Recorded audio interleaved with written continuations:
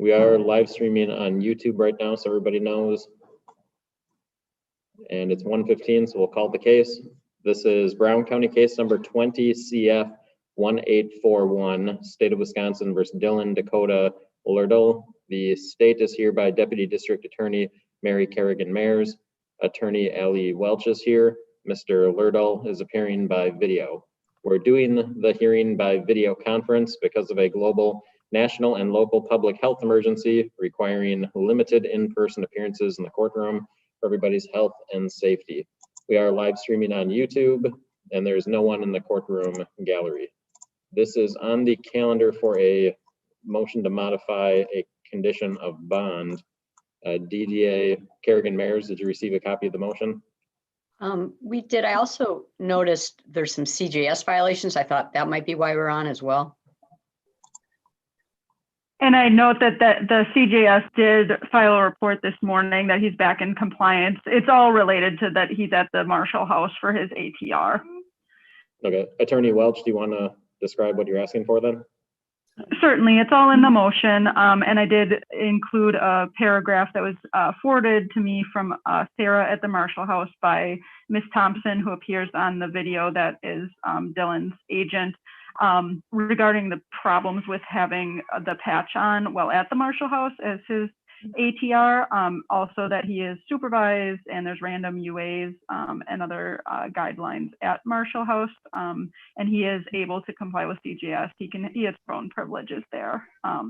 So we would just ask you to modify the bond condition only while he's at the Marshall House, only for his ATR. Of course, he'd be required to go to ADL immediately upon release from the Marshall House to get the patch. Just due to COVID, it really creates a lot of problems with trying to get the patch replaced every 2 weeks. Thank you. DDA Kerrigan Mayers? We'll take no position, Your Honor. I've reviewed the bond motion. And I do think that's a reasonable request, so we'll remove the Pharmachem patch while he's at the Marshall House facility. As soon as he is discharged from this facility, he has to go get the patch put back on. I'm satisfied that there's enough monitoring of him while he is there through the treatment location itself and his probation agent, where it's not necessary while he's at Marshall House. Do we have scheduling on this case other than today? We do, Your Honor. It's out in March, and so that's why I wanted to get it on for a bond hearing. Okay. Anything else to take up today from the state? No, thank you. Okay, then that's all for today, and we'll be back on the record at 1:30. Thank you. Thanks for appearing, Ms. Thompson. I appreciate it. Talk to you later, Dylan. All right, bye. Bye.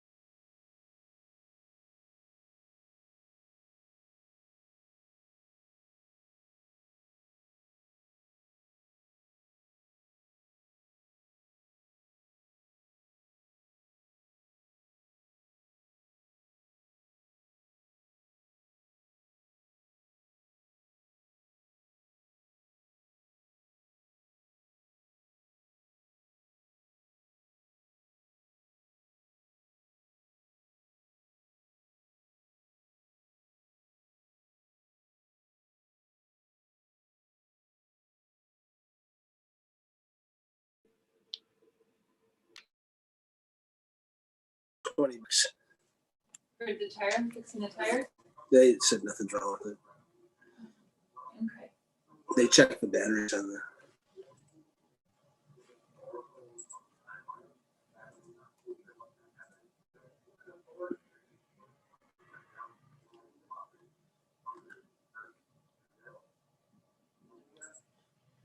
I don't know if you know this about me, but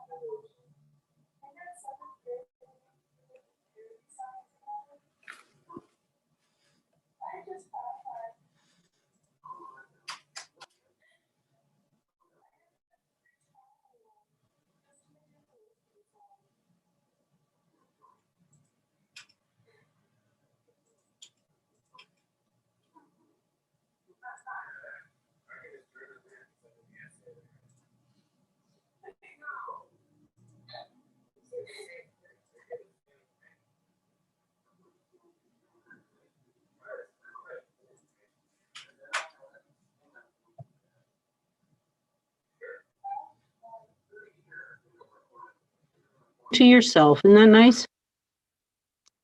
How come you're facing down here? Come on. There we go. There we go. Thank you.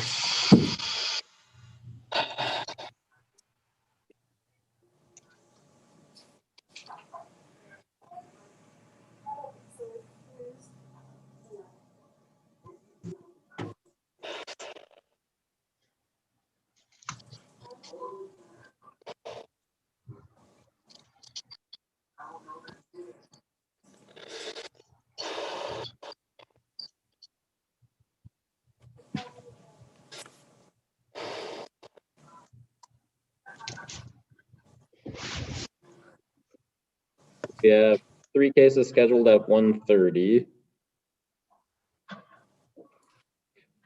Attorney LaChance, what are we doing on your case? We're hoping to resolve it. I don't see her though. I'll give her a call and double check that she's logging in. I just spoke to her. Okay, let's take Mr. Morales Ruiz first then. Do we have Attorney Reeds, we have an interpreter, and then we have a prosecutor also. Let's call that case. This is Brown County case number 19 CF 91, State of Wisconsin versus Jose Luis Morales Ruiz. Vamos a anunciar ese caso del Condado Brown 19 CF 91 del estado de Wisconsin contra José Luis Morales Ruiz. The state appears by Deputy District Attorney Mary Kerrigan Mayers. El estado comparece la subfiscal Mary Kerrigan Mayers. Attorney Brett Reitz appears. Comparece el licenciado Brett Reitz. His client, Mr. Morales Ruiz, appears by video from the Brown County Jail. Su cliente, el señor Morales Ruiz, comparece por video desde la cárcel del Condado Brown. Certified Spanish interpreter Sarah Fascheski is here. Have you been sworn yet today? No, Your Honor. If you could raise your right hand. Do you swear to interpret Spanish into English and English into Spanish to the best of your ability, so help you God? I do. Y tenemos la intérprete certificada de español, Sarah Fascheski, después de preguntarle si había prestado juramento hoy y como contestó que no, la puso bajo juramento el juez. We are here on 2 issues, I think. The first is the issue with Mr. Morales Ruiz's representation.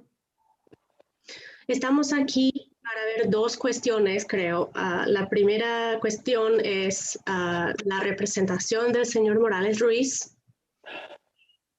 And then to be heard on bond as well. Y luego también para que los escuche en cuanto a la caución. As to the attorney issue, Attorney Reitz filed a memorandum.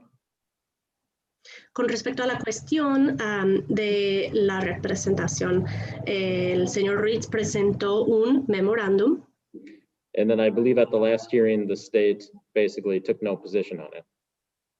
y creo que en la última audiencia, básicamente el Estado no tomó ninguna postura en cuanto a eso.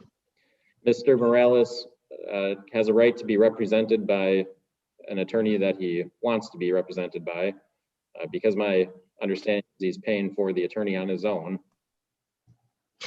El señor Morales tiene derecho a la representación de un abogado que él quisiera que lo represente porque, según lo entiendo, está pagándole por su propia cuenta.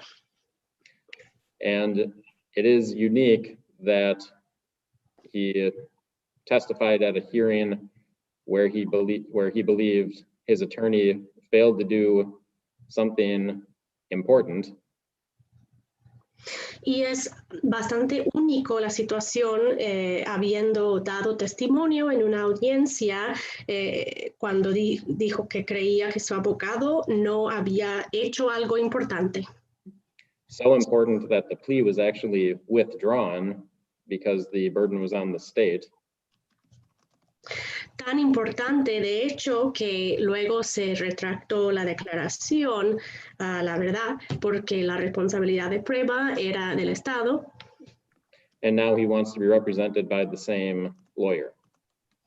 Y ahora él quiere la representación del mismo abogado. Attorney Reitz is a very experienced attorney who I have been in court with as a judge and before being a judge.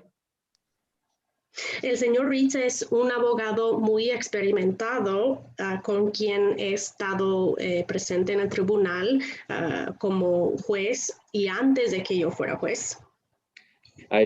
Doing my own research, I did not find anything that I thought was very relevant to this analysis. Después de hacer mi propia investigación, no encontré nada que me pareciera muy pertinente a este análisis. So I'm going to err on the side of Mr. Morales Ruiz being able to select his own attorney. Así que para más seguro voy a optar por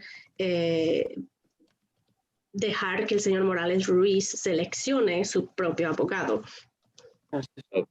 Mr. Morales Ruiz, you do want to be represented by attorney Brett Reitz?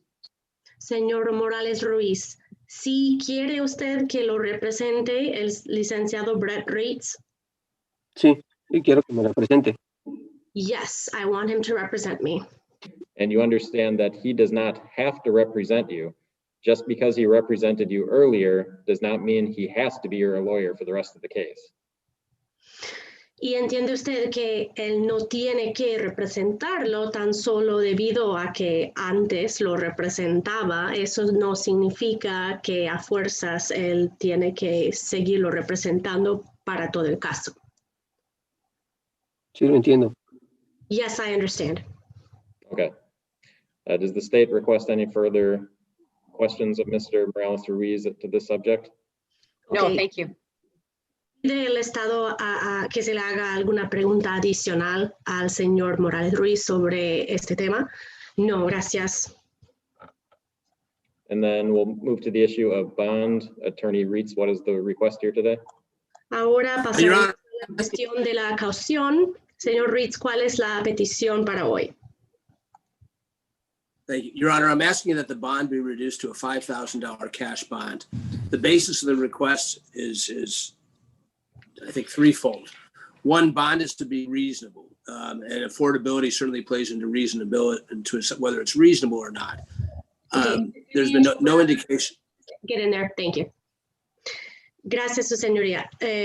Lo que vamos a pedir es que reduzca la caución a $5,000 en efectivo y el fundamento de esta petición creo son tres cosas. La primera, la fianza debe de ser razonable y creo que lo asequible tiene que ver o entra en juego con lo de razonable.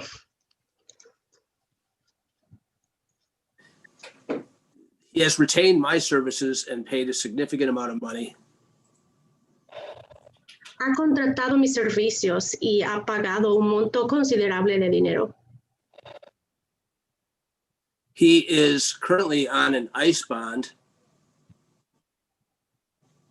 Actualmente está bajo una caución de inmigración. So to the extent he would not show up in this court or that court, there would be another law enforcement agency that would be looking for him. Así que hablando de la posibilidad de que él no se presente en este tribunal o en el otro tribunal, pues hay otro organismo del orden público que lo estaría buscando. However, that's really immaterial because every indication is that he intends to defend the charges and to appear in court for further proceedings. Sin embargo, es muy prematuro decir eso porque la verdad todos los indicios muestran que su intención es defenderse ante estos cargos y comparecer en el tribunal para procedimientos ulteriores. He has already been incarcerated over twice the amount of the original plea and sentence. Y ya lleva más del doble del tiempo encarcelado que estaba en el caso original donde se declaró y fue sentenciado. He certainly put himself in that position by withdrawing his plea. Definitivamente él provocó esa situación para sí mismo retractando su declaración. But as a practical matter, had ICE not been involved, he would have been free or not incarcerated since last spring.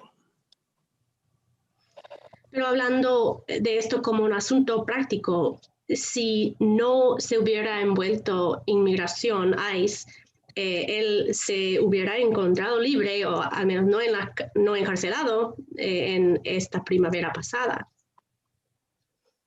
I think I might even be underestimating that by a year.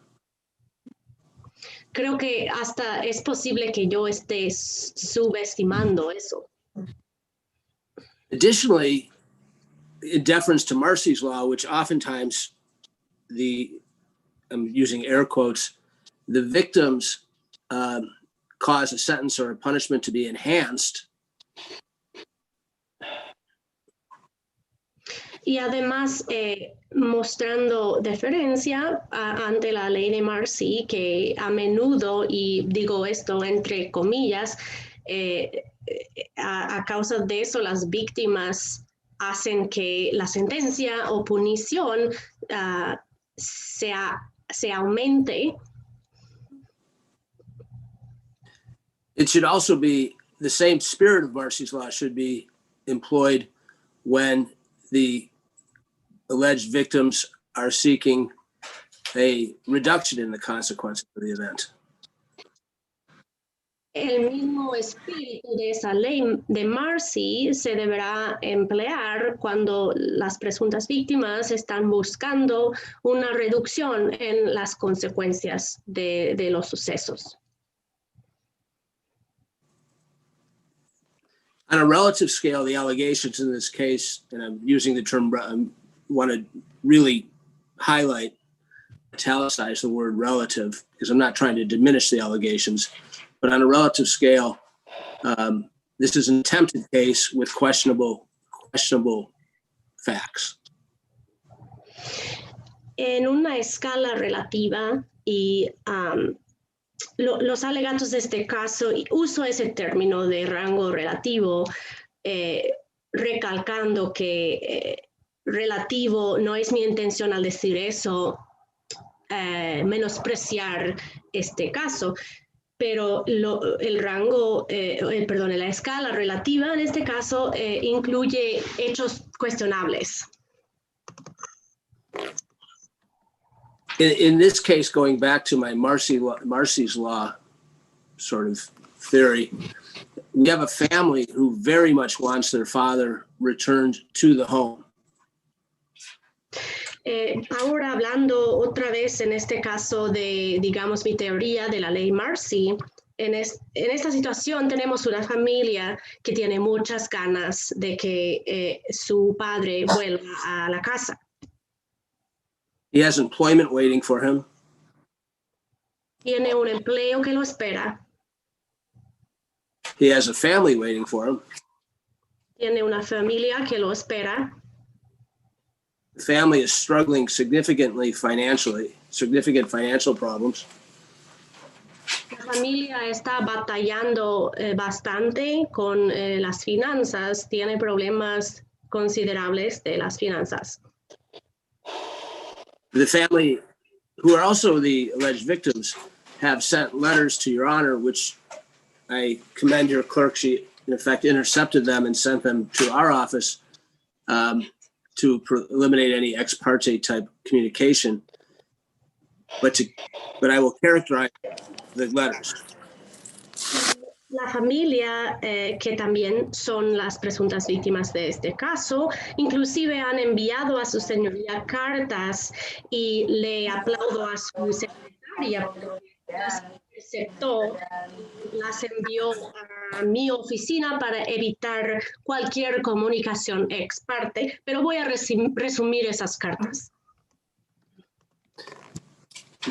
All the letters indicate that it is a family that has gone through a traumatic time, but has gone a long way towards healing, and they're ready to reunite.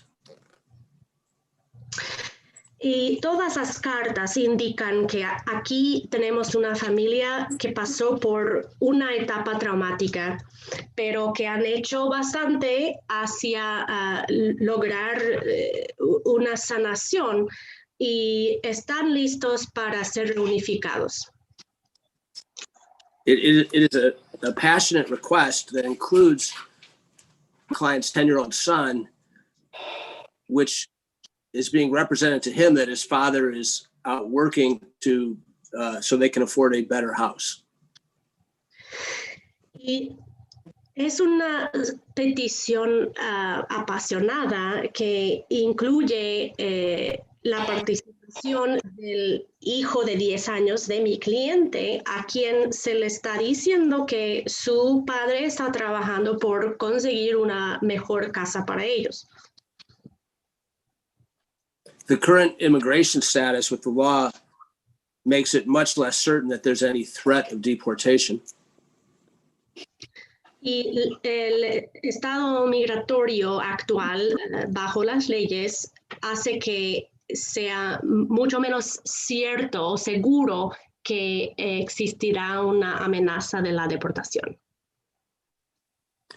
So the risk of flight, if the court, and I think the court mentioned this once before, the risk of flight due to deportation is much less. Así que el riesgo de la fuga, y creo, si el tribunal mencionó, creo que lo mencionó una vez antes, el riesgo de la fuga como resultado de la deportación es mucho menos. He certainly would be inconsistent for him to be released and flee to Mexico. Definitivamente sería algo incongruente para él la idea de si lo dejan en libertad que se va a fugar a México. No. No. In fact, he's paying significant money to two lawyers, myself and John Cecchini, so that he can be in the United States. De hecho, él está pagando a 2 abogados dinero considerable, a mí y al licenciado John Cecchini, para que él pueda quedarse en los Estados Unidos.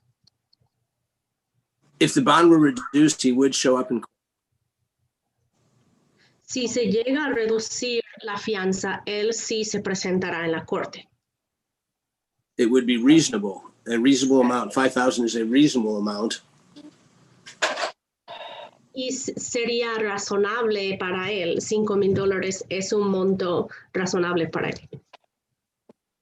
Is sufficient to satisfy the concerns of protecting the public, of ensuring court appearances and of assuring that this matter continues to get resolved and my client continues to cooperate with the process.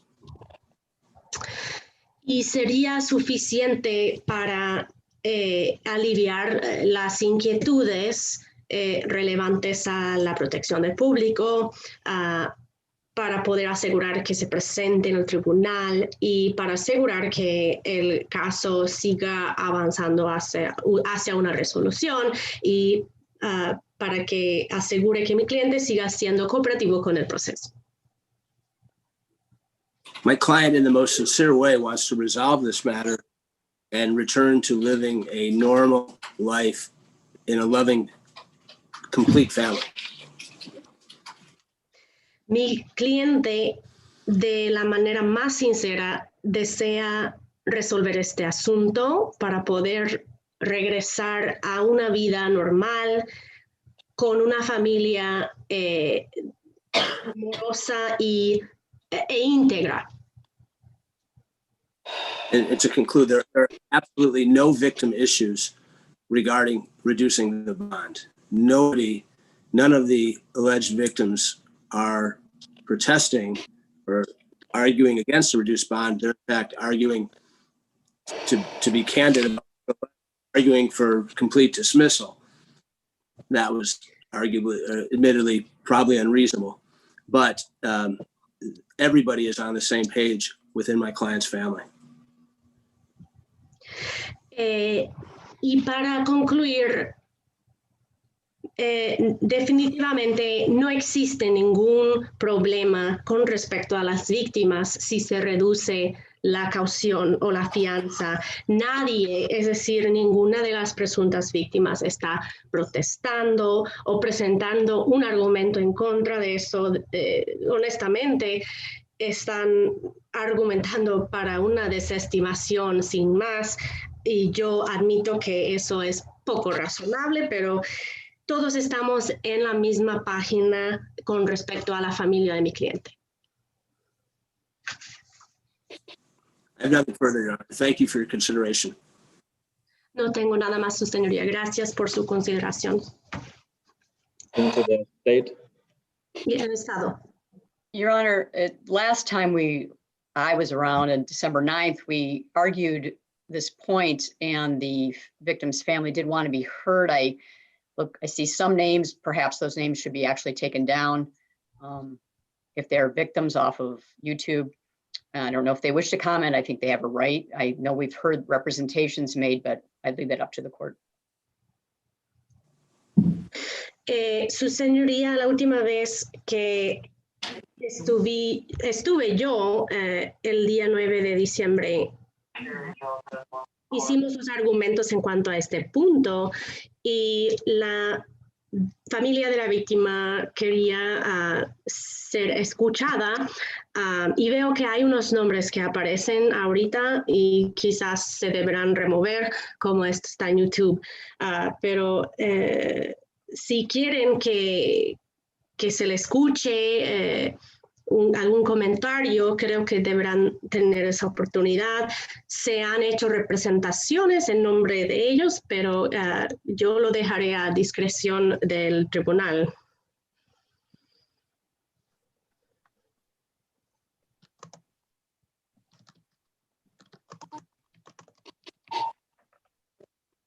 Judge, I think you're on mute. Pues creo que está en mute. Thank you. Does the individual with the initials AAMH want to address the court? Gracias. La persona con iniciales AAMH quisiera dirigirse al tribunal.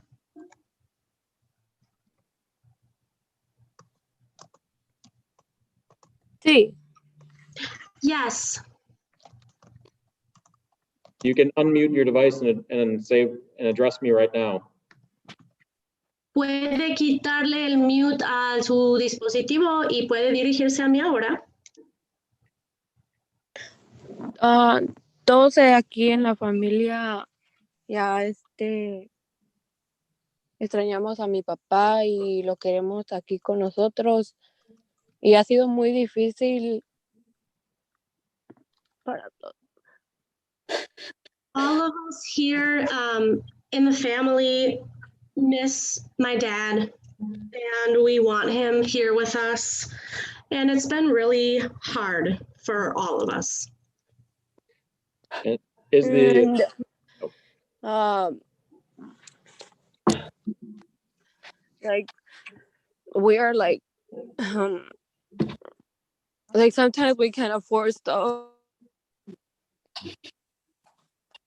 Y a veces como que no paga las cosas.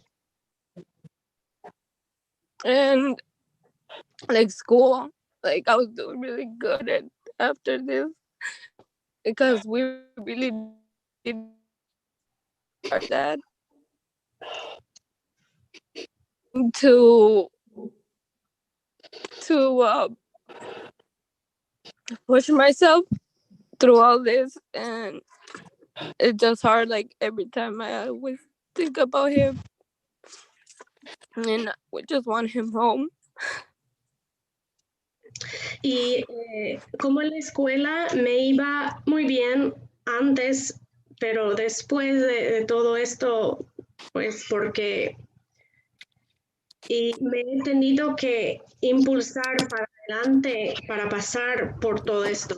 Y ha sido muy difícil, muy duro, siempre pensando en él. Y la verdad quiero mucho que él esté en la casa. I don't know if the court reporter was able to get everything, but it was clear that the victim said she didn't want him to come home. No sé si la taquígrafa haya podido escuchar todo lo que dijo, pero quedó claro que la víctima sí dijo que quiere que vuelva a casa. Sí. Yes.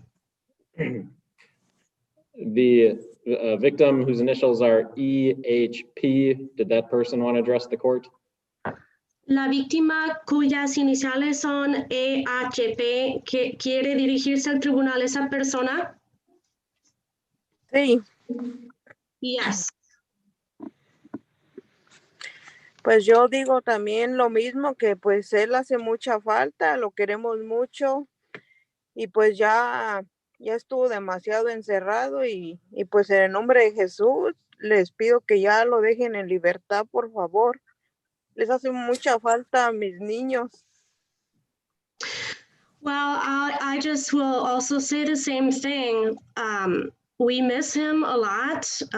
We love him a lot. And he's already been in jail for a long time. So in the name of Jesus, I ask that you let him that you let him out, please. And also my kids really miss him. And then the victim whose initials are EM, if you want to address the court.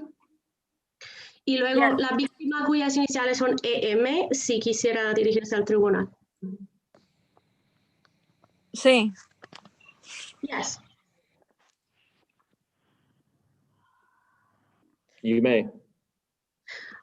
Yo quisiera, juez, que escuchara a toda nuestra familia y pues ya han sido ya 2 años sin él y pues sí lo ocupamos de su ayuda económicamente también y pues es triste a mi hermano chiquito. Siempre le tenemos que mentir de estarle diciendo nomás que mi papá no está en la casa por tal motivo y otro y pues es triste, siempre se está poniendo más trabajoso. I'd like for you, Judge, to listen to our whole family. And well, it's been already 2 years that we've been without him. And well, we need him and we need his help also economically. And it's very sad with the youngest brother that I have. We have to lie to him, saying that dad isn't at home because of this reason or some other reason. And he's sad and it's just getting harder and harder. Thank you. Gracias. Then I'll go back to Deputy District Attorney Kerrigan Mayers. Thank Ahora me you. vuelvo a dirigir a la subfiscal Mary Kerrigan Mayers. Well, as we know, we did argue this point and everyone was heard on December 9th of 2020. Gracias. Bueno, como todos sabemos, nos argumentamos sobre el punto el 9 de diciembre. Counsel says the defendant wants this resolved, but it is not resolved because he was granted what he asked for. El licenciado dice que el acusado quiere que esto se resuelva, pero no está resuelto porque se le concedió a él lo que había pedido. Citing what prior plea resolutions took place or sentences are irrelevant, he is now back to pre-felony posture. Can the interpreter get a clarification? Did you say pre-felony posture?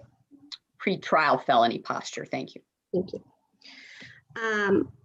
Y si se pone a citar una resolución o convenio declaratorio o sentencia anterior, eso no es pertinente. Él ahora efectivamente se encuentra en una postura previo al juicio en un caso de un delito mayor. Counsel mentions deportation. I think it's been clear from the record in this case that none of us are in a position to have extensive knowledge on the deportation aspects, as that's a federal matter ever changing. Y el licenciado menciona la deportación y creo que está claro por lo que consta en actas en este caso, que ninguno de nosotros está situado para tener un conocimiento amplio de del aspecto de la deportación, como es un asunto federal que siempre anda en proceso de cambio. I know this time they are requesting some cash bond, but we do not think it is a significant enough amount to ensure appearances. Yo sé que esta vez están pidiendo un monto en efectivo para su fianza, pero no creemos que sea suficiente para asegurar su comparecencia en el tribunal. I believe there was already an extradition in this case, which cost the state money. And I think the court noted last time that there were 3 separate incidents. Y yo sé que ya se llevó a cabo una extradición en este caso, la cual le costó dinero al Estado, y sé que su señoría dijo que fueron 3 incidentes separados. Counsel has mentioned the charges themselves, but there has been a preliminary hearing. We are past that point, and the court noted that and the maximum penalties on count 1 last time. Y el licenciado habla de los cargos en sí, pero se realizó una audiencia preliminar, ya pasamos más allá de ese momento, y como dijo su señoría, las penas máximas, ¿cuáles eran del primer cargo en la última audiencia? Those matters which are appropriate considerations for bail have not changed. We'd ask that this motion be denied. Los asuntos que son aptos para consideración en cuanto a la caución o fianza no han cambiado y pedimos que deniegue esa petición en este momento. Thank you. Thank you. Gracias. The bond was set at $50,000 cash on January 18th, 2019.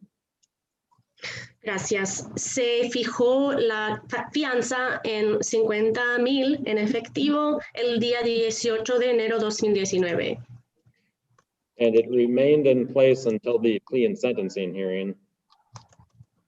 Y permaneció en vigor hasta la audiencia de su declaración y sentencia.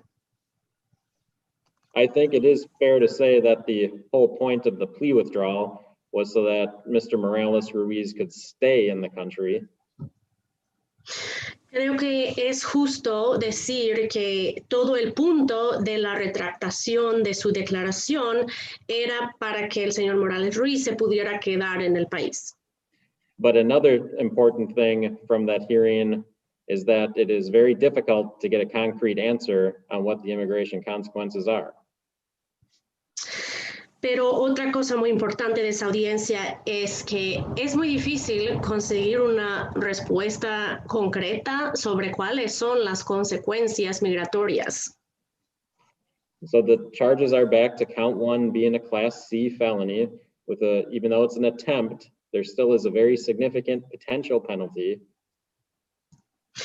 Así que nuevamente volvieron los cargos, los mismos. El primer cargo es un delito mayor de clase C y si bien es por el intento, de todos modos hay penas potenciales que son considerables.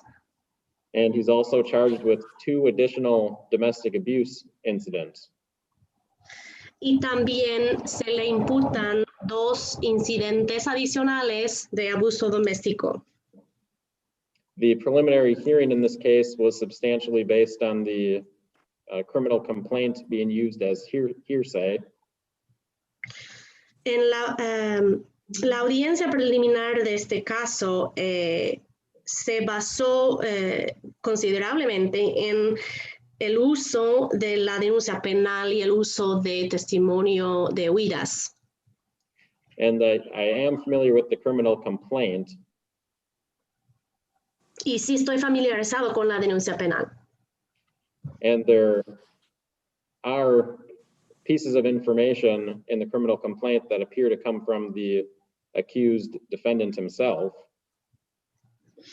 Y parece que sí, en la denuncia penal hay alguna información que proviene del mismo acusado. That the charge is not baseless and that there is probable cause that a felony was committed.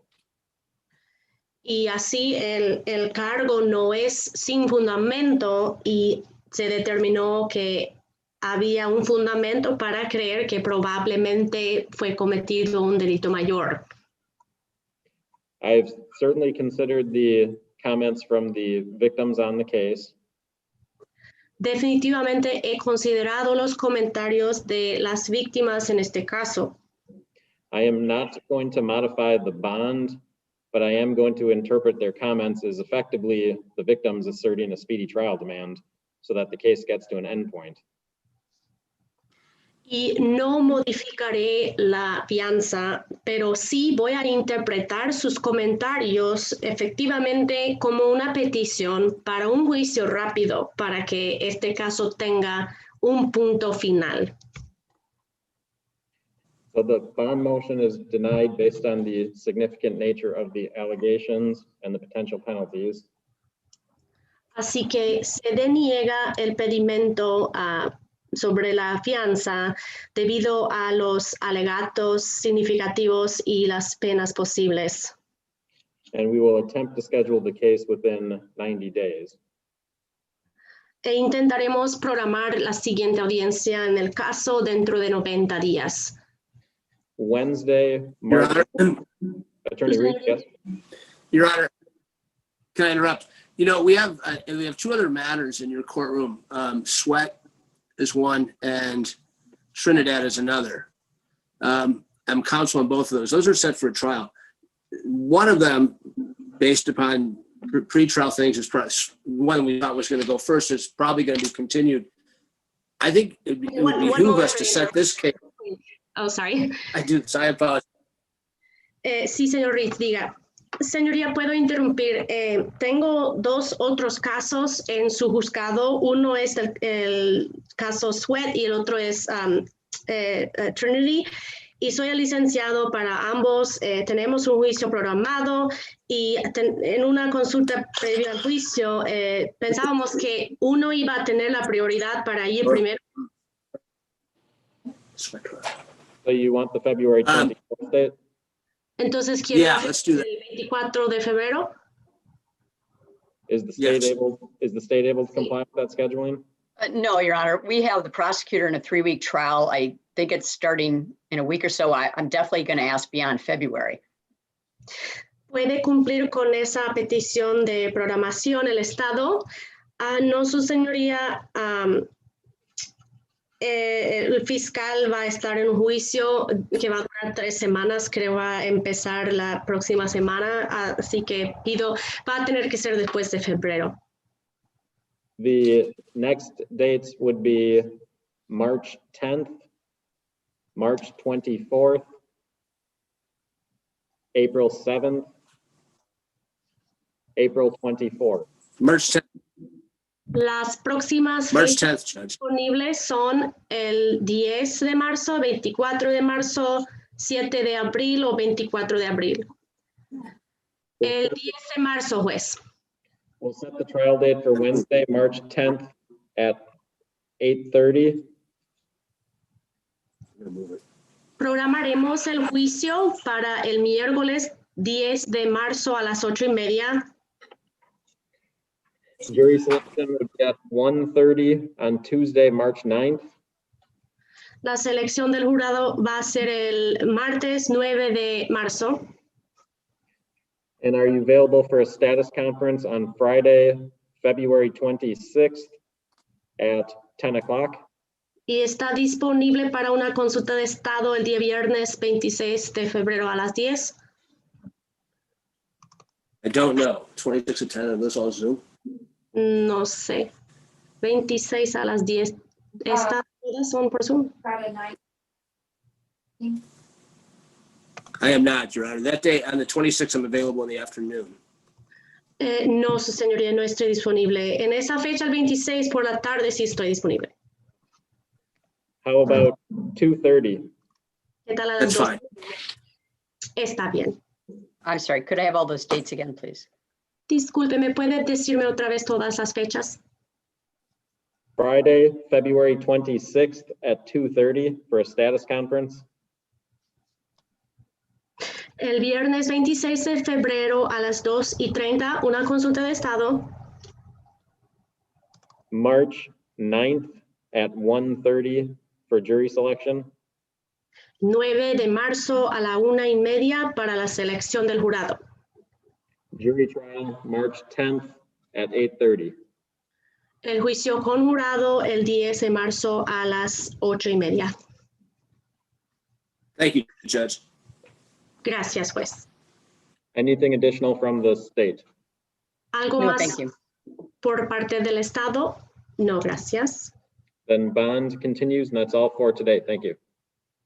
Entonces continúa la caución y es todo por hoy. Gracias. And then Attorney Sugar, why don't we call your case next? So we're a little bit behind schedule now. We don't have a lot of cases on this afternoon, so we should be able to get to everything. We'll go as quickly as we can but still make sure every case gets the attention it deserves. This is Brown County case number 20 CT 653, State of Wisconsin versus Katie Miley LeCompte. The state is here by Deputy District Attorney Mary Kerrigan Mayers. Attorney Lee Sugart is here. Ms. LeCompte is appearing by video. We're doing the hearing by video conference because of a global, national, and local public health emergency requiring limited in-person appearances in the courtroom for everybody's health and safety. We are live streaming on YouTube for public access. The courthouse is open to the public. There is no one in the courtroom gallery. It looks like Attorney Sugart filed a plea questionnaire and waiver of rights form, as well as a waiver of right to personal appearance. Is that correct, Attorney Sugart? Yes, Judge. Were you able to review these forms with your client in person or a different way? In person. Okay.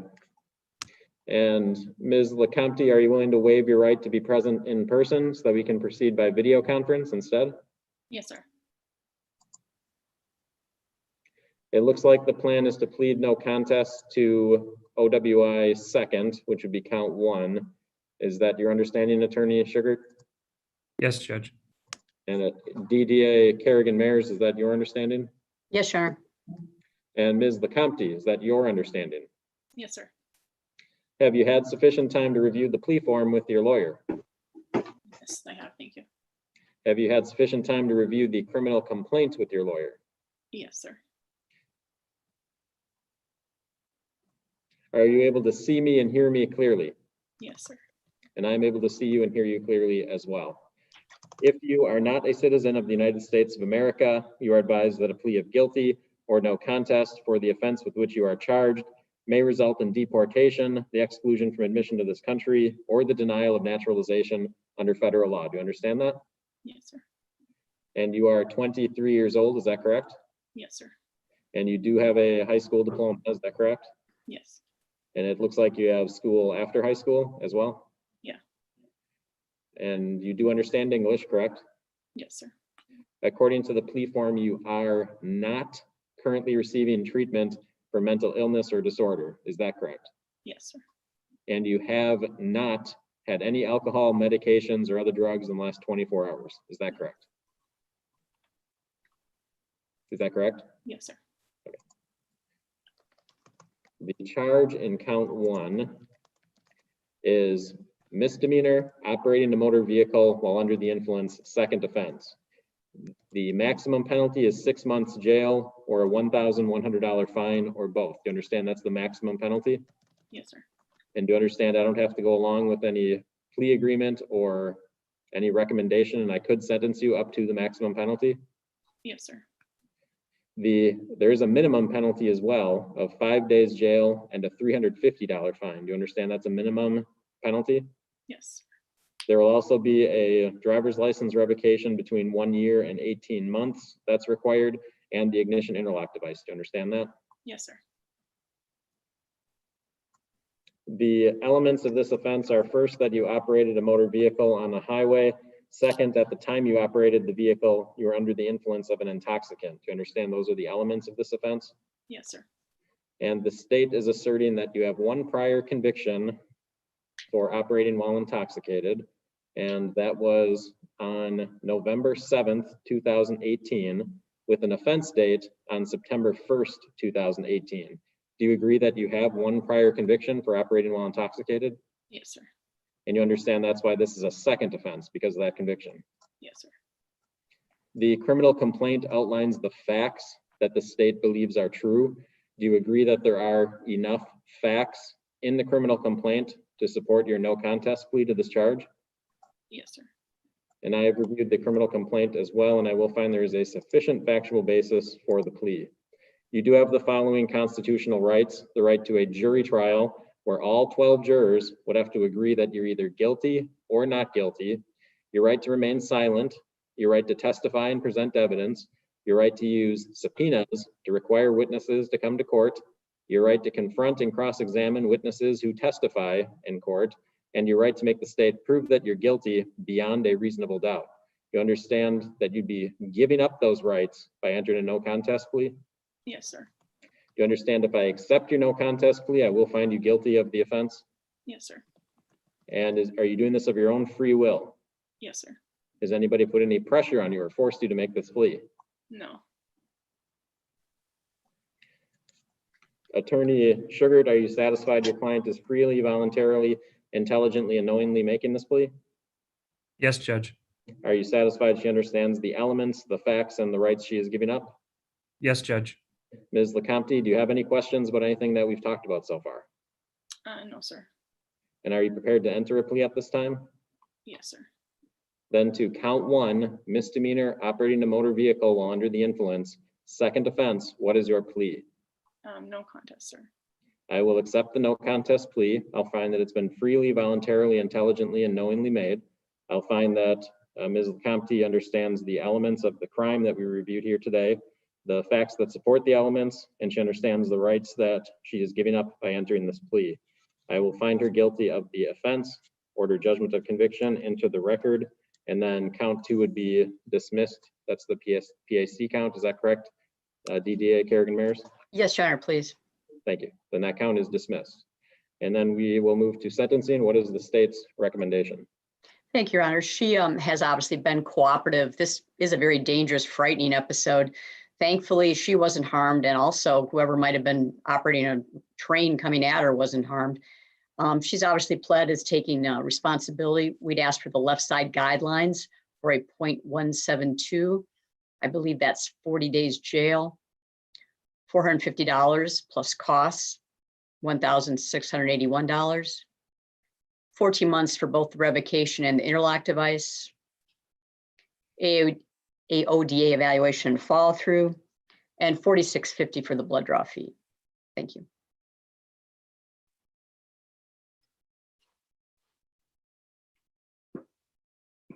There's no other record? I only see the OWI first. Okay, thank you. Mhm. Attorney Sugar? Thank you. This is my client's only criminal record or only criminal conviction now. She's never been in trouble before other than that OWI first. So this is certainly a wake-up call to her. She certainly realizes how serious this was. To her credit, she cooperated fully with authorities. She's actually the one that contacted authorities and brought them to the scene to notify them of what was going on. After this, I think it's important to see what somebody does once they're facing this situation. And she has completed her driver safety assessment. She's completed AODA treatment and follow through. Her license had been revoked and she actually already reinstated her license. So she understands it'll be that weird scenario that it's going to be revoked again today for a period of time. But I certainly think she did absolutely everything she could to show that she takes this very seriously. And a lot of that was before she ever even had counsel. So it shows that she understands the serious nature of this and that she should not drink and drive ever again. And I think she realizes that. She has a bachelor's degree from University of Wisconsin, Oshkosh. She works currently full-time as a vet assistant at a 24/7 vet clinic from 4 p.m. to 2 a.m. And she's in school right now to become a vet tech, which will allow her to become certified in that field. So really you have somebody before you, Judge, who it's not typical someone like this is in your courtroom, maybe but for an OWI. So the hope is that she's learned her lesson. She's never going to be back.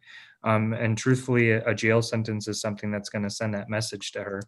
I would note that her blood came back as a 0.172. We think guidelines are appropriate, but we're asking that you sentence her to 20 days in jail, which is just the one step below. The reasons being just so many mitigating factors in this case. And she did so much work clearly showing that she's aware of the serious nature of this. I think 20 days is a sentence sufficient, but not greater than necessary to send the message you look to today, especially with all the other fines and conditions that come with it. Thank you.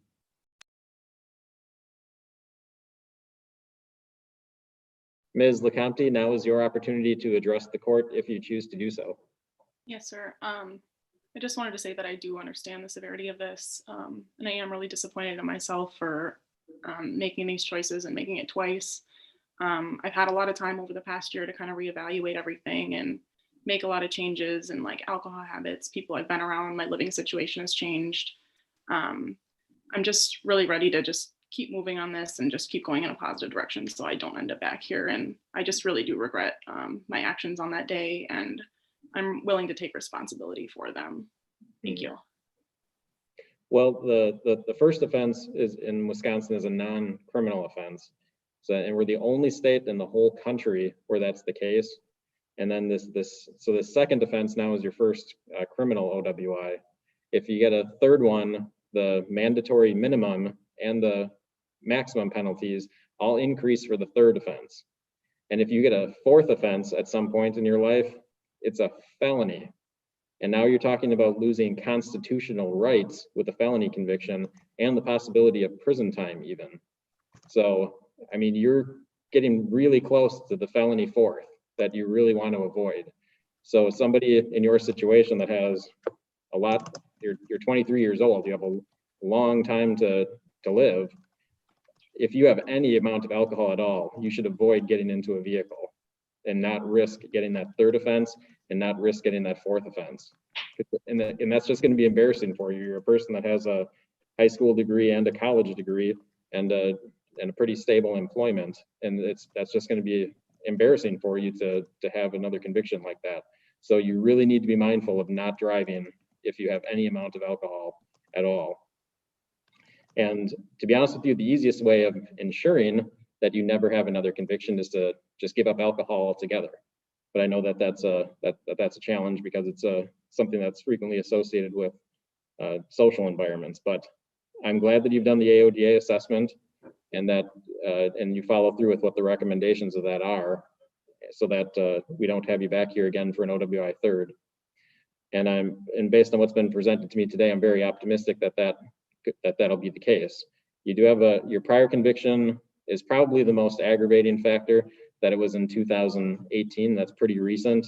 The BAC is getting pretty high as well at 0.1772. You were cooperative throughout the offense. You're taking responsibility for it today by entering a no contest plea. And it sounds like you've been proactive addressing some of the consequences that come with these drunk driving convictions. The one reason I'm not going to deviate as much as your lawyer is asking for, but I will deviate a little bit. I do think that it is a mitigating factor that it appears you called yourself in on this case, even though you probably had some idea that this could be a consequence. So I will sentence you to 35 days jail. So it'll just be a moderate deviation from the guidelines with a $450 fine for a total of $1,681. That'll have to be paid within 6 months or set up a payment plan with the clerk of court's office. 14 months revocation of driver's license, 14 months of the ignition interlock device, an AODA assessment. If the one that you already did, if it's after the date of the offense, is fine with me. I'm not sure if it's fine with the Department of Transportation or not. The blood draw fee of $46.50 has to be paid within 30 days. And then Huber and good time on the sentence and a report date within 60 days, Attorney Sugar. February 25th, please.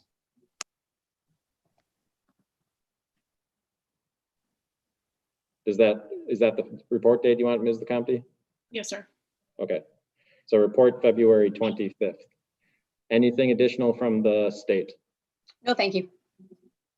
Attorney Sugar? No, thank you.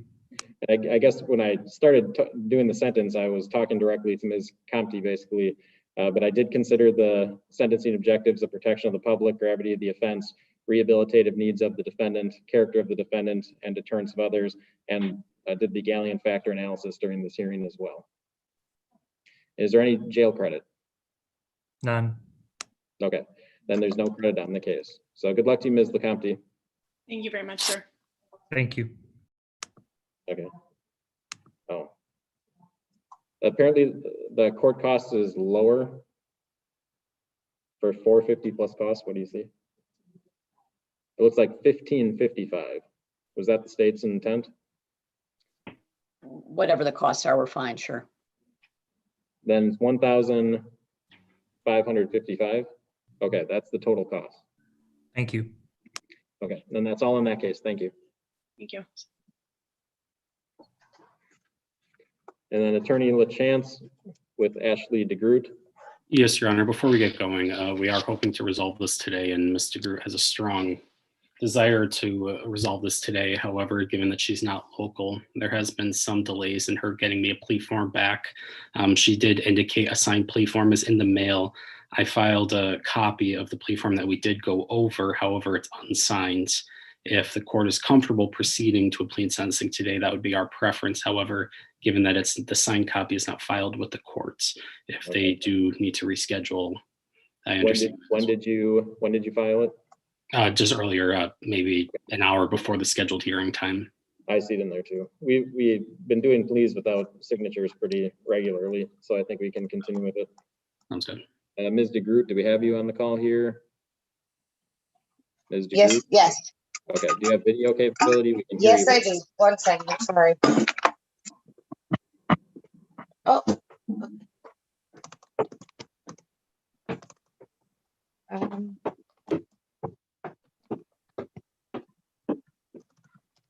Did it work? Yes, we can see you. Are you in a place that's nice and quiet? Yes, the dogs are outside. Okay.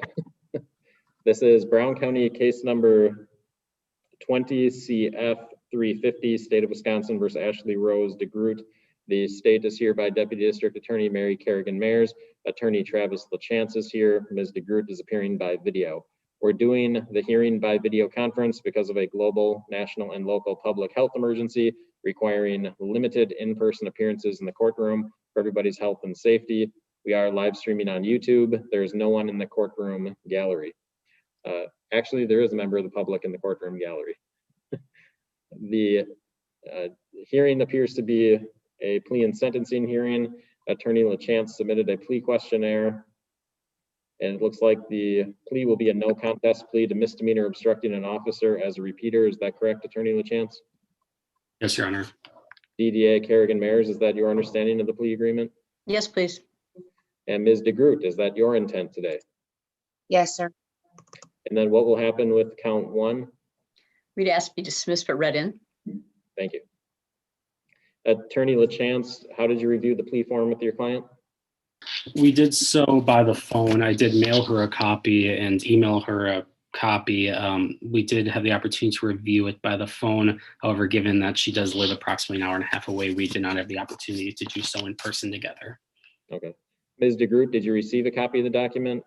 Yes, I did. I sent it out. I've got so much going on. I didn't get in time, so it was totally my fault, not his. He's sent me several, so it was my fault. Okay. Do you need any additional time to review the plea form with your lawyer? No, sir. Do you need any additional time to review the criminal complaint in this case with your lawyer? No. Attorney LaChance, did you talk about the video conference appearance with your client? Yeah, she does understand that she has the right to be in person for this appearance, and it's her preference to proceed via Zoom today. Is that correct, Ms. DeGroot? Yes, sir. I have to work at 4 o'clock. Okay. So you are waiving your right to appear in person? Yes, I am. Thank you. If you are not a citizen of the United States of America, you are advised that a plea of guilty or no contest for the offense with which you are charged may result in deportation, the exclusion from admission to this country, or the denial of naturalization under federal law. Do you understand that? Yes, I do, sir. And according to the plea form, you're 24 years old, is that correct? 34 years No. old. Yes, yes. And you do have a high school diploma? Yeah, I have an HSED. You have an equivalency degree? Yes. Okay. And you do understand English, correct? Yes, I do, sir. According to the plea form, you are not currently receiving treatment for mental illness or disorder, is that correct? That's correct. And have you had any alcohol in the last 24 hours? No. But it looks like you have had prescribed medications in the last 24 hours? Yeah, I'm prescribed stuff for anxiety. Okay. Are you taking it according to the directions you were given? Yes. Yes, I am, sir. I see my doctor every month. And have you been able to understand everything that we've talked about so far? Yes, I do. Okay. The charge in count 2 is misdemeanor obstructing an officer as a repeater. The maximum penalty is 9 months jail or a $10,000 fine or both. However, with the repeater enhancer, the penalty is enhanced to a maximum penalty of 2 years of imprisonment or a $10,000 fine or both. You understand that's the maximum penalty because this is a repeater? Yes, sir. It is a repeater according to the criminal complaint because you were convicted of a felony on December 3rd, 2019 in Brown County case number 19 CF 1511. Do you agree that that is a prior conviction for a felony? Yes, sir. I'm on probation for that. Okay. The elements of obstructing an officer are first, that you obstructed an officer. Second, the officer was acting in an official capacity. Third, the officer was acting with lawful authority. Fourth, you knew that the officer was an officer acting in their official capacity with lawful authority, and you knew your conduct would obstruct the officer. You understand those are the elements of obstructing an officer. Yes, I do. The criminal complaint outlines the facts that the state believes are true. Do you agree that there are enough facts in the criminal complaint to support your no contest plea? Yes, sir. I know what, I mean, I know what I did. I know what happened. So I agree with that. Okay, thank you. Attorney LaChance, do you agree with that as well? Yes, Your Honor. And I'll make a finding that there is a sufficient factual basis for the plea and the criminal complaint. Your constitutional rights are the right to a jury trial where all 12 jurors would have to agree that you're either guilty or not guilty. your right to remain silent, your right to testify and present evidence, your right to use subpoenas to require witnesses to come to court, your right to confront and cross-examine witnesses who testify, and your right to make the state prove that you're guilty beyond a reasonable doubt. You understand you'd be giving up those rights by entering a no contest plea? Yes, sir. Do you understand if I accept your no contest plea, I will find you guilty of the offense? Yes, I understand. Is anybody putting any pressure on you or forced you to make this plea? No, sir. And will you be entering the no contest plea of your own free will? Yes, sir. I could put you on probation in this case, and if your probation is later revoked and you have to come back to me for sentencing again after revocation, you understand I could sentence you up to the maximum penalty at that time. Yes, sir. There will be a read-in offense. When it's dismissed, I cannot sentence you on that count, but when it's read in, I can consider the conduct as a whole. Do you understand? Yes, sir. And then Attorney LaChance, are you satisfied your client is freely, voluntarily, intelligently, and knowingly making this plea? Yes, Your Honor. Are you satisfied she understands the elements, the facts, and the rights she is giving up? Yes, Your Honor. Ms. DeGroot, do you have any questions about anything we've talked about so far? No, sir. Then to the charge in count 2, misdemeanor obstructing an officer as a repeater, what is your plea? No contest. I will accept your no contest plea. I'll find that it's been freely, voluntarily, intelligently, and knowingly made. That I'll find that you understand the elements of the crime, the facts that support the elements, and the rights that you are giving up. I'll find you guilty of the offense and order judgment of conviction entered into the record. And then what's the state's recommendation? Your Honor, the defendant has quite a record. She was pending at the time, as the court is aware from the complaint, on a felony matter out of Florence. She'd missed some court on that as well. Then in 2018, she has possession of amphetamine, actually, these are Alabama charges. I'm not sure of the convictions. But in 2019, an eluding as a repeater conviction, 2018, bail jumping, disorderly conduct, and resisting or obstructing as a repeater in 2018. The same year, some public assistance fraud. In 2015, possession of amphetamine and controlled substances. Her probation was revoked in those matters. In 2012, some OWI second, some other traffic matters. Shawano County, another resisting or obstructing, and then a DC in 2006. So it's various counties. It does seem to have a pattern here with respect to her not being willing to follow the rules of authority, as is clear from this complaint where she's hiding and they have to send in the dog. We are going to ask that she receive 4 months jail. I don't think it looks like she's serving any sentence. If she were, we'd ask that it be consecutive to any other sentence. I did not see a restitution request, so we would just ask for the 4 months jail. Thank you. Attorney LaChance? Yes, Your Honor. We would be asking the court to consider probation, as it should be considered as the first alternative. We do understand this is a serious offense, and Ms. DeGroot from the very beginning has taken full responsibility for her actions and for the fact that she fled from police. She had gone back to her home in order to just simply be there for her daughter's birthday when police went there to go pick her up, and she left the residence. And frankly, she has already suffered quite a bit as a result. I mean, as indicated by the state, I mean, the dog was sent in. She has now some pretty permanent damage to her leg and 24 stitches as a result. And obviously that's not a mitigating factor at all. I'm just trying to outline the whole situation, that she understands that she should not have done that and has taken full responsibility from the very beginning. Frankly, she has a lot going for her in her life right now. She currently works in White Lake at Robbins Sports Services, a flooring company. She's working there 50 hours a week, working second shift, and she's been there now since December 1st. It's a job she seems very proud of, and frankly, we're very proud of her for just using up her time well now. As noted, she does have an HSED. She obtained that through NWTC. She had also attended high school both at Green Bay East and Florence. So she does have a lot of ties to the community. She is now residing in White Lake. She does have one daughter, Sailor, who is 13. She does have full custody of her daughter, and that daughter is just frankly her entire world, and she just wants to be there for her daughter, support her daughter, and just keep working and being able to provide for her.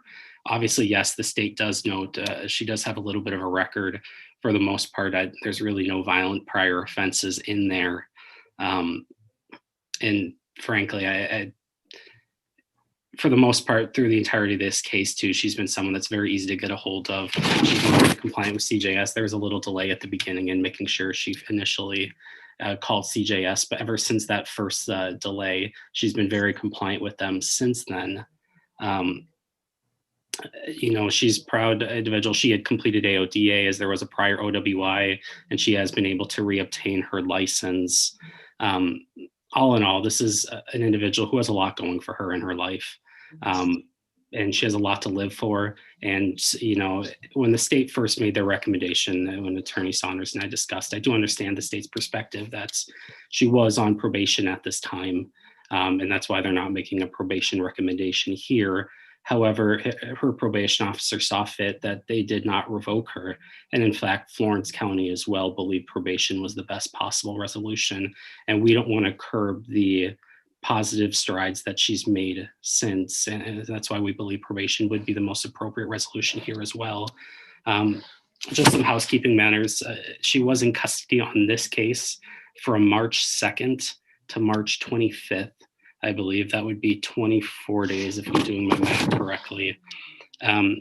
Again, we are asking for probation, but if the court does see fit to ask for jail or order jail here, we would ask to be allowed to serve that in any county. She currently is in White Lake, which I believe is Langdale County, and she would be looking to serve that sentence there.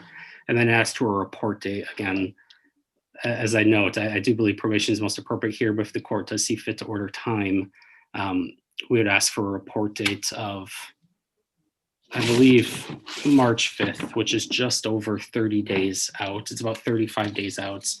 She just very much wants to be there for her daughter's birthday on March 3rd, and then would just go into custody for the ease of it just at the end of that week. And it would also allow her a little bit of time to get a possible transfer set up in place in advance. With Langdale County as well. For all those reasons, she's a good person, someone that's taken full responsibility. So we would ask the court to consider probation in this matter. Thank you. Well, do you know how long she's on probation for, starting today? Are you asking me? Attorney LaChance first. I would have to double check what it was in Florence. I'll have to double check on that. I can get right back to you in a minute. I believe that it's July of 22. I believe next year, July 2022. Or yeah, I'm pretty sure because I was ordered 2 years for them. Okay. Now is your opportunity to address the court if you choose to do so. Hello, sir. I wanted to just let you know that the last time that we spoke, you had been excellent to me. I did write you a letter. You didn't get it because I was supposed to write one to the DA as well. But since then, I had been extradited to Alabama. I got out. I had gotten a pass to come back home. I was literally in court or in jail in Alabama when I had court in Florence. They knew that I was extradited there. So I did come back. I wanted to see my daughter. It was 6 months. I mean, I had that bad car wreck. So I went to her basketball game and I went to the house and then the police came and I shouldn't have ran. I know better than that, but I didn't want to be arrested in front of her. And I was scared. I just had done 6 months and I missed her and her birthday was the next day.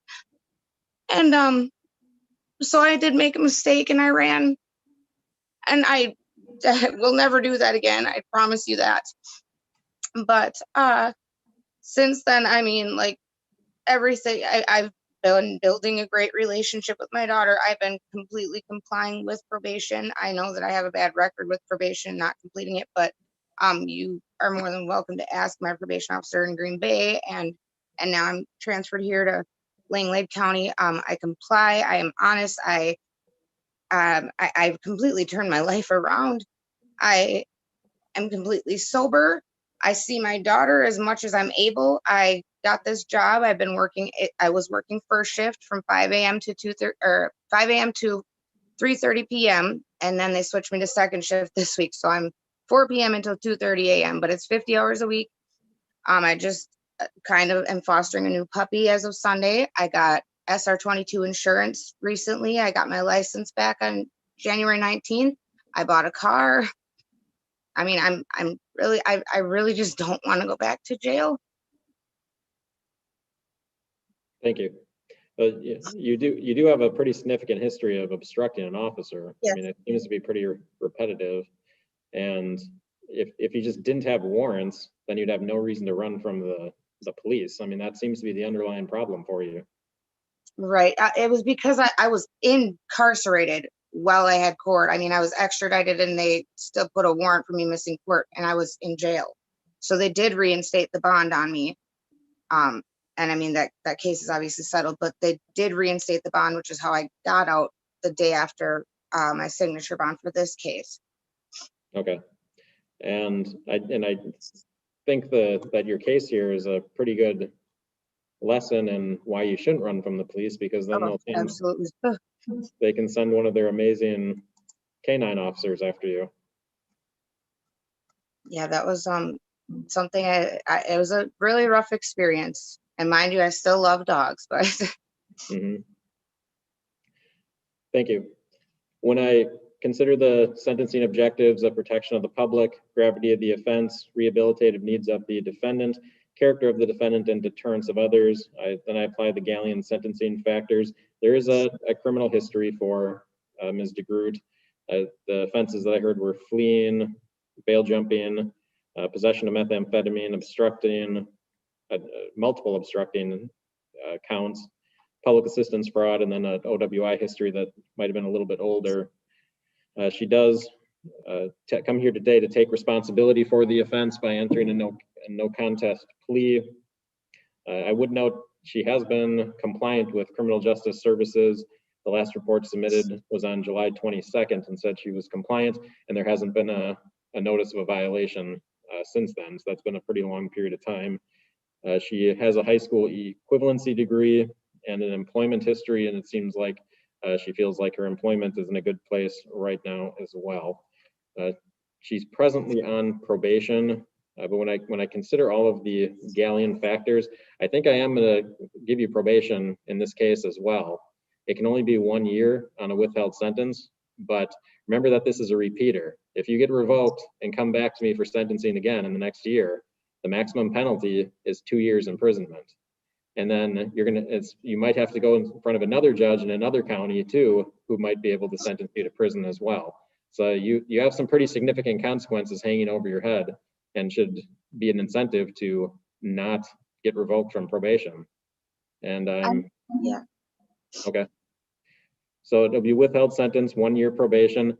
I am going to require you to do 100 hours of community service instead of jail time though, during that 1 year. Okay. A compass evaluation, follow through with all treatment recommendations, full-time employment or school, pay the court costs during the period of probation. And then I think Ms. DeGroot was on a cash bond from March 2nd to March 25th, and then she was released on a signature bond on March 25th. Does the state agree with the day's credit? Yes, we would. Thank you. Okay. Then 24 days credit, that's what it was, Attorney LaChance? Yes, I believe so. Thank you. Okay, 24 days credit. Ms. DeGroot, do you have questions about anything? I still, my current probation officer is in the process of setting up my compass thing and putting me in some kind of treatment thing because it's part of probation. So can I just do that one and consider that for both, or do I have to do 2 separate ones? It'll all be one probation. Okay. Anything additional from the state? No, thank you. Attorney LaChance, anything else? No, thank you, Your Honor. Okay, that's the sentence of the court, and that's all for today. Thank you. Thank you so much. Attorney LaFond is in the courtroom. Let me ask her how quickly her case is today.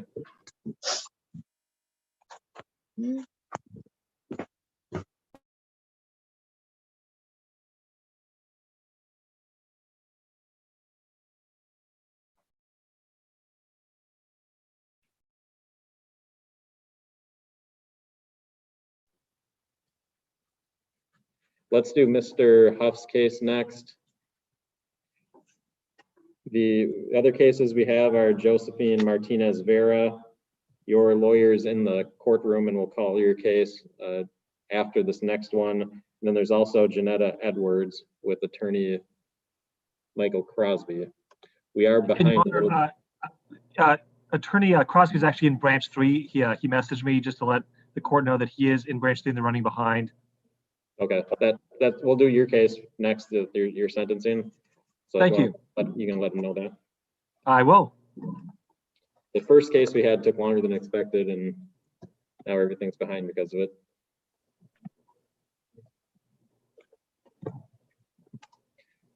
This is Brown County case number 20 CF 283, 20 CF 1274. They're both state of Wisconsin versus Brent Tyler Huff.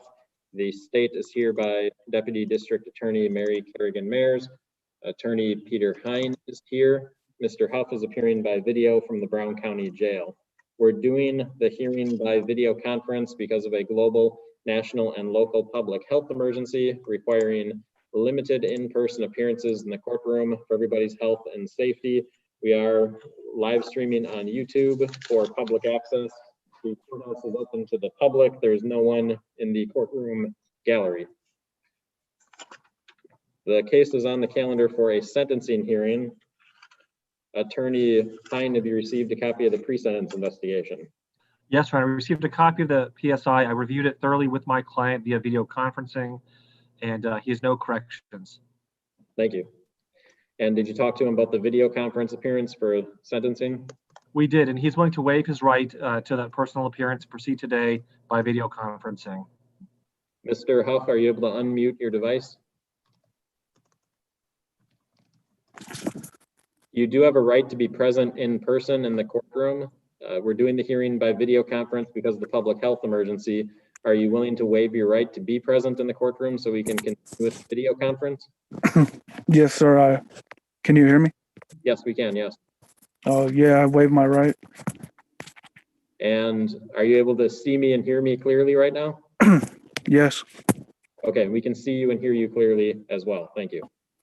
Has the state received the PSI and are you ready to proceed? We are. Okay, you may proceed then. Thank you. Your Honor, I'm advised this is a joint recommendation. The pre-sentence report outlines the defendant's prior criminal record. I know the court has reviewed that. And we would also ask that the conditions that are on page 28 be the order of the court. The defendant's conduct is very concerning, but he has had quite a bit of candor here with respect to his controlled substance issues. They are incredibly significant with a great deal of usage. I think he said 4 to 5 years at one point and daily usage, and he indicates the doses. And his existence sounds pretty miserable, quite frankly. I'm hoping this will be a good opportunity for him to frankly be away from controlled substances, hopefully get some treatment and move forward in a positive fashion, because he's just not going to survive with this type of lifestyle. It's pretty apparent. And we all know that the usage of controlled substances lends itself to a market. Here we have him delivering as well. I don't think he probably was making much money. It certainly didn't sound like it. But you also look to the dangerousness with the needle, with the needles around the house, with the 8-year-old. There's her mentioning adults using or doing ucky stuff, basically getting kicked out of her bedroom. There's not much to be proud of with respect to his prior conduct, but he has stepped forward and resolved these matters, so that's highly significant. We're asking for a total in all these matters of 4 years initial confinement and 4 years extended supervision. As to repayment, I think there's $80 of cost to DTF and 20 CF 283 and another $200 to DTF for buy money in the other case. that is a significant amount of time, but he has significant issues and they're not going to get fixed overnight. Certainly, he did, in our opinion, minimize a bit with the resisting. I think even the officer at one point indicated he got bit while he was trying to keep him from swallowing the heroin. But again, it is a joint recommendation, which we appreciate, and these matters having resolved without trial. So we'd ask that be the order of the court. Thank you. Thank you. Attorney Hein? Your Honor, thank you. This is, as the state mentioned, a joint recommendation. I think Mr. Huff realized at this point he needs the structure and frankly, the rigidity of institutional care. As the PSI noted, he had some resources in the community, but unfortunately just didn't really avail themselves fully of those. So I would ask that he be found eligible. I think the PSI notes he's statutorily eligible for the various early release programs. I think it'll be a strong incentive to work on his sobriety. That's going to be the key for his own survival moving forward, and obviously for the safety of society. I think he's hopefully recognized that overdosing is the path to death. So I think the 4 years in and 4 years out, I would note the PSI strangely is recommending fairly low level ES, and he recognizes that's why he's joining, that he needs the structure of ES. So the 4 years of ES hopefully will provide said structure. Hopefully he'll get any aftercare he needs through DOC. He has been in custody for quite some time. So I would count 346 days of credit. I'd ask that be applied. And then, again, just find him eligible, please, for the early release programs. Thank you. Mr. Huff, now is your opportunity to address the court if you choose to do so. First off, I would like to take responsibility for my actions. That's why I didn't want to keep prolonging this, and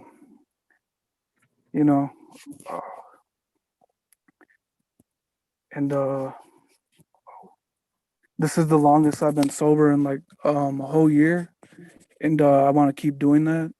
I'm gonna use this time to better myself, work on myself, because I was using for like the past 5-6 years, and yeah, and I'm thankful to my family. Even though I mess up all the time, they're still there and they support me. And yeah, I mean, that's all I could think of right now. But I'm thankful it wasn't worse. I'm disappointed in what I did. I knew what I was doing wasn't right. And I'm going to use this opportunity to, so I could stop using and, become productive and, live the way I was living before I was using. But that's all I have to say. Thank you. Thank you. Well, at any length of sobriety is a significant achievement, whether you're in jail or not. So Yeah. that I'm glad to hear that you're proud of that length of sobriety, and it's something that you should continue to work at for the rest of your life. When I issue a sentence, I have to consider the protection of the public, gravity of the offense, rehabilitative needs of the defendant, character of the defendant, and deterrence of others. The protection of the public and gravity of the offense is significant in this case. These are controlled substance deliveries, which have a substantial negative impact on the community and the individual users, families, and neighborhoods that drugs destroy. And Mr. Huff was doing his small part to proliferate the controlled substances into the community. The rehabilitative needs for Mr. Huff are significant, and that calls for a prison intervention to make sure to separate you from society, eliminate all of the temptations that being out in the community would have for you while you obtain treatment, and let you just focus on yourself, focus on treatment, and then one day you'll be released back into the community, ready to live a sober lifestyle. The Galleon factors in this case, there is a prior criminal history that's outlined in the pre-sentence investigation. I'd note that he has been on probation already in the past and for controlled substance convictions. He did take responsibility for the offenses by entering no contest pleas, and then he's coming here today continuing to take responsibility by joining in the recommendation being made here today by the parties.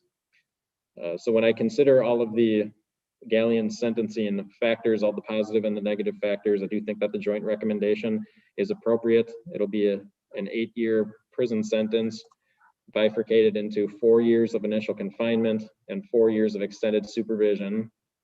That sentence will be on counts 1 and 2 in 20 CF 283 and count 1 in 20 CF 1274, with each count being concurrent.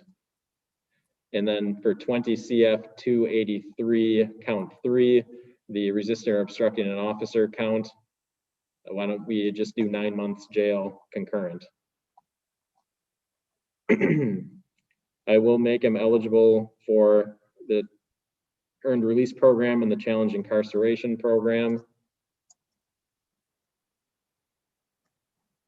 The conditions that are listed on page 28 will include a compass evaluation, follow through with all treatment recommendations, maintain absolute sobriety, complete all programs deemed appropriate by the Department of Corrections, no contact with anyone who uses, sells, or possesses illegal substances, payment of all court costs, restitution or a reimbursement of $80 to the Brown County Drug Task Force on 20 CF 283 and $200 to the Brown County Drug Task Force in 20 CF 1274. And then maintain full-time employment or school.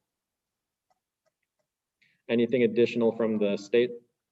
No, thank you. Attorney Hein, anything else? Your Honor, did the court note the sentence credit? I'm sorry. Oh, did the state want to be heard on 346 days credit? Counsel, that doesn't affect any other sentence that he was serving? No, I believe those were long done. And I believe so, yes. Sure, no objection. Then 346 days credit. Anything else, Attorney Hein?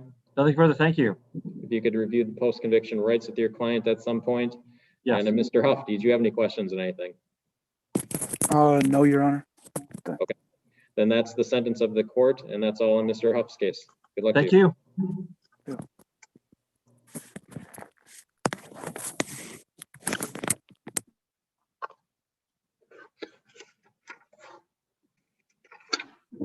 Jeanette Edwards. Do we have Jeanette Edwards? Yeah, I'm here. Okay. Attorney Crosby, are you there, or are you on the record in another courtroom?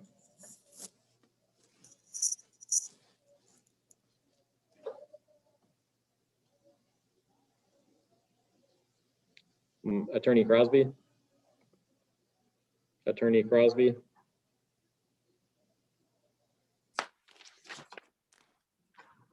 Attorney Crosby, do we have you? Okay, you might be on the record in another courtroom, so we'll just stand by.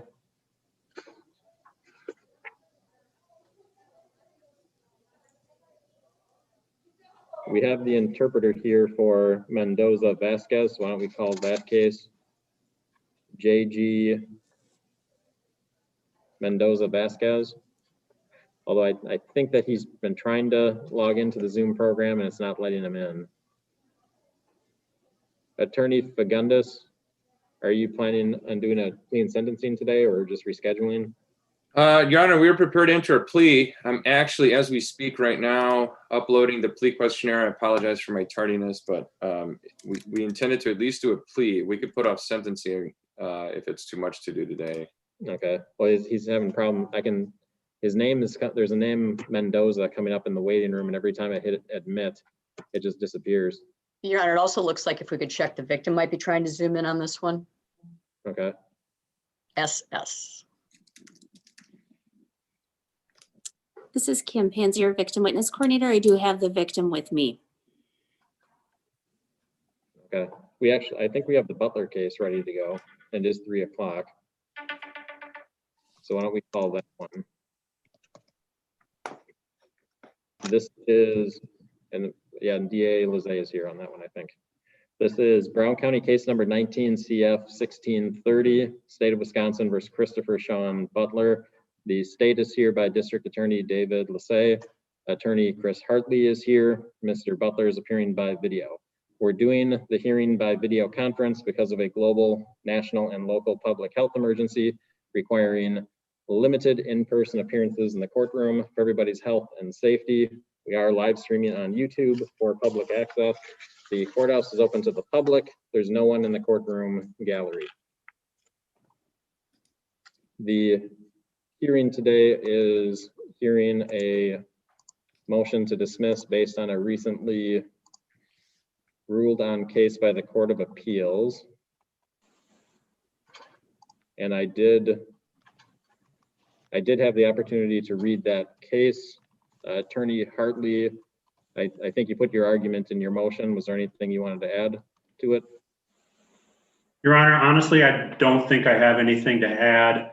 I think that the cases are very similar in my opinion, and Mr. Butler waited honestly 3 times as long to have a preliminary hearing as did the defendant in the case that forms the basis for my motion. And so I understand the state's frustration with that case and perhaps some other practicalities, but as the Court of Appeals has indicated in that case, there's a loss of personal jurisdiction. And so I think the remedy is to dismiss without prejudice. And I'll go to DA Lezay.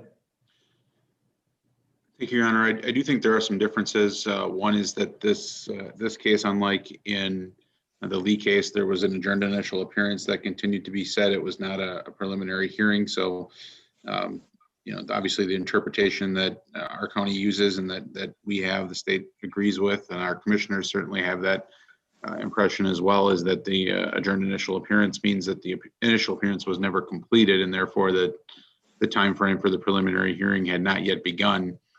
Further, I would note that personal jurisdiction is something that can be waived. That objection can be waived, and I think that the defendant in this case did waive that objection. He did not raise that issue at the arraignment in this case.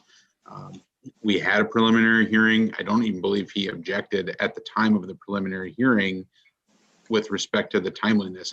He may have issued some complaints about the amount of time that it was taking for him to have a lawyer, but I don't believe that at any point in this case, Mr. Butler actually said, this case should be dismissed because I have not had my preliminary hearing in a timely manner. He subsequently entered a not guilty plea in this case at the arraignment. We've had 5 hearings since then, and none of those hearings am I aware of the fact that he asked to have this case dismissed for not complying with the preliminary hearing timeframe. So I would argue that that motion issue has been waived at this point by the defendant, and he's simply raising it at this point because of the recent case, that he never made that motion until that case was filed. So I think it's been waived in this case and that we should proceed. Your Honor, if I may. Yes. Honestly, I think calling Mr. Butler was brought before the court. He was provided with a copy of a criminal complaint. Cash bail was set. He remained in custody. Just because you call the next 25 court appearances adjourned initial appearances doesn't mean that he didn't necessarily have an initial appearance. I think that's fairly artificial. Unfortunately, I was waiting for the court to accept my motion, because what I normally do is I print it out once it has the stamp on it. I don't have it in front of me, but there was a point when Mr. Butler, in those 300 and some days while he was representing himself, he did file a pro se motion to dismiss for lack of a timely preliminary hearing. And so he did raise that argument very early in the process. That motion was either denied or, frankly, I think ignored by multiple court officials. And so I don't believe that Mr. Butler ever waived that issue. And honestly, with an issue of personal jurisdiction, I think once that jurisdiction is lost, it's lost. And so those would be my responses to the state's argument. Thank you. I have reviewed the Lee case, and then I have reviewed the court's record as well. And I do think there are significant differences between the procedural posture of this case and the procedural posture in Lee's case. The first thing that stuck out to me, I thought that was most obvious, is that the Lee case was entirely pre-pandemic. And we've had delays during the public health emergency in 2020, where Brown County and all the courts in the state at various points were not able to have jury trials, which is unprecedented in the history of the state, as far as I know. Brown County itself wasn't even approved to hold jury trials until August 1st, according to our reopening plan, August 1st, 2020. So that's a delay in at least the inability to hold a jury trial on the case that was caused by something that was out of control of everybody, a natural public health emergency.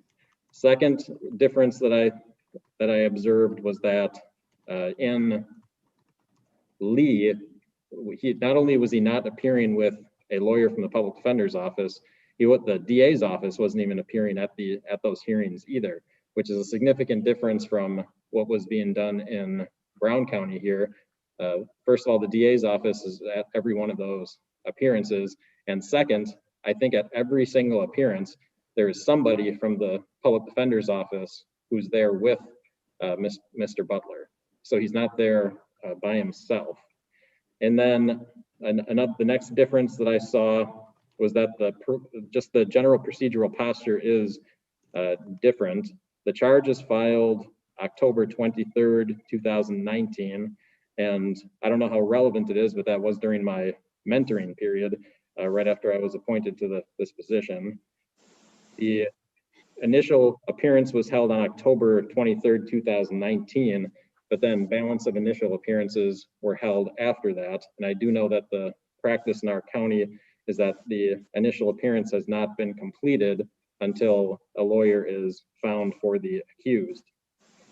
So he was regularly appearing with state public defender attorneys who were not representing him specifically, but they were appearing there with him until attorney Eileen Henry appeared with him on April 28th, 2020.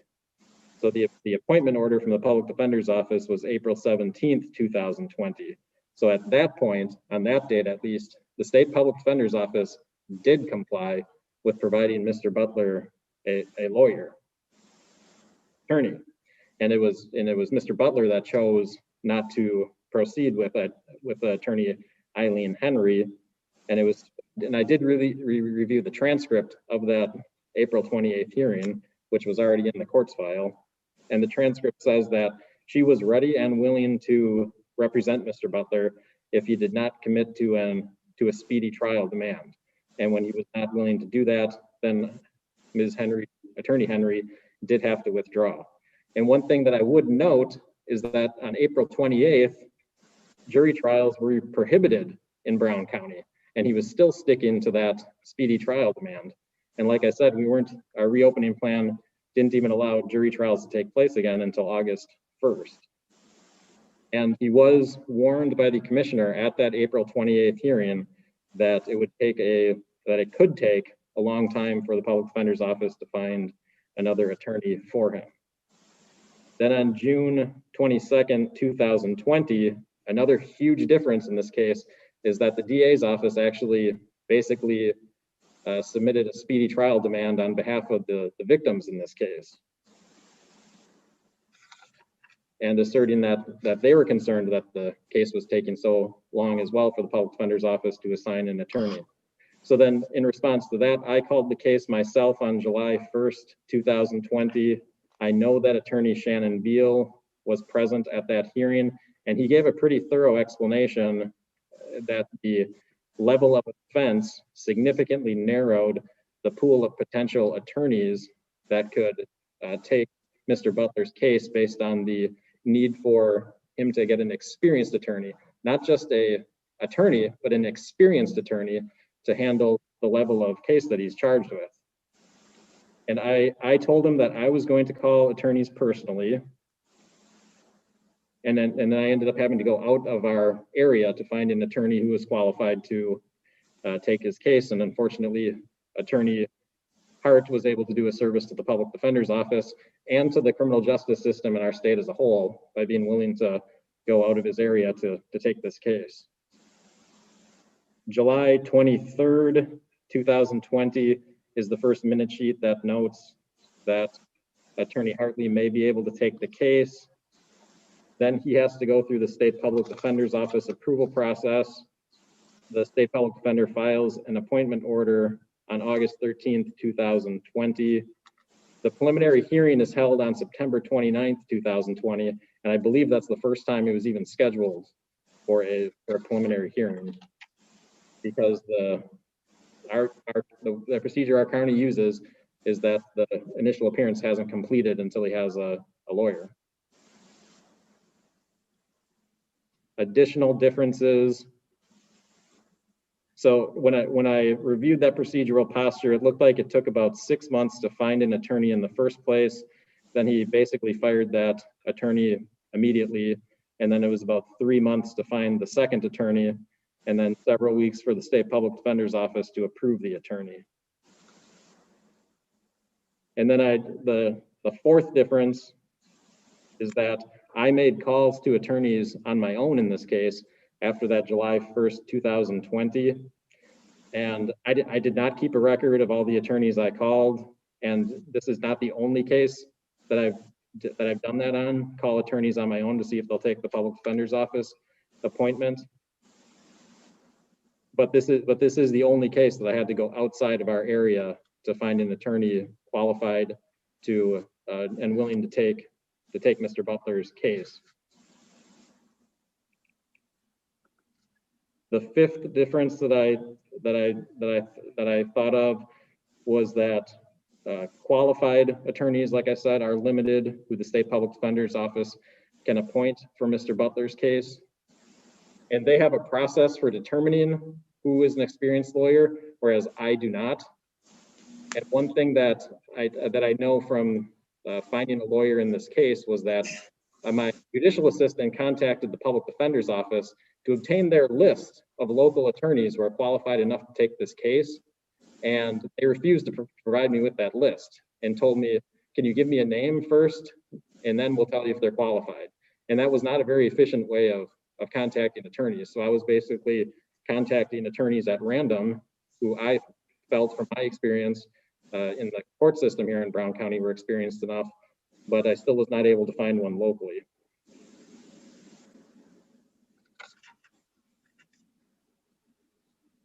I also think that this is the sixth factor now, that there are public policy considerations on cases like this where there are serious allegations pending, where that limits the qualified attorneys.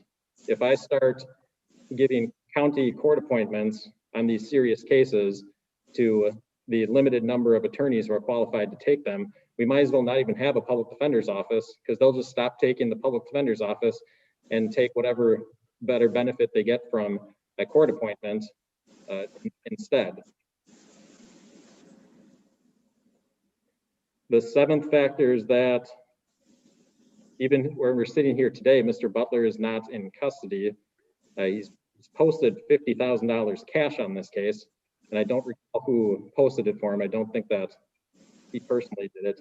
I think someone did it on his behalf, but it does, since we're talking about this subject of him wanting to have a case dismissed because he didn't have a lawyer presence, it just makes me wonder if he's had the ability to hire an attorney, to borrow money from somebody to hire an attorney, as this case has been pending much sooner, if he's had the ability to come up with $50,000 cash to post his bond.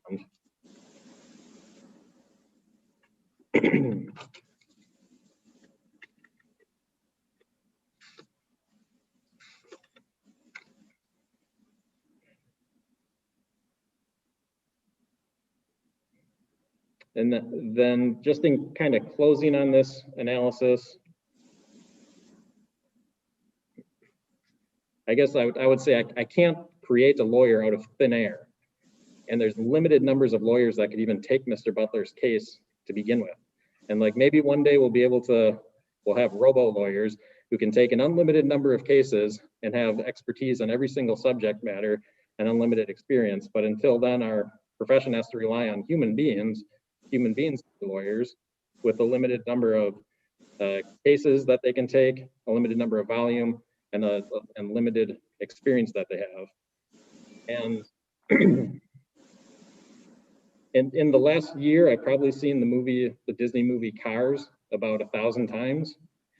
And there's a scene in that movie where Lightning McQueen is making his initial appearance at a case, and he doesn't have a lawyer. And the judge says, well, you don't have a lawyer. Who wants to be his lawyer? And it's Mater that says, well, I'll be his lawyer.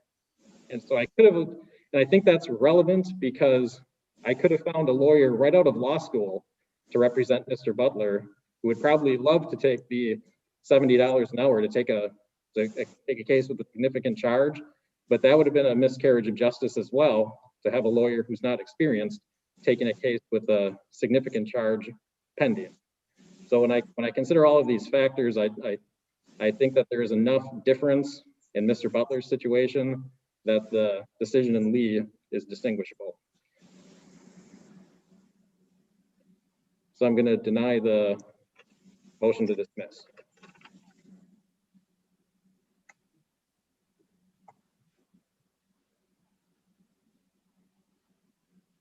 And then we're scheduled for February 10th.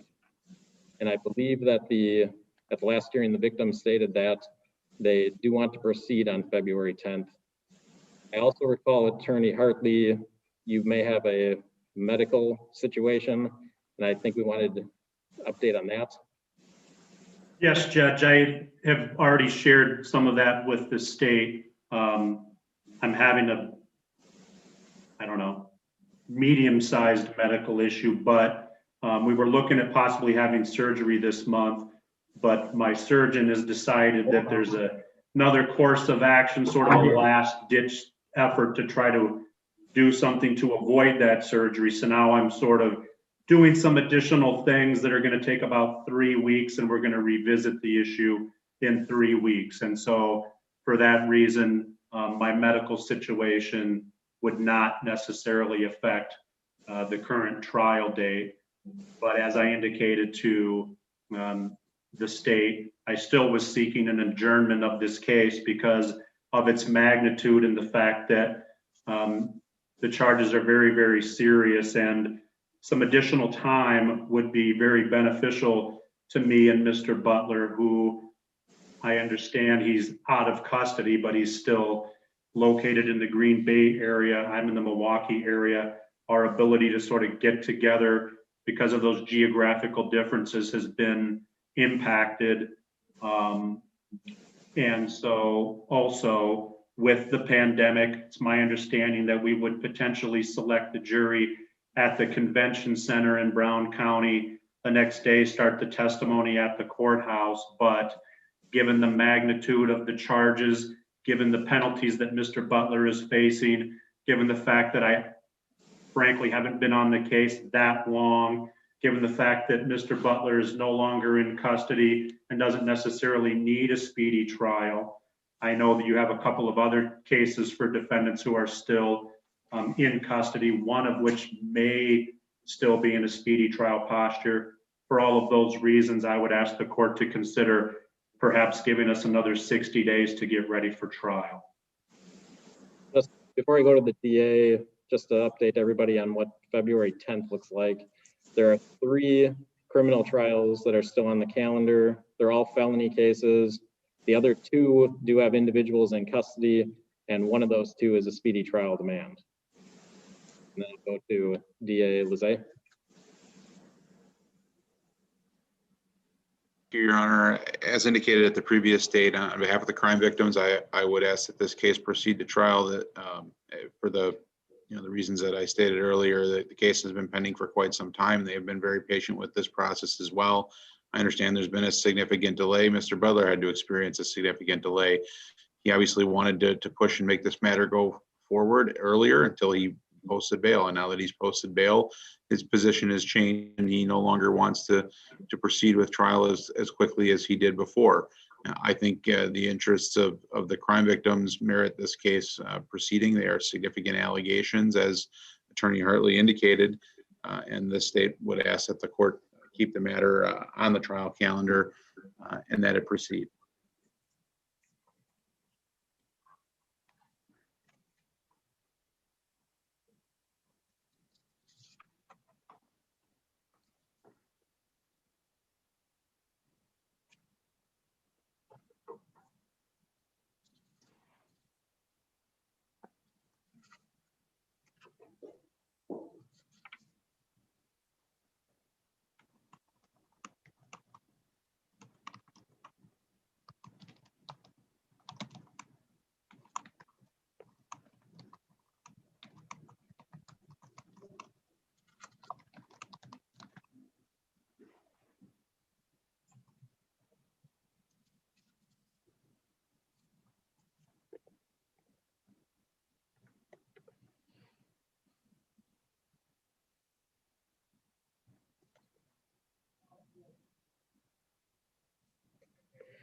What I'm thinking of doing,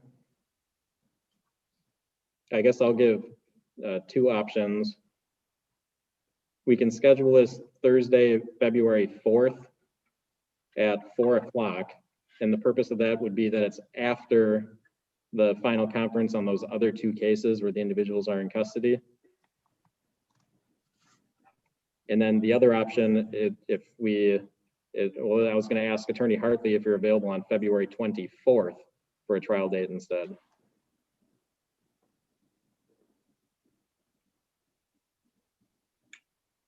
I could, I appreciate those options. And if the court was willing to adjourn this trial till February 24th, I would accommodate that in my calendar. That is only a 2-week adjournment. Does the state need to talk to the victim right now to see if they're available on that date?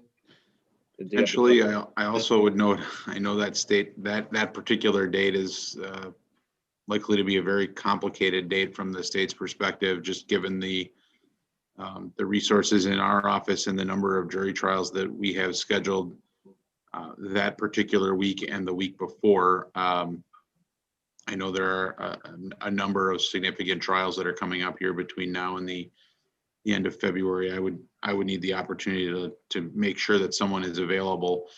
This case is ADA Saunders' case, as indicated in the court record. That said, if it proceeds to trial on the 10th as scheduled, I will be handling that case.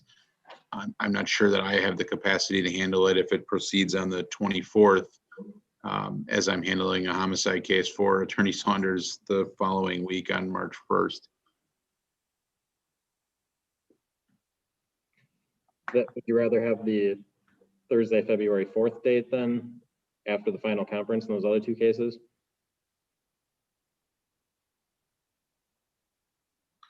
If we could provide possibly have a status and then just have an understanding about whether that goes forward. I mean, I guess, I don't see that a 2-week adjournment significantly improves the defense's prospects. I just don't want to speak for Attorney Hartley and the preparation that he's had. I'm not hearing that he won't be prepared, just hearing that they'd like a little bit more time.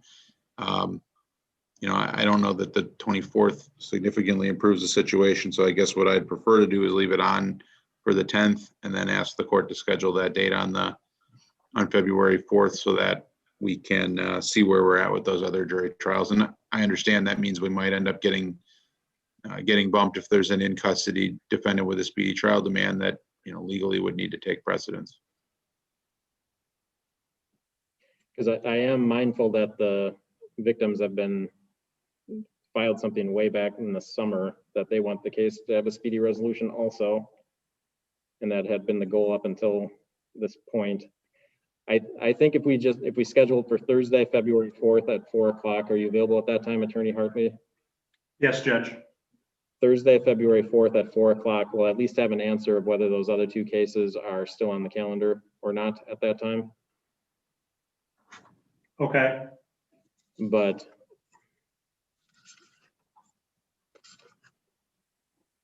that the February 10th date will remain on the calendar until then. And if I had it for February 9th for jury selection at 1:30. That's correct, yes. Okay. And February 4th at 4 o'clock will be by Zoom, Judge? Yes. Very good. Anything additional from the state? No, Your Honor. Attorney Hartley, anything else for today's purposes? I was able to file our proposed jury instructions, and so I'll look forward to the state's materials as well. I think those were filed this afternoon, or I know I signed them this afternoon, so if they're not filed yet, they will be filed by close of business today. Outstanding, thank you. Okay. That's it from us, Judge. Okay. How about the bracelet thing? Oh, yeah, we can. That is a great point. Thank you for bringing that up. Judge, I can tell you that I think the parties agree that Mr. Butler's GPS device that is monitored by the Department of Corrections is now capable and functioning exactly the same as the court-ordered device. And so I don't want to speak for the state, but I did see an email from counsel indicating that he's agreeable that we can remove the court-ordered device because the DOC device is functioning in the same manner as previously intended. DA Lezay? That's accurate, Your Honor. That counsel and I did work with DOC to ensure that that information is there. I believe that our victim witness department provided the address information to create the exclusion zones. So I think it is duplicitous at this point to require him to have the court-ordered device in addition to the DOC bracelet. Then the GPS bracelet can be removed then. I can get that done today. Yes, that removal order is in effect immediately. So whenever you can get there, it can be removed. I appreciate it, Judge. Thank you. Mr. Butler, thank you for bringing that to my attention. I almost forgot that. Okay, then that's all in this case. Everybody can hang up. We'll be back on Thursday next week again. All right, thank you. Thank you.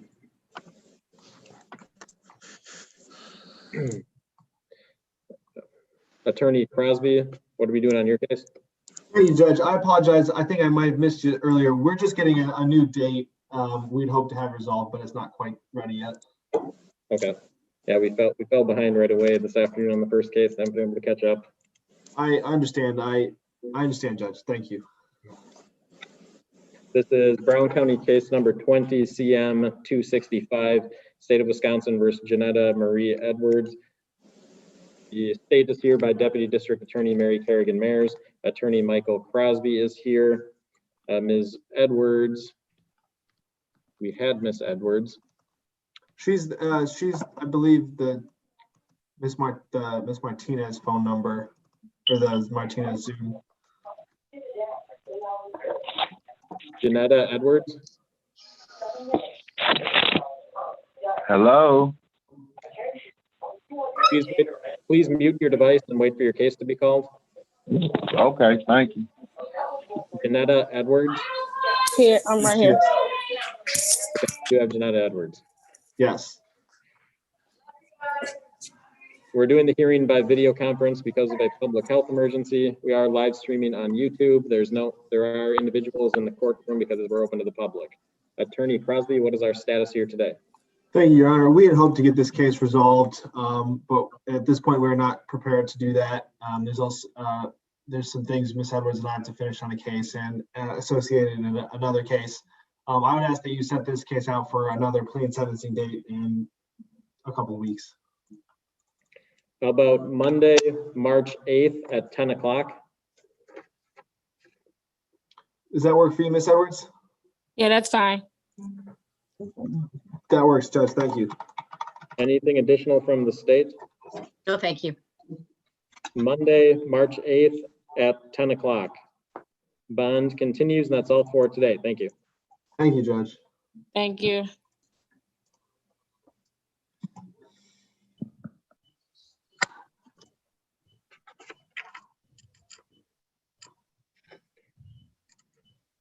Attorney Wingrove, what are we doing on your case? We're going to call the case. I'm going to ask the state to identify whether they're going to go ahead with 19 CF 1469 or 20 CF 253. We're set for jury trial commencing on March 10th in both files.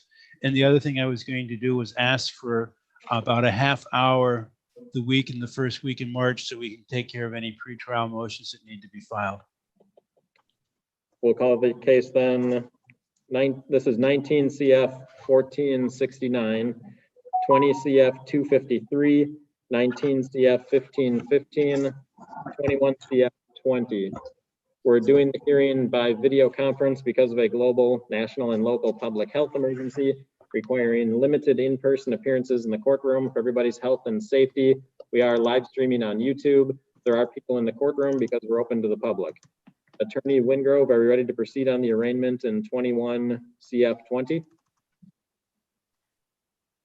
Yeah, how many files did you call? Oh, I actually called 2 different cases here. I only have 20 CF 253 and 19 CF 1469. Okay, and I have 2 people in custody on my Zoom feed. And then I mixed the files all together. So I'm gonna recall the case for Mr. Casey. This is Brown County case number 19 CF 1469, 20 CF 253. There's State of Wisconsin versus Sean Rennell Casey. The state is here by Deputy District Attorney Mary Kerrigan Mayers. Attorney Charles Wingrove is here. Mr. Casey is appearing by video from the Brown County Jail. We're doing the hearing by video conference because of the public health emergency. We are live streaming on YouTube, and there are people in the courtroom because we're open to the public. Attorney Wingrove. Ask the record reflect a special appearance in order to retain all jurisdictional objections, if any. What I wanted to accomplish today is first have the state identify which file it was going to proceed with on, I'll say, March 9th, 2021, when we do jury selection. I know that the 20 CF 253 is a far more serious file than the 19 CF 1469. Does the state know that yet? I don't, Your Honor. I'm trying to look through. There's quite a few notes and quite a few files. I thought you said this was an arraignment. Was that? I was mixing two people together into one case. Okay. There's no arraignment today. Okay. Would it be reasonable for the state to identify which file it was going to proceed with by this time next week? Yes, in fact, I was going to suggest if I could just have a chance to contact and get that information to you. That would be great. My preference would be that we proceed with the most serious file, and that would be 20 CF 253. So we will get that information by Friday of next week to you.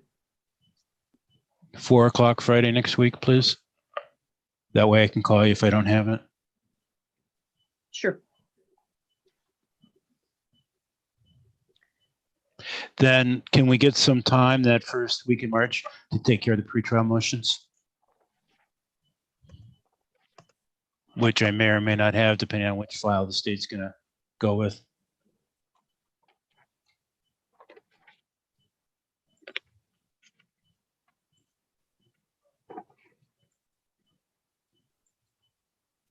How about Monday, March 1st at 4 o'clock? Monday, March 1st at 4 o'clock. Thank you. And that's just motions in general, if something's filed?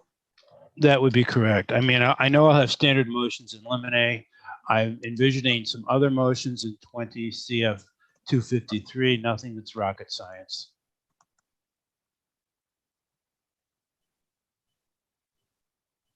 And may I speak to Mr. Casey directly, Judge? Like a breakout room? No, just I'll be out to see you probably, Mr. Casey, within 5 days. Okay, no problem. Thank you. Anything additional from the state for today's purposes? No, thank you. Anything else today, Attorney Wingrove? No, thank you. Then bond continues, and that's all for today in this case. Thank you. Thank you. Attorney Fritz, you have the other individual in custody. What are we doing? No, on Your your case? Honor. What are we doing on your case today? It will be an arraignment on the newest file and a plea and sentencing on all files. Oh, you are planning on doing a plea and sentencing? Okay. We are. Do you wish for us to wait, or do you want to do it now? Wait, because I think all the cases left are now waiting in line for plea and sentencing. Except for Attorney Fahrenkrug, is your case going to plea and sentencing? I think you brought in a plea form earlier, so I think the answer to that is yes. So just giving everybody a roadmap of the rest of the day here. There are 4 cases left, and I believe they're all for plea and sentencing hearings. So I'm going to take them in the order of the time that they're on the calendar at this point. Attorney LaFond, you're in the courtroom, so yours would be up right now.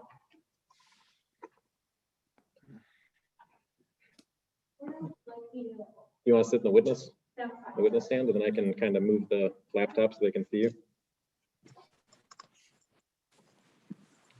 Josephine Martinez Vera. Okay, nice to see you. Are you able to find a quiet spot to sit down? Can you hear me okay? Your Honor. Okay, it was a little bit choppy, but now it seems to be good. Okay. Is Brown County case numbers 19 CM 1121, 20 CF 759, State of Wisconsin versus Josephine Ann Martinez Vera. The state is here by Deputy District Attorney Mary Kerrigan Mayers. Attorney LaFond is present in the courtroom. Ms. Martinez Vera is appearing by video. DDA Kerrigan Mayers is also appearing by video as well. We're doing the hearing by allowing video conference because of a global, national, and local public health emergency requiring limited in-person appearances in the courtroom for everybody's health and safety. We are live streaming on YouTube. The courthouse is open to the public. There's no one in the courtroom gallery right now. Attorney LaFond, I'm gonna turn the camera to you. What is our status here today?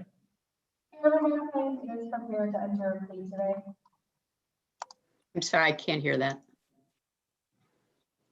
I would just talk right into the laptop. Are you able to move back there? Last, yeah. Your Honor, my client is prepared to enter a plea in both files today. I did electronically file the signed plea questionnaire form. Were you able to hear that? Yes, thank you. Okay.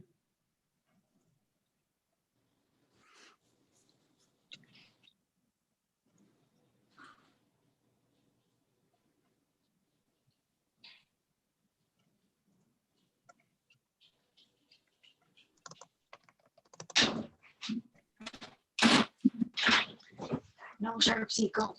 Looks like the plea will be no contest to count 1, possession of methamphetamine as a repeater. Count 2, possession of narcotics as a repeater.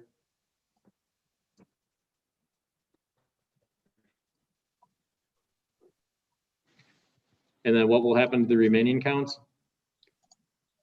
It looks like count 3, we'd ask to be dismissed and read in. Same for count 4 on 20 CF 5759.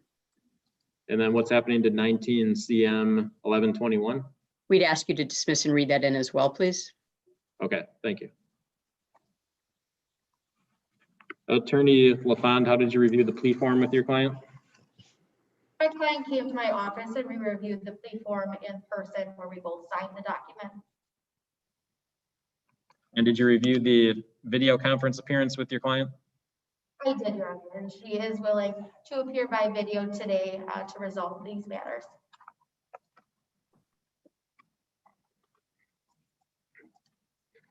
Ms. Martinez Vera, have you had sufficient time to review the plea form with your lawyer? Yes, Your Honor. Have you had sufficient time to review the criminal complaint in each case with your lawyer? Yes, Your Honor. And you do have a right to be present in person in the courtroom for plea and sentencing. Are you willing to waive your right to be present so we can continue with this video conference appearance? Yes, Your Honor. If you are not a citizen of the United States of America, you are advised that a plea of guilty or no contest for the offense with which you are charged may result in deportation, the exclusion from admission to this country, or the denial of naturalization under federal law. Do you understand that? Yes. According to the plea form, you are 27 years old, correct? Yes, Your Honor. And you do have a high school diploma, correct? Correct, Your Honor. And it sounds like you do understand English, correct? Yes. And you are currently receiving treatment for mental illness or disorder, is that correct? Yes, Your Honor. Have you had any alcohol in the last 24 hours? No, Your Honor. But it looks like you have had medications in the last 24 hours? Yes. Are you taking those medications as prescribed? Yes, Your Honor. Are you able to understand everything that we're doing here today? Yes. Have you been able to see me and hear me clearly so far through the video conference? Yes, Your Honor. And I'm able to see you and hear you clearly as well. In 20 CF 759, the charge in count 1 is felony possession of methamphetamine as a repeater.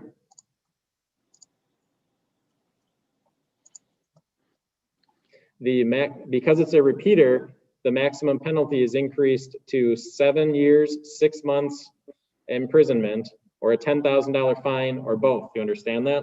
Yes, Your Honor. Count 2 is possession of narcotics as a repeater. The maximum penalty is the same because of the repeater enhancer, 7 years and 6 months imprisonment, or a $10,000 fine, or both. Do you understand that? Yes, Your Honor. And you understand that both of those charges are Class I felonies?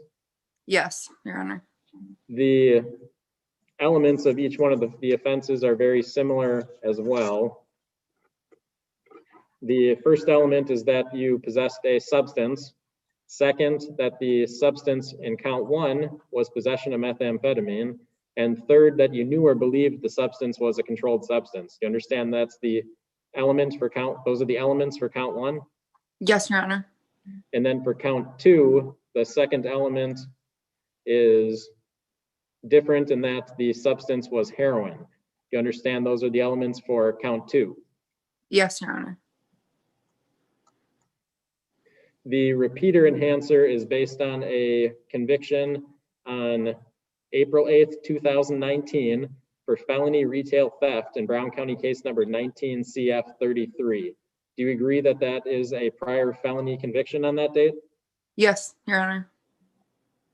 The criminal complaint outlines the facts that the state believes are true. Do you agree that there are enough facts in the criminal complaint to support your plea for these 2 charges? Yes, Your Honor.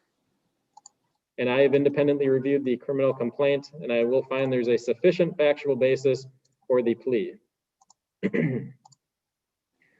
Your constitutional rights are the right to a jury trial where all 12 jurors would have to agree that you're either guilty or not guilty. Your right to remain silent, your right to testify and present evidence, your right to use subpoenas to require witnesses to come to court, your right to confront and cross-examine witnesses who testify, and your right to make the state prove that you're guilty beyond a reasonable doubt. You understand you'd be giving up those rights by entering a no contest plea? Yes, Your Honor. Are you doing this of your own free will? Yes, Your Honor. Has anybody put any pressure on you or forced you to make this plea? No, Your Honor. Do you understand if I accept your plea, I will find you guilty of the offenses? Yes, Your Honor. Do you understand I don't have to go along with any agreement or recommendation, and I could sentence you up to the maximum penalty? Do you understand? Yes, Your Honor. And if I placed you on probation and your probation is later revoked and you have to come back to me for sentencing again after revocation, I could sentence you up to the maximum penalty at that time. Yes, Your Honor. These are felony offenses, so you may not vote in an election until your civil rights are restored. Do you understand? Yes. And you also may not possess a firearm because of the felony conviction. Do you understand? Yes, Your Honor. You have offenses that are going to be dismissed but read in. When they're dismissed, I can't sentence you on that count, but when they're read in, I can consider the conduct as a whole. Do you understand that? Yes. And read-in offenses can be considered for restitution purposes. Do you understand? Yes. And I suppose I should ask the state if you're in compliance with victim notification. I believe we are, Your Honor. Ms. Martinez Vera, do you have any questions about anything that we've talked about so far? No, Your Honor. Your Honor, Yes? there is one more aspect to this resolution. We've agreed to read in 17 BR 8647 informally to Josephine's Restaurant for $100 in restitution. If council could acknowledge that. Yes, that's correct. Ms. Martinez Vera, is that your understanding as well? Yes. Okay. Attorney LaFond, are you satisfied your client is freely, voluntarily, intelligently, and knowingly making this plea? I am, Judge. Are you satisfied she understands the elements, the facts, and the rights she is giving up? I believe she does. Then Ms. Martinez Vera, are you prepared to make a plea at this time? Yes, Your Honor. In 20 CF 759, count 1, felony possession of methamphetamine as a repeater, what is your plea?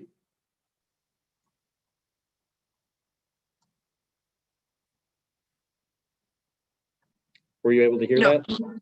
Yeah, no contest, Your Honor. Okay. As to count 2, felony possession of narcotics as a repeater, what is your plea? No contest. I will accept the no contest plea. I'll find that it's been freely, voluntarily, intelligently, and knowingly made, that Ms. Martinez Vera understands the elements, the facts, and the rights that she is giving up. I will find her guilty of the offense and order judgment of conviction entered into the record. And we lost the camera feed for you. Oh, sorry. Okay. Is it on now? Yes, we do see you now, yes. I will find you guilty of the 2 offenses and order judgment of conviction entered into the record. Is the state requesting a pre-sentence investigation? No, Your Honor. I think that I do need to get a glass of water. I've been talking a lot this afternoon. I don't have a glass of water, so I'm just going to step off just to do that for a second.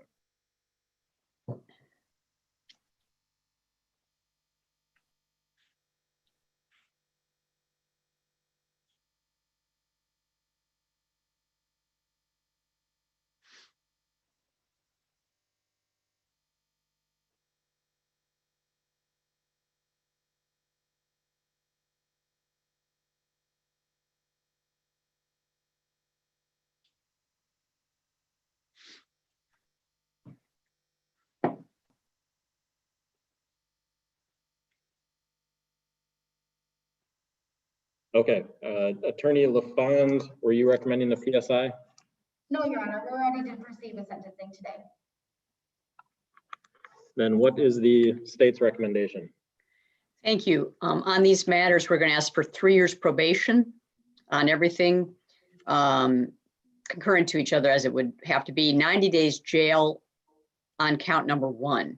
Conditions to include COMPASS evaluation and an AODA evaluation and follow through, maintain absolute sobriety.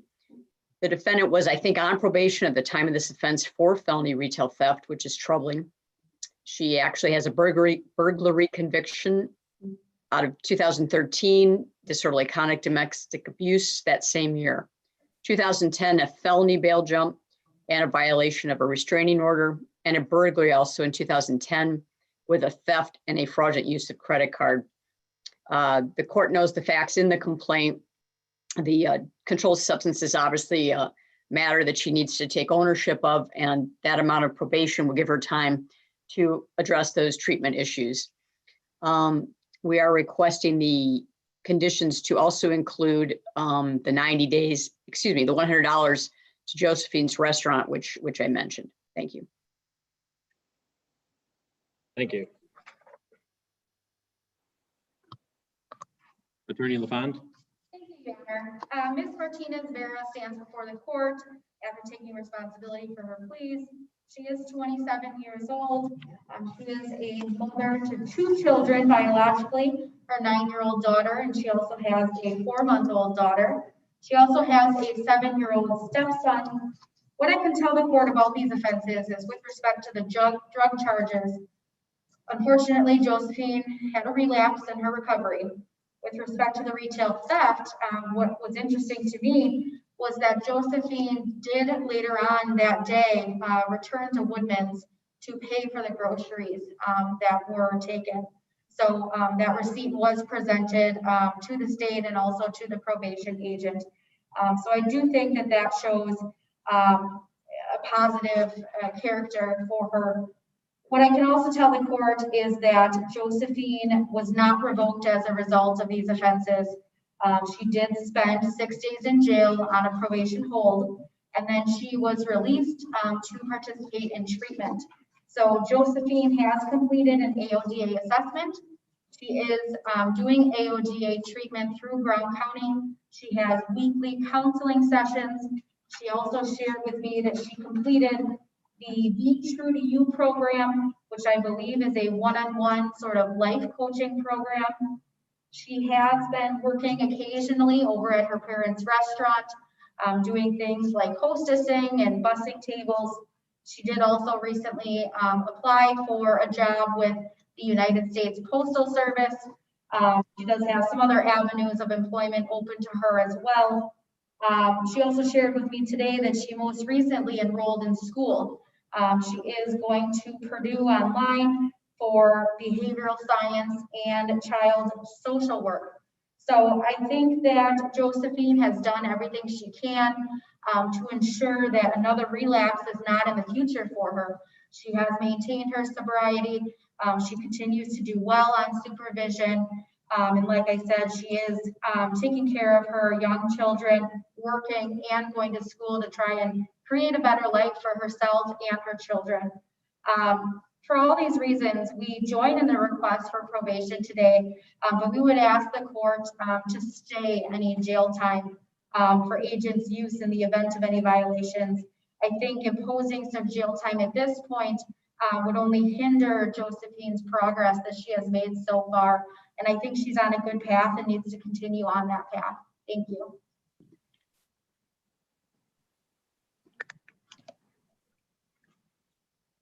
Thank you. Ms. Martinez Vera, now is your opportunity to address the court if you choose to do so. I want to say that I take responsibility for everything that I was charged with, and before that, I know I've been in front of you for a while, especially like in drug court, and I got a lot of chances. I guess I've been in the court system since I was 17, but I can tell you now is I think I've took a big stride since drug court, and unfortunately I got caught when I relapsed, but everything happens for a reason. I am also trying to get off Suboxone, and I've been tapering down, so hopefully that goes well. And eventually I just want to get to the point where I don't have to depend on anything, and continue sobriety my whole life, because it's taken a lot out of my life. But yeah, I'm sorry for having to come in front of you again and wasting your time. But I'm trying. Thank you. Thank you. Yeah, you've been through repeated treatment programs, right? Yes. So, I mean, you should have a lot of insight into each individual program. Why do you think this time is going to be different?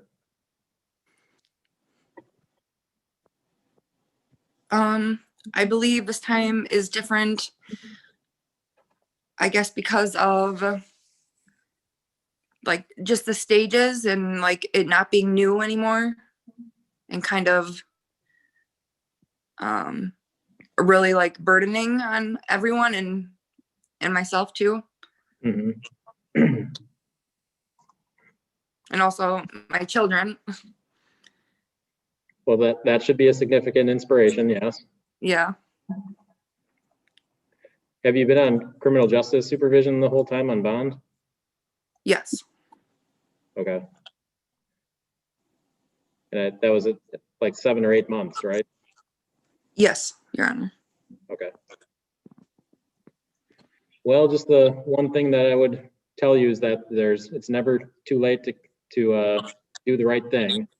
And sometimes people get treatment the first time. Sometimes it takes people 10, 15 times to go through a treatment program before it finally clicks in their life and they get it all straightened out. So now is not, you sound very optimistic and I'm very happy about that. Now is not the time to give up or quit, and just to continuously work at it.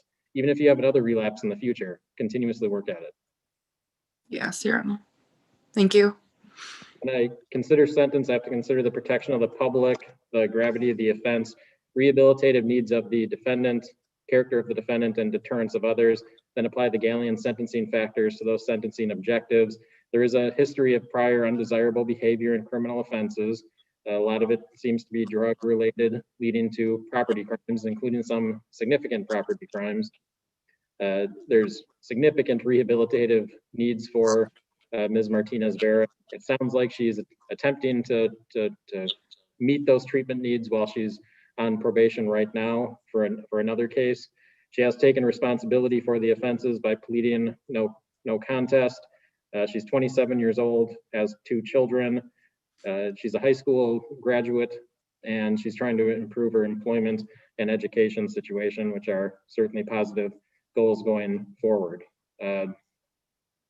When I consider all of the Galleon sentencing factors in this case, I'm going to withhold sentence, place you on 3 years probation. I'm going to require 50 hours of community service per year during that 3 years of probation. I'm not going to order any further jail time at this point, but there's a lot of confinement time available if you are revoked from probation on this case. There's 7.5 years on each count as the maximum penalty. So hopefully that in and of itself is a significant incentive for you to continue to do well and take care of yourself. A COMPASS evaluation and AODA assessment, follow through with all treatment recommendations, absolute sobriety, full-time employment or school. The court costs have to be paid during the period of probation, $100 restitution to Josephine's Restaurant. Yes, Your Honor, thank you. Anything additional from the? Nothing from the state. Attorney LaFond, if you could review the conviction rights of your client, anything further? I will do so and nothing further. Okay, and that's all in this case. That's the sentence of the court, and everybody can hang up on this case. Thank you. Oh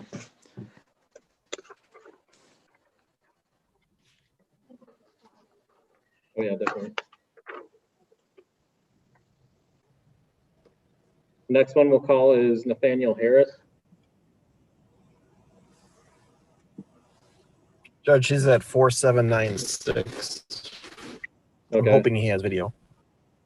He doesn't. He's calling in on phone.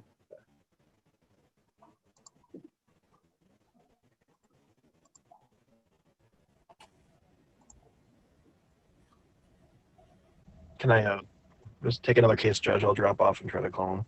He said he had capability to be on video when I talked to him this morning.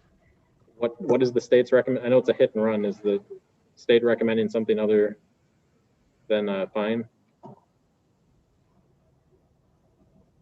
It's only a fine. Probation and fine. And Oh, there is probation though? No, it's only if there's restitution requested, and there wasn't.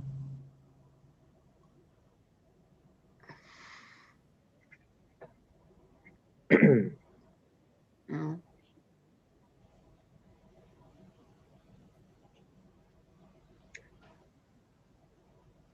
Well, Attorney Fahrenkrug, why don't you try giving him a call, and then I'll go to Attorney Segundis' case.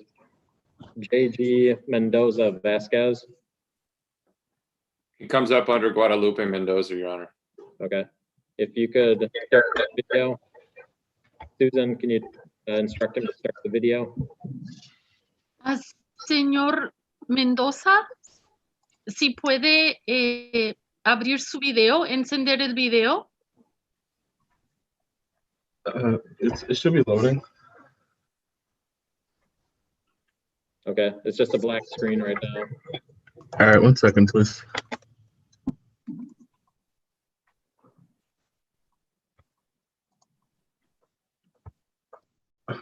Come on, what's going on here?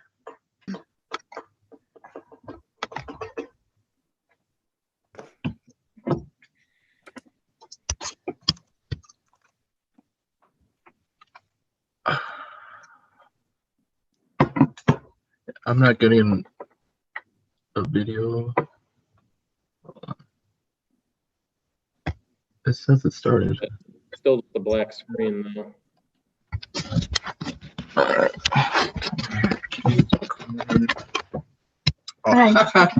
Now we can see, yes. All right, it was a new laptop, had a sticker on the camera. There we go.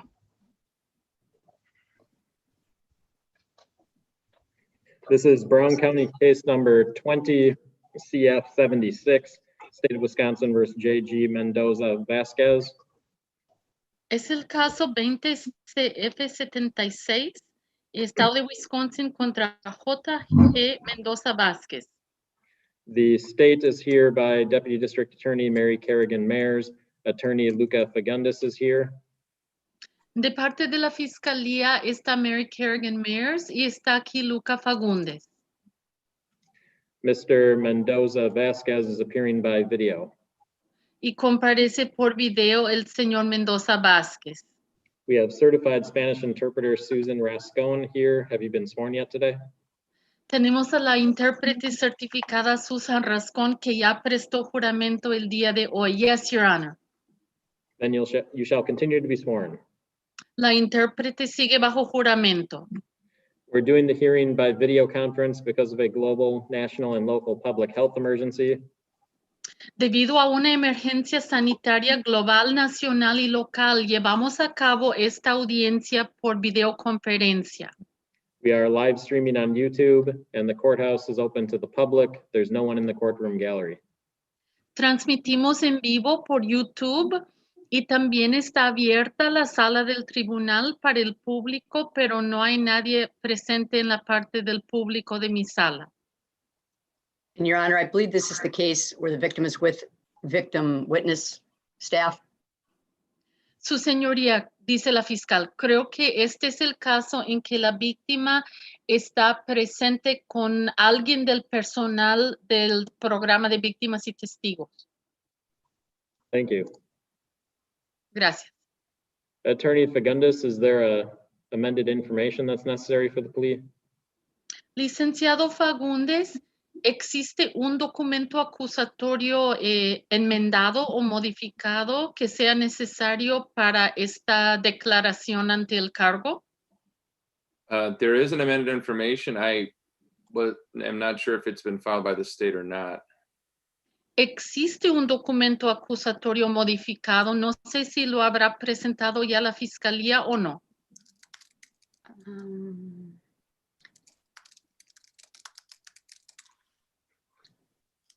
I'm sending that at this point in time. Lo estoy enviando en este momento. Attorney Fagundes, did you talk to your client about the video appearance? Licenciado Fagundes, ¿habló con su cliente acerca de esta comparecencia así por video? Yes, Your Honor, and he's willing to proceed via the Zoom appearance. Sí, su señoría, y mi cliente está dispuesto a proseguir a tener esta audiencia por medio de Zoom. Mr. Mendoza Vasquez, you do have a right to be present in person for this hearing. Señor Mendoza Vázquez, usted tiene derecho a estar presente en persona para esta audiencia. Are you willing to waive your right to be present in person so we can continue with the video conference? Señor Mendoza, ¿está dispuesto a renunciar al derecho a estar en persona para poder seguir adelante por este medio por video? Sí. Yes.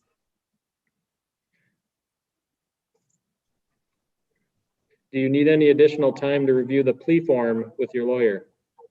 Señor Mendoza, ¿no necesita más tiempo para hablar más, consultar más con su abogado el formulario que llenaron del cuestionario declaratorio? No. No. Do you need any additional time to review the criminal complaint in this case? Y señor Mendoza, ¿no necesita usted más tiempo para leer, para revisar la denuncia penal tampoco? No. No. Attorney Fagundes, the plea form says C attached. What is he actually pleading to? Licenciado, el formulario para la declaración ante el cargo dice, véase documento adjunto o véase los anexos. ¿Ante qué cargo es que se va a declarar su cliente, licenciado? It'll be the 3 counts that are on the 3rd page of the filing, Your Honor. Son los 3 cargos en la página 3 del documento presentado, su señoría. And is it no contest or guilty? Y se va a declarar su cliente, no me opongo o culpable, licenciado. No contest. No me opongo. Mr. Mendoza Vasquez, is it your intent to plead no contest to those 3 charges? Señor Mendoza Vázquez, ¿es su intención declararse no me opongo ante esos 3 cargos? Yes. Yes. Are you able to see me and hear me clearly? ¿Me ve y me escucha claramente? Sí. Yes. If you are not a citizen of the United States of America, you are advised that a plea of guilty or no contest for the offense with which you are charged may result in deportation, the exclusion from admission to this country, or the denial of naturalization under federal law. Do you understand? Se le avisa de que si usted no es ciudadano estadounidense, que una declaración o de culpable o de no me opongo ante este cargo podría tener consecuencias migratorias como deportación, exclusión del ingreso a este país o denegación de ciudadanía bajo la ley federal. ¿Entiende usted eso? Sí. Yes. According to the plea form, you are 52 years old, is that correct? Según el cuestionario declaratorio, usted tiene 52 años de edad, ¿cierto? Sí. Yes. Do you speak and understand Spanish? ¿Y habla y entiende el español? Sí. Yes. Have you been able to understand the Spanish interpreter so far? ¿Ha podido entender a esta intérprete hasta ahora? Yes. Yes. According to the plea form, you are not currently receiving treatment for mental illness or disorder. Is that correct? Según el cuestionario declaratorio, usted no está bajo tratamiento por ningún problema mental. ¿Es cierto eso? Yes. Yes. And you have not had any alcohol, medications, or other drugs in the last 24 hours? Y en las últimas 24 horas no ha tomado ni alcohol, ni medicamento, ni drogas. No. No. How many years did you go in school? ¿Cuántos años estudió en la escuela? 6 años en México. 6 years in Mexico. Attorney Fagundes, that's pretty low. Did you have any concern about his ability to understand when you were having conversations with him? Licenciado Fagundes, son pocos años de estudios. Licenciado, ¿alguna preocupación al hablar con su cliente acerca de su capacidad de entender de él? No, Your Honor. No, su señoría. And he has been pretty articulate and attentive during the colloquy so far. Y durante nuestra conversación hasta ahora, el señor Mendoza se ha expresado bien y ha estado bien atento.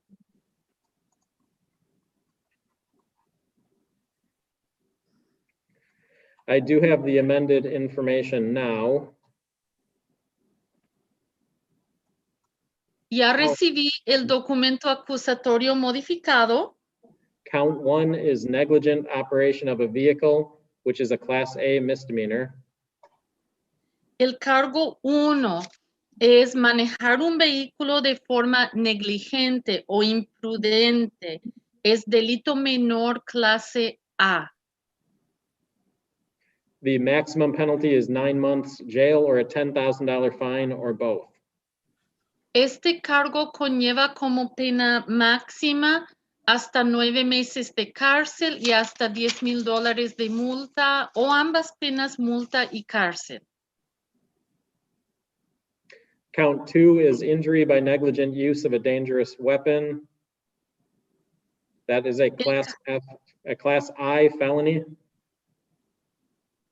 El cargo 2 es provocar lesiones usando arma peligrosa. Es delito mayor clase I. The maximum penalty is 3 years, 6 months imprisonment or a $10,000 fine or both. Para este cargo, la pena máxima que permite la ley son hasta 3 años y medio de prisión y hasta $10,000 de multa o ambas penas, multa y cárcel o prisión. Count 3 is operating a vehicle without a license, first offense, which is a forfeiture with a maximum penalty of $200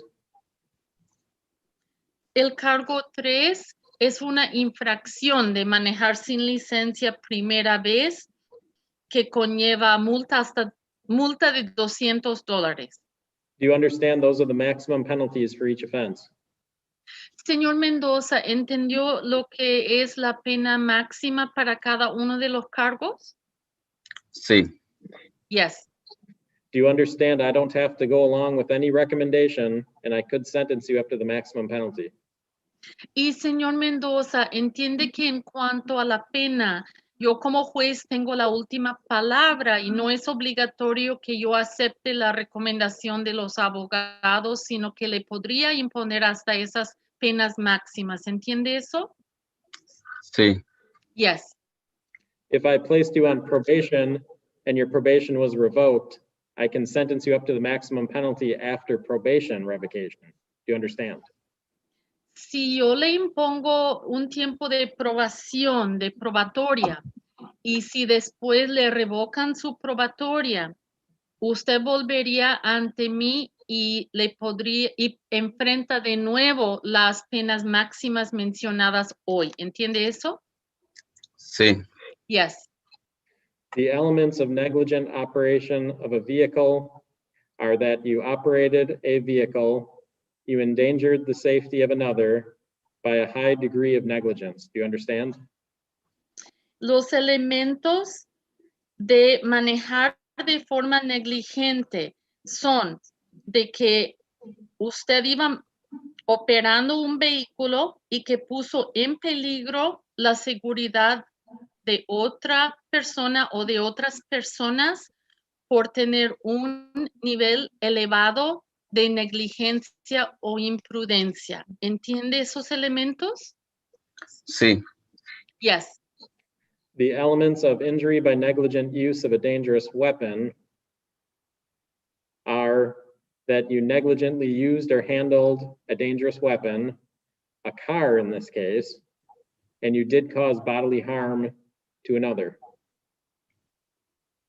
Los elementos de provocar lesiones usando arma peligrosa son de que en primer lugar, de que usted usó o manejó alguna arma peligrosa de forma imprudente, temeraria o negligente. En este caso, el arma peligrosa sería un vehículo y que usted al manejarlo así causó daño corporal a otra persona. ¿Entiende esos elementos? sí, Yes. The elements of operating without a valid license are that you operated a motor vehicle and you did not hold a valid operator's license.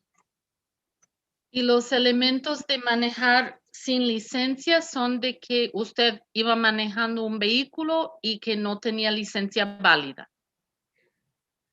Do you understand? ¿Entiende esos elementos?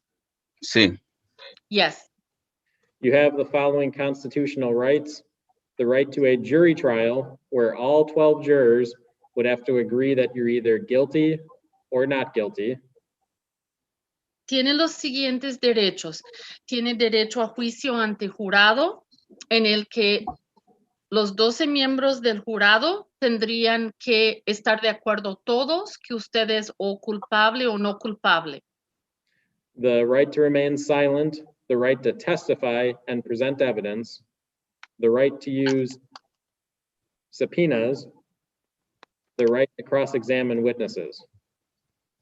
El derecho a guardar silencio, el derecho a declarar, el derecho a presentar pruebas, el derecho a obligar la presencia de testigos y el derecho a contrainterrogar a los testigos de la fiscalía. You have the right to make the state prove that you're guilty beyond a reasonable doubt. Y tiene derecho de obligar que la fiscalía comprobara más allá de una duda razonable que usted es culpable. You understand you'd be giving up those rights by entering a no contest plea? Al declararse no me opongo ante los cargos, hoy usted estará renunciando a esos derechos. ¿Entiende eso? yes, Yes. Are you doing this of your own free will? ¿De su propia voluntad usted acepta hacer eso? Sí, Do Yes. you understand if I accept your no contest plea, I will find you guilty?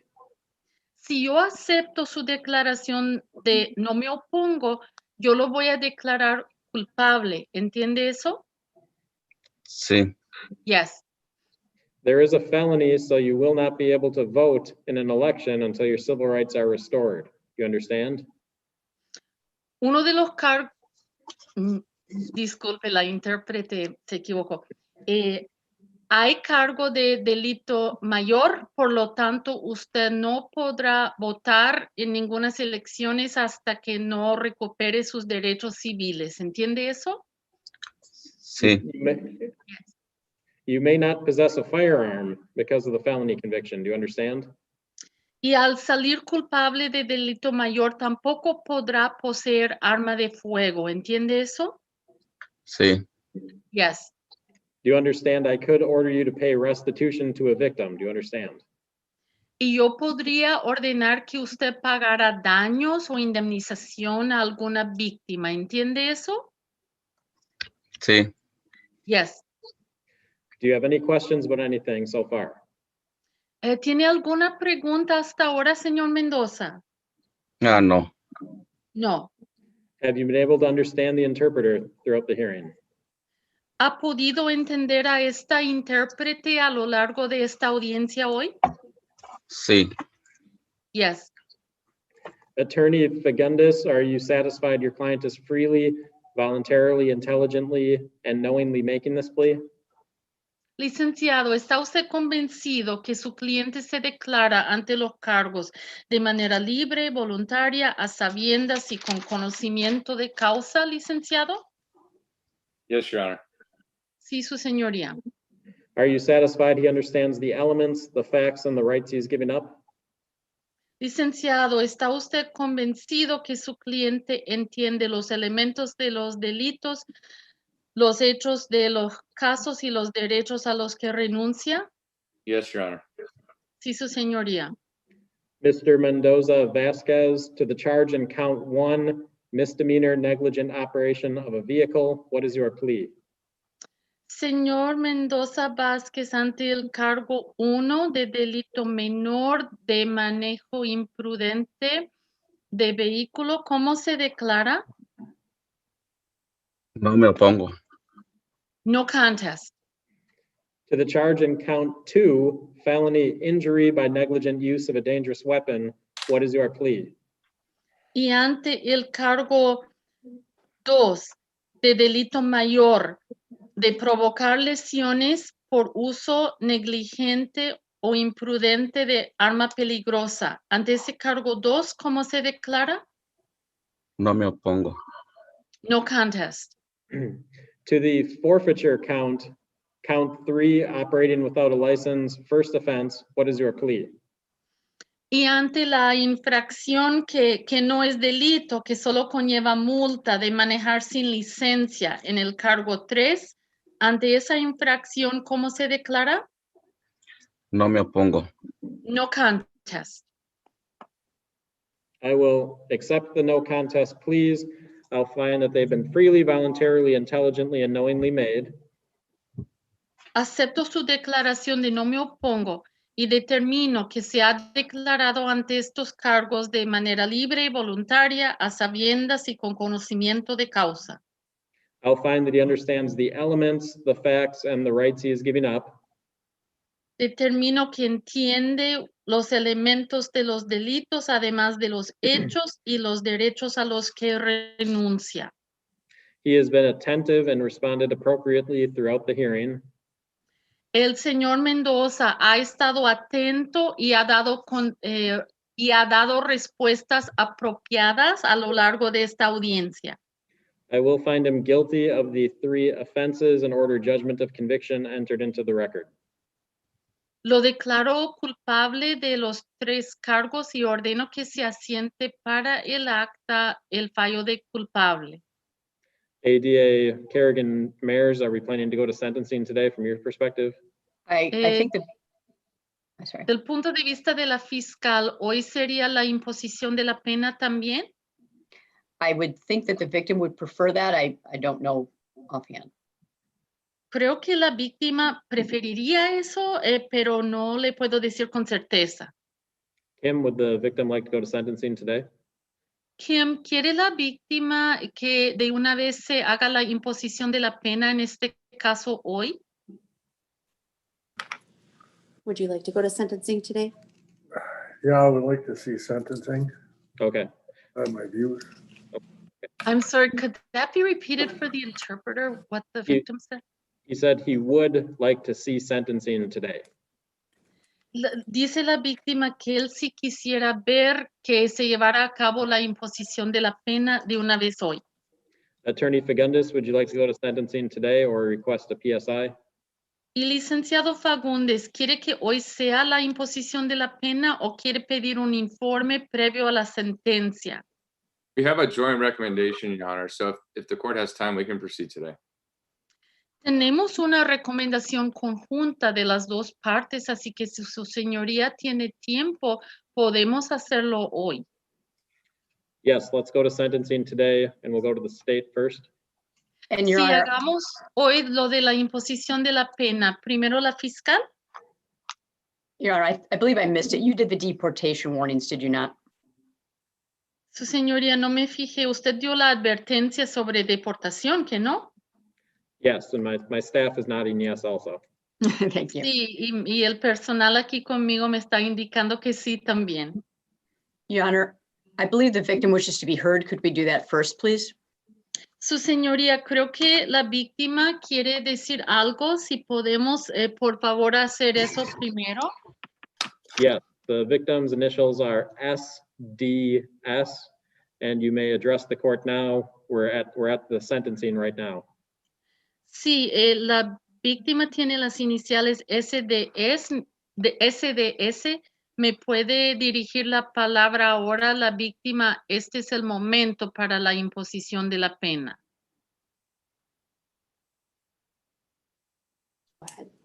I have one question first. The insurance. Did he have insurance? Shouldn't he be cited for not having insurance? Isn't there anything for that? Tengo una pregunta primero. ¿Tenía él aseguranza? Si no, ¿no deberían ponerle una infracción o ticket por no traer aseguranza? ¿No hay nada de eso? It's possible he had citations in municipal court as well. I don't know that. ¿Es posible que le hayan puesto boletas de infracción para la corte municipal? Eso no lo sabría yo. Today, he was convicted of a felony, a misdemeanor, and an additional forfeiture. Hoy salió culpable de un delito mayor, de un delito menor y de una infracción más.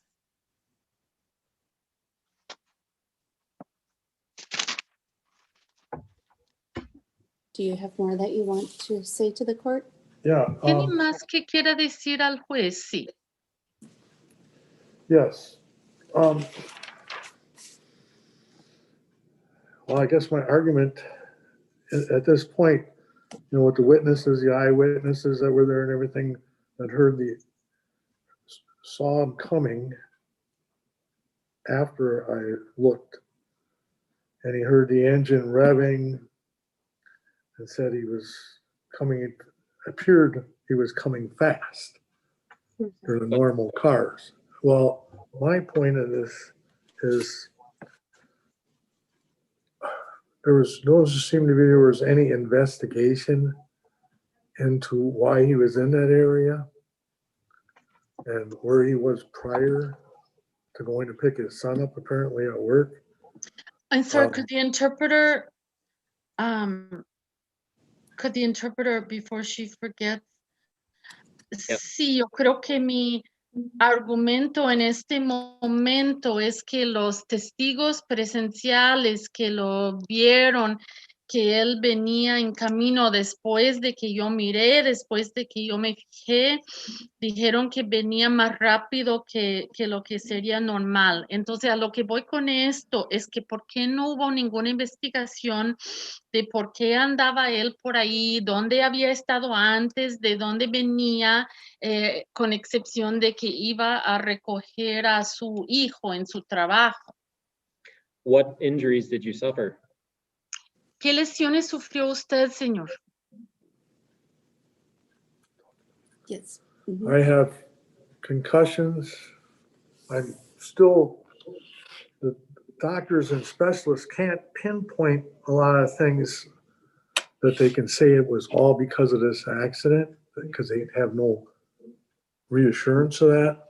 But I have a hematoma in my leg, in my calf, where he hit me with his vehicle. And now it's transferred from the inside to the outside of my calf, which I'm told is never going to go away. And I don't know any kind of future problems I'm going to have from all the injuries, the fractured pelvis, fractured hip bone, concussions. I'm having some remembering problems. Okay, But let we the can't- interpreter interpret at this point. I'm sorry, but let the interpreter interpret. Sí, es que tengo varios problemas debido al accidente y ha habido problemas porque los doctores y los especialistas hasta la fecha no han podido determinar si todo se debe al accidente, pero sufrí conmoción cerebral, o sea, traumatismo en la cabeza. Además, tengo hematoma en la pierna, en la parte de la pantorrilla, que ahora se ha pasado de la parte de adentro hacia afuera. Y es donde él me pegó. Y eso nunca se me va a quitar.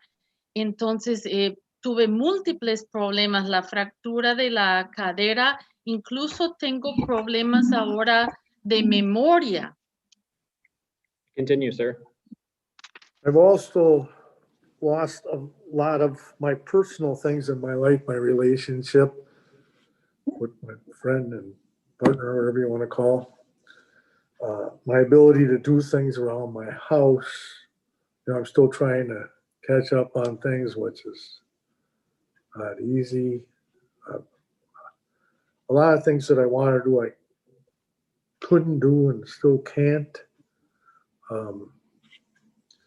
It's been a terrible impact on my life as far as loneliness, depression, anxiety.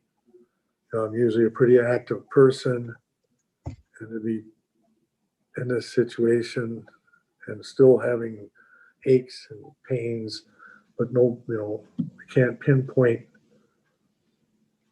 you know, the medical end of it's hard for me to explain, but I'm still having issues. And I just think that there has to be something done for the people that take lives away from people. He took my life away, a lot of my life away, with the impact of the accident. He perdido muchas cosas personales. Mi relación con mi pareja o como se llame, mi capacidad de hacer cosas en casa, me he atrasado con muchas cosas y me está costando ponerme al día con las cosas que tengo que hacer y no está fácil. O sea, son muchas cosas que ya no puedo hacer. Esto ha tenido un impacto terrible en mi vida, que me siento tan solo, con depresión, con ansiedad. Antes yo era una persona muy activa y ahora sigo adolorido con todo. Y entonces se me hace difícil especificar, explicar a veces cómo estos son resultados de lo que pasó, pero sigo con problemas y me parece que algo hay que hacer cuando le quitan la vida a uno, porque a mí me han quitado gran parte de mi vida. Anything else, sir? Yeah, I've also been unable to work. It makes extra income being on Social Security. And I did a lot of home improvement stuff like that in the past. And it pretty much stopped me from being able to take care of, like I said, my yard, my pool, be able to work, make some extra income. It's been a big, big impact on my life that's been taken away.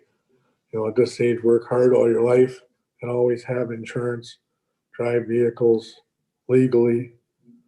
And I just think there's not a big enough sentence for the people that are out there driving with no insurance, no driver's license. Means they're not qualified, and they're doing it. And it's, since this has happened to me, I also talk to a lot of people that are experiencing or have experienced the same thing. And I also, my car got hit and run after this from another uninsured person. And that was caught on camera also. So, I mean, this is twice in 1 year. I had two people driving without a driver's license and hitting and running me and one of my vehicles. And since then, I've talked to numerous people that this is going on, and we need to set some examples. I don't think there's a big enough penalty for anybody that's doing this. And if they knew the pain and the suffering I've been through, and I'm going to probably go through for the rest of my life, especially in my hip and my calf on my right leg, and the other injuries. I mean, they can't pinpoint anything that I got going on. But The interpreter has to interpret at this point, I think. Y no he podido trabajar tampoco para ganar dinero extra, como yo recibo seguro social, pero antes yo trabajaba en casas, remodelando, reparando para ganar dinero extra. Ya no lo puedo hacer, o sea, casi me ha impedido completamente trabajar en el patio de mi casa, mi yarda, mi piscina, o sea, ya no he podido hacer el trabajo extra que hacía antes. Así que esto ha tenido un impacto muy grande en mi vida, que me ha quitado gran parte de mi vida. Siempre le dicen a uno que trabaje duro y que tenga su seguro, su aseguranza, que maneje solo legalmente. Para mí no existe una pena suficiente para un caso así, cuando la persona no tenía ni aseguranza ni licencia, no reunía los requisitos como para poder manejar. Y desde que esto me pasó a mí, he hablado con mucha gente que habla de lo mismo, de que pasa eso de que chocan y huyen y personas sin aseguranza. De hecho, le pasó a mi carro que una persona chocó con mi carro y huyó. De nuevo, menos mal lo grabaron en cámara, pero van 2 veces en un año, que primero me chocan a mí y a mi vehículo. Y me he fijado que hay numerosos casos así y que otra gente me ha contado también. Y para mí no hay una condena suficiente para castigar un caso así, pues todo el dolor y todo el sufrimiento que he tenido, sobre todo de la cadera y de la pantorrilla de la pierna derecha. Continue, sir. ¿Puede seguir, señor? it's just a shame that there's so many things that I'm afraid to do now and I can't do that I used to be able to do, and I plan on doing for the rest of my life. And I'm being shortchanged from that at the same time. If he would have had insurance, it'd be a whole, that would have been even, but it's still hit and run. It's just unbelievable. You can leave somebody behind, and if we wouldn't have had him on camera and the police weren't watching his house, and it wasn't all over Facebook and everything else, the video of him hitting me, and when I was told by the police, the story I got from the police when they had a conversation with him when he went and turned himself in, is he probably wouldn't have turned himself in, but he was feeling the pressure. And it's just a shame that somebody can leave somebody laying for dead and not, and just walk away, and and the fact that he's already proven that sorry, I'm looking at my notes here. And No, let, risk of- let the interpreter interpret while Y- you're looking at your notes. Y qué lástima, pues, porque realmente hay cosas que ahora tengo miedo de hacer y cosas que yo antes hacía, cosas que yo esperaba hacer por el resto de mi vida y ahora me ha quitado esa capacidad de poder hacer esas cosas y tengo miedo de hacer las cosas. Y aunque hubiera tenido aseguranza, pues todavía fue un caso de chocar y huir.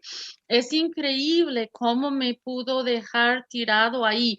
Si no fuera por las cámaras, por el departamento de policía que le vigilaban su casa, por los videos que pusieron en las redes sociales, porque dice la policía que cuando él se entregó realmente fue solo porque había sentido esa presión.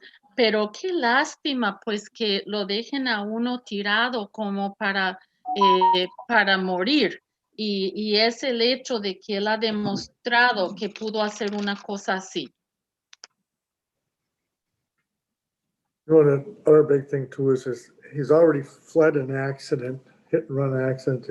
He's already proven he's risk of flee. And I think the sentencing should go right. The time is, there isn't enough time you can give people that do stuff like this, and I know they try to be lenient, but, if I'd have died, it'd have been a whole different thing, but why do I have to die for justice to prevail?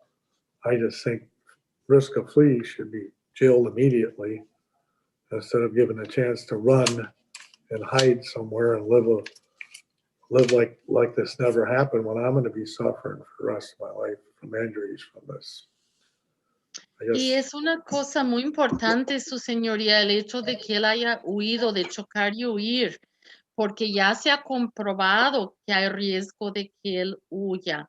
Entonces, para mí que en cuanto a la sentencia, la condena, que debe ser de inmediato y que no hay suficiente tiempo para imponerle de condena a la gente que hace cosas así. Porque claro, si yo hubiera muerto, le habrían impuesto una condena fuerte, pero ¿por qué tendría yo que morir para que haya justicia? Me parece que en casos así como este, la persona debe ir a la cárcel de inmediato en lugar de tener la oportunidad de huir a otra parte y vivir la vida como si no hubiera pasado nada mientras que yo estoy aquí sufriendo. Thank you. If there's more than that, yeah. Continue. What's that? Continue. I guess, Tricia, much more I can say or do. The fact is that, there's people that are convicted of much simpler acts. We don't know if he was drinking before that or whatever. We don't have any proof because of the 2 weeks he waited to turn himself in. And they didn't do a thorough enough investigation to find out where he was prior to the accident, which I feel is a lot, they always say they don't have time to do this, they don't have time to do that, but I think there should have been a little more investigation by the city itself. But I guess there's not much more I can say or do, except for convince you that I'm going to suffer for the rest of my life from this. And I can't see not making an example of these people when, like I said before, when they make an example of people with the drugs and everything else, and they give them 10 years and this and that. And, I just think we got, with the amount of people without insurance, driving, no license, no insurance, they're driving, and a lot of them are drinking and driving. And I just think we really need to start setting examples. Not just for the people that are incarcerated for the drugs and everything else, you know. This has got to stop. It's getting worse and worse. There's people driving with no insurance and no driver's license. It's just insane. I guess I don't know what else to say, except for I think there should be no leniency in any one of these charges. Thank you. Yo creo que no hay mucho más que yo pueda decir, pues que yo pueda hacer, pero yo nada más quiero mencionar, pues, de que hay gente que sale culpable de cosas mucho menos serias que esto, y además el hecho de que no sabemos si él andaría tomado en ese momento, porque hasta 2 semanas después se entregó. Y es que en realidad no se hizo mucha investigación. Yo creo que la ciudad hubiera investigado más el caso. Pues no sé qué decir para convencerle a usted de que como yo voy a estar sufriendo, y yo creo que hay que hacer de estas personas un ejemplo, como se hace con las personas que salen culpables de cuestión de drogas, que les dan como 10 años. Yo creo que hay que hacer un ejemplo de esas personas, porque los que manejan sin licencia, sin aseguranza, muchos manejan incluso borrachos, y yo creo que hay que comenzar a hacer ejemplos de esas personas que cometen estos delitos, no solo los que cometen delitos de drogas, porque yo creo que la situación va más bien empeorando, que tenemos que parar esto, que es una locura, que siga así. No sé qué más decirle, pero convencerle que no le tenga misericordia, que no le tenga lenidad. Thank you, sir. And now we'll go to the prosecutor. Gracias, señor. Ahora le paso la palabra a la fiscal, Although he is raising his hand. aunque está levantando la mano Yeah. el señor. I only, they were talking about restitution and stuff like that, but, apparently he owned the house, whatever,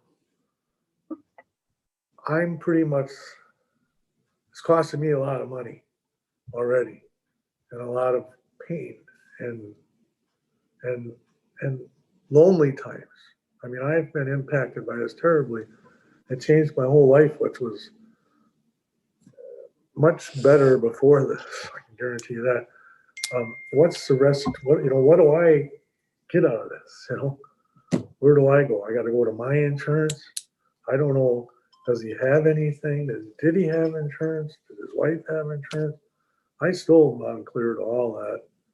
I guess I'll leave that up to my attorneys. But it's been a rough road, and I think a person should have to pay for this, in some manner or form. But like I say, I don't know what else to say or what else I can do, I guess. We'll let you use your knowledge and experience to figure out. Thank you. But I think he should definitely get the full penalty for anything. Sí, hablaron de daños o de indemnización y cosas así. Al parecer él era dueño de una casa, pues no sé, pero a mí me está costando en cuestión de dinero, de dolor, de soledad, pues mi vida era mucho mejor antes. Entonces, ¿qué saco yo de todo esto? ¿A quién acudo para pedir algo? ¿A mi aseguranza? O sea que no tengo claro todo esto. No sé si dejárselo a mi abogado, pero ha sido un camino bien duro para mí y me parece que esta persona debe tener que pagar por lo que hizo. No lo sé. Yo se lo dejo a su señoría, a su buen criterio, su experiencia y su conocimiento, pero a mí me parece que deben imponerle la pena máxima por eso. To the prosecutor? Ahora la fiscal. Thank you. As is apparent, there's no way to overstate the impact that this has been on the victim. It's been life-altering in a very horrible way. There were significant injuries, as I understand, aside from what was mentioned, fractures and bruising and so forth. And we've heard the many ways his life has been changed. Gracias. Como es evidente, no se puede hacer suficiente énfasis en el impacto que esto ha tenido en la víctima y cómo le ha cambiado la vida de forma horrible. Creo que hubo incluso más lesiones, más que las mencionadas, de fracturas, de moretones. As the mention of restitution came up, I was advised that this was being held, the victim's attorney was going to deal with this matter, and so we weren't going to be asking it during this hearing. En cuanto a la mención de daños o indemnización, yo había entendido que el abogado de la víctima iba a encargarse de esa cuestión y que esa cuestión no se iba a tratar en esta audiencia de hoy. The victim is correct. The defendant had no right to be even driving a vehicle since he didn't have a license. Tiene razón la víctima. El acusado no tenía ningún derecho ni de estar manejando el vehículo ya que no tenía licencia. And unfortunately, it again is the victim who has to suffer the impact. But there is yet an impact on the defendant, as we all know, because a felony conviction is significant. Y lamentablemente es la víctima que ha tenido que sufrir el impacto, las consecuencias de esto, pero hay impacto y consecuencias también para el acusado, como bien sabemos que las consecuencias de salir culpable de un delito mayor son consecuencias fuertes. The lead officer in this case told the district attorney that they did not have any leads on this suspect. And the state does have to balance the facts, and the fact the defendant turned himself in is significant and in his favor. El agente principal que investigaba este caso nos dijo a los de la fiscalía, nos dijo que no tenían pistas en cuanto a quién había sido, quién era el sospechoso del caso. Y en este caso, el acusado se entregó a la policía y esto es algo que hay que tomar en cuenta a su favor. The video also indicated the defendant was the first person to the victim. Now, he should have stayed. There's no doubt about it. There's no excusing it, but it sounds like he did wave others down and helped it arrive. Y según el video indica que el acusado fue la primera persona que se acercó a la víctima. Ahora, no hay duda alguna que él debía haberse quedado, eso sí, no cabe duda, pero consta incluso en el video que él acudió a donde estaba la víctima, hizo señas para pedir ayuda y que al final llegó a alguna ayuda o rescate. This doesn't excuse the defendant's behavior, but again, it is a factor we have to consider when we look at how serious the matter was. We are not trying to understate how seriously injured the injuries that took place in this case. They are devastating, and there's no way this court can magically put the victim back to the life he had prior to these offenses. Y no hay excusa por esa conducta, es un asunto bien serio, hay que reconocer la gravedad de las lesiones devastadoras que son las lesiones que tuvo la víctima y no hay forma de que su señoría pueda restaurarle a la víctima la vida que tenía anteriormente. The defendant has no record that the state is aware of.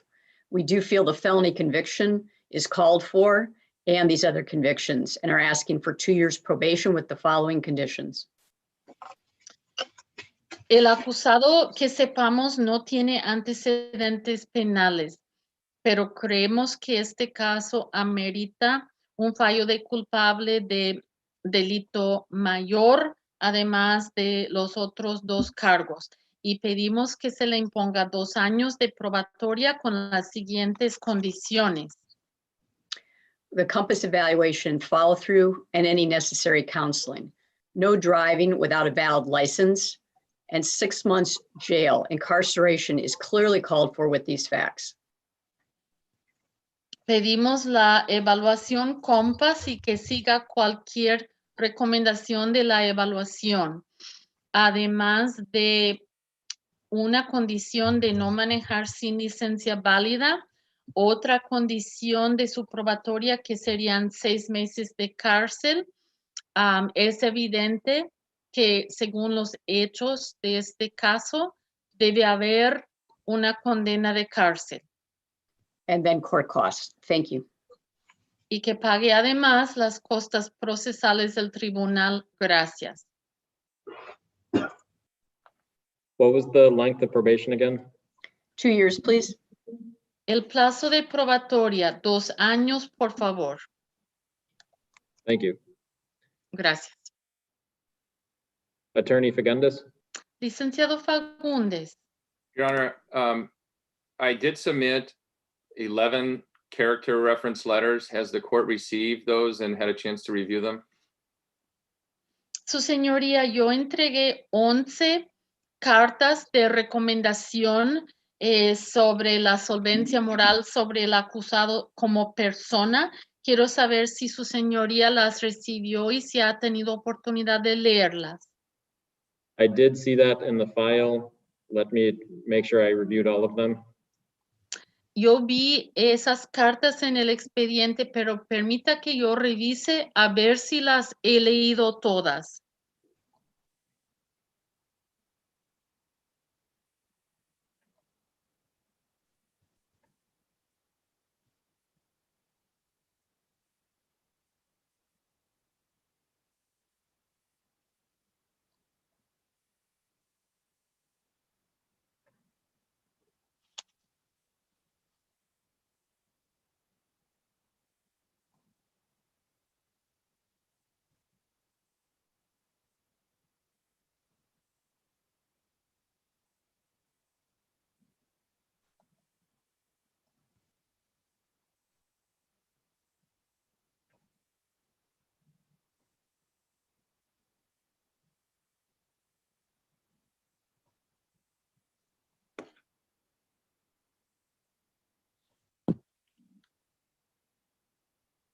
Yes, I have reviewed all of them now. Sí, ahora he leído todas las cartas. Thank you, Your Honor. Gracias. I'll try to be brief. Your Honor, obviously, this was an accident. It was a terrible accident with terrible consequences. And my client today is taking responsibility for what took place.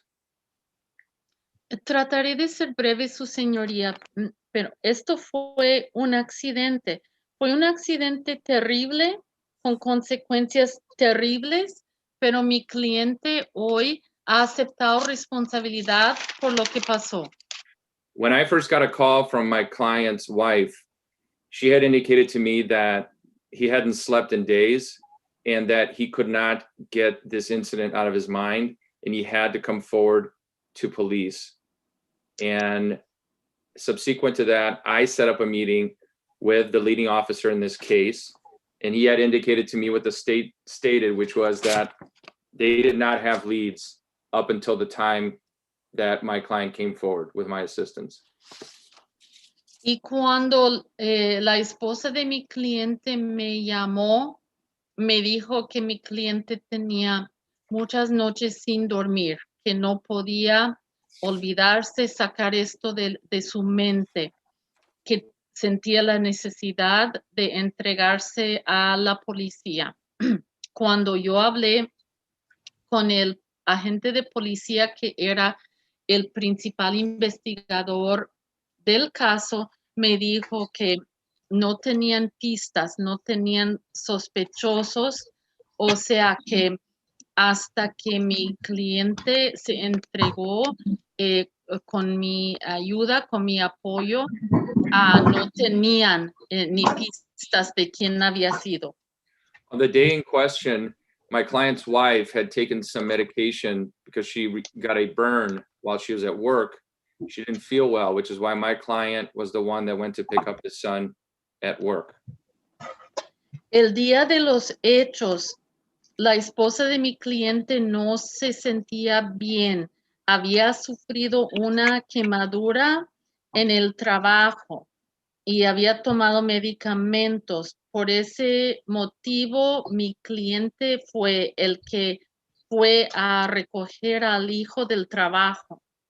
On the night in question, it was rainy, it was dark, and the incident took place in a rather unlit area. It wasn't at a crosswalk, it wasn't at a well-lit intersection per se. And I think this is the most important thing for everybody to know, that my client was the first one to render aid to Mr. Seymour. Entonces era una noche lluviosa, oscura, y esto ocurrió realmente en un lugar sin mucha luz. Y además que conste que esto no fue como en un cruce de calles, en una encrucijada.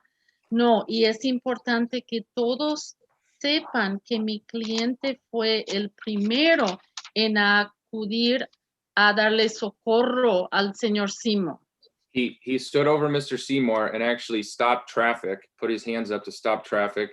And other witnesses that reported this on Facebook that Mr. Seymour mentioned actually indicate this, that there was a person there that was over Mr. Seymour, and that as the ambulance started to appear, that person left. And that, but for that action, Your Honor, but for my client leaving in that moment, which he indicates he just simply got scared and there were other people attending to Mr. Seymour, but for that split second moment, we wouldn't be here today.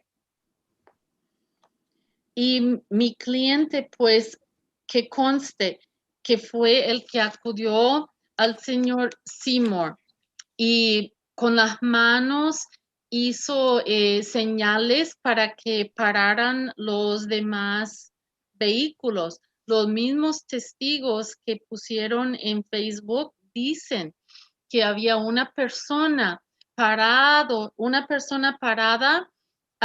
sobre el señor Seymour haciendo señas para que los carros pararan, y que esa persona, dicen, cuando ya se veía la ambulancia, cuando ya se acercaba la ambulancia, que esa persona se fue.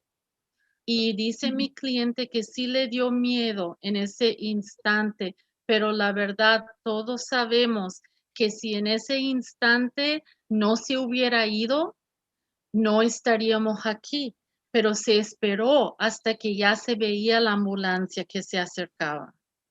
So in closing, Your Honor, if my client had struck Mr. Seymour and left immediately and not tended to him or tried to see his condition and had truly left him lying on the floor and just fled the scene, this would be a prison case, and Mr. Seymour's request for a lengthy incarceration would be absolutely just, but that's not what happened here. So given the facts and what took place here, I'm asking the court to adopt this joint recommendation. Thank you.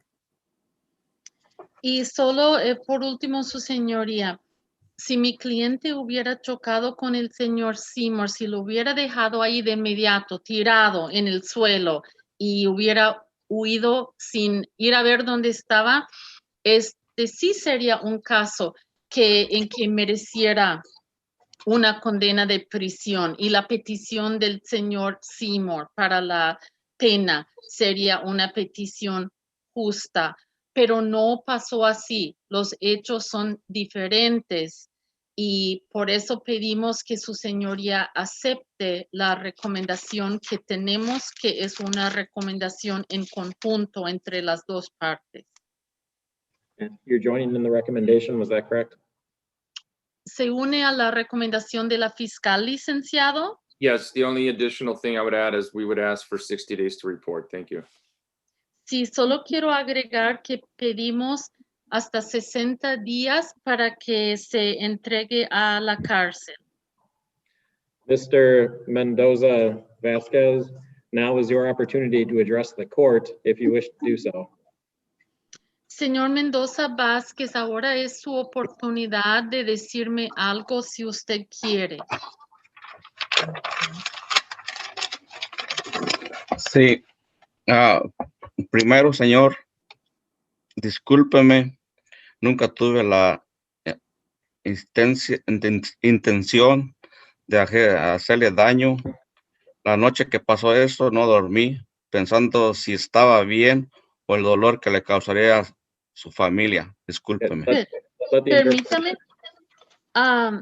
Yes, first of all, sir, I want to apologize. I never had any intention of hurting you. The night that this happened, I could not even sleep, worrying about how you were, wondering how you were, and being concerned about your suffering and that of your family. I apologize. ¿Algo más, señor Mendoza? Sí. Yo no más fui a recoger a mi hijo de su trabajo. Yo tengo más de 25 años trabajando en mi primer trabajo. Yo entiendo que hice daño, pero eso no fui mis intenciones. I just had gone to pick up my son from work. I've been working 25 years at what was my very first job. I understand that I caused this harm, but please know that was not my intention.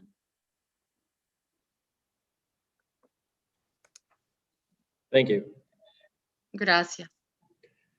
When I issue sentence, I have to consider the protection of the public, gravity of the offense, rehabilitative needs of the defendant, character of the defendant, and deterrence of others. Al determinar la pena, tengo que tomar en cuenta ciertos factores, la protección a la comunidad, la gravedad del delito, la necesidad de rehabilitación que tenga el acusado, además de su solvencia moral del acusado y la necesidad de disuadir a otras personas y al acusado de cometer semejante delito. Then apply the Galleon sentencing factors to those objectives. Y tengo que aplicar lo que son los factores bajo el caso Galeón. Tengo que aplicar esos factores a estas metas de imponer la pena.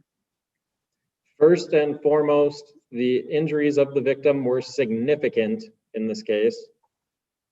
Primero y más importante, las lesiones que tuvo la víctima en este caso son lesiones significativas. Injuries to the head, calf, and hip bone. Lesiones a la cabeza, la pantorrilla y al hueso de la cadera. And I think it is fair to say it was a life-altering event for SDS. Y se puede decir, no es exagerar decir que le cambió la vida este incidente a la víctima SDS. He continues to feel aches and pains.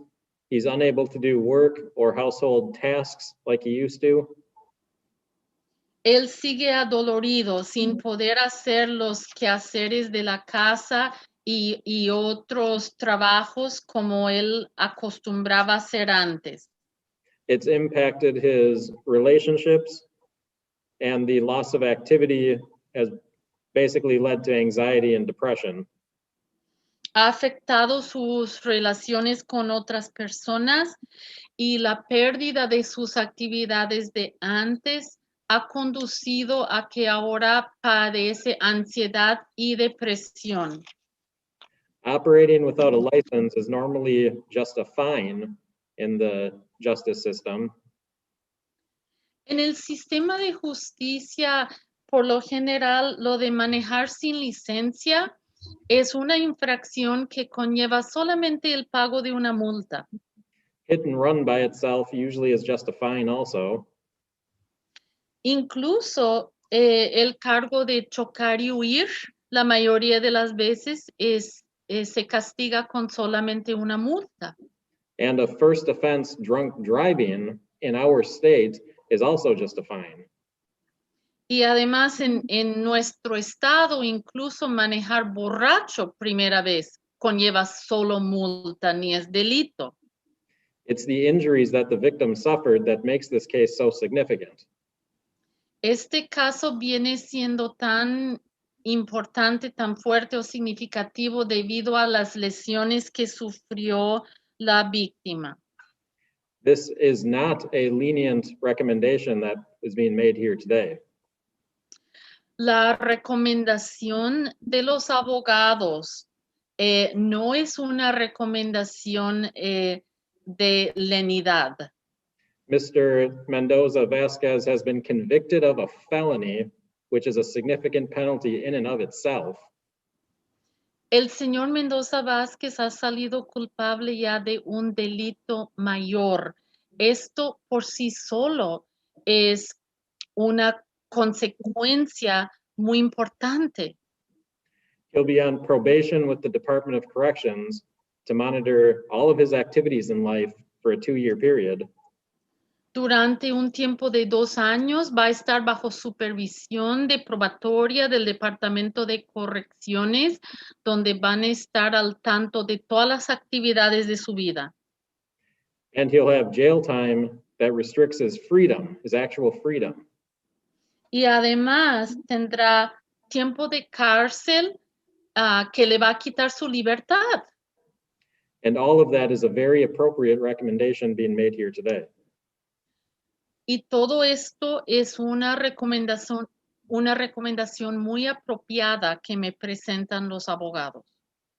Mr. Mendoza Vasquez has taken responsibility for the offense by entering no contest pleas.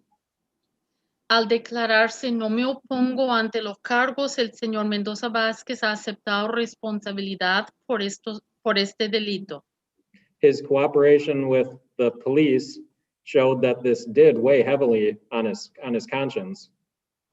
Su cooperación con la policía demuestra que eso le pesaba en su conciencia.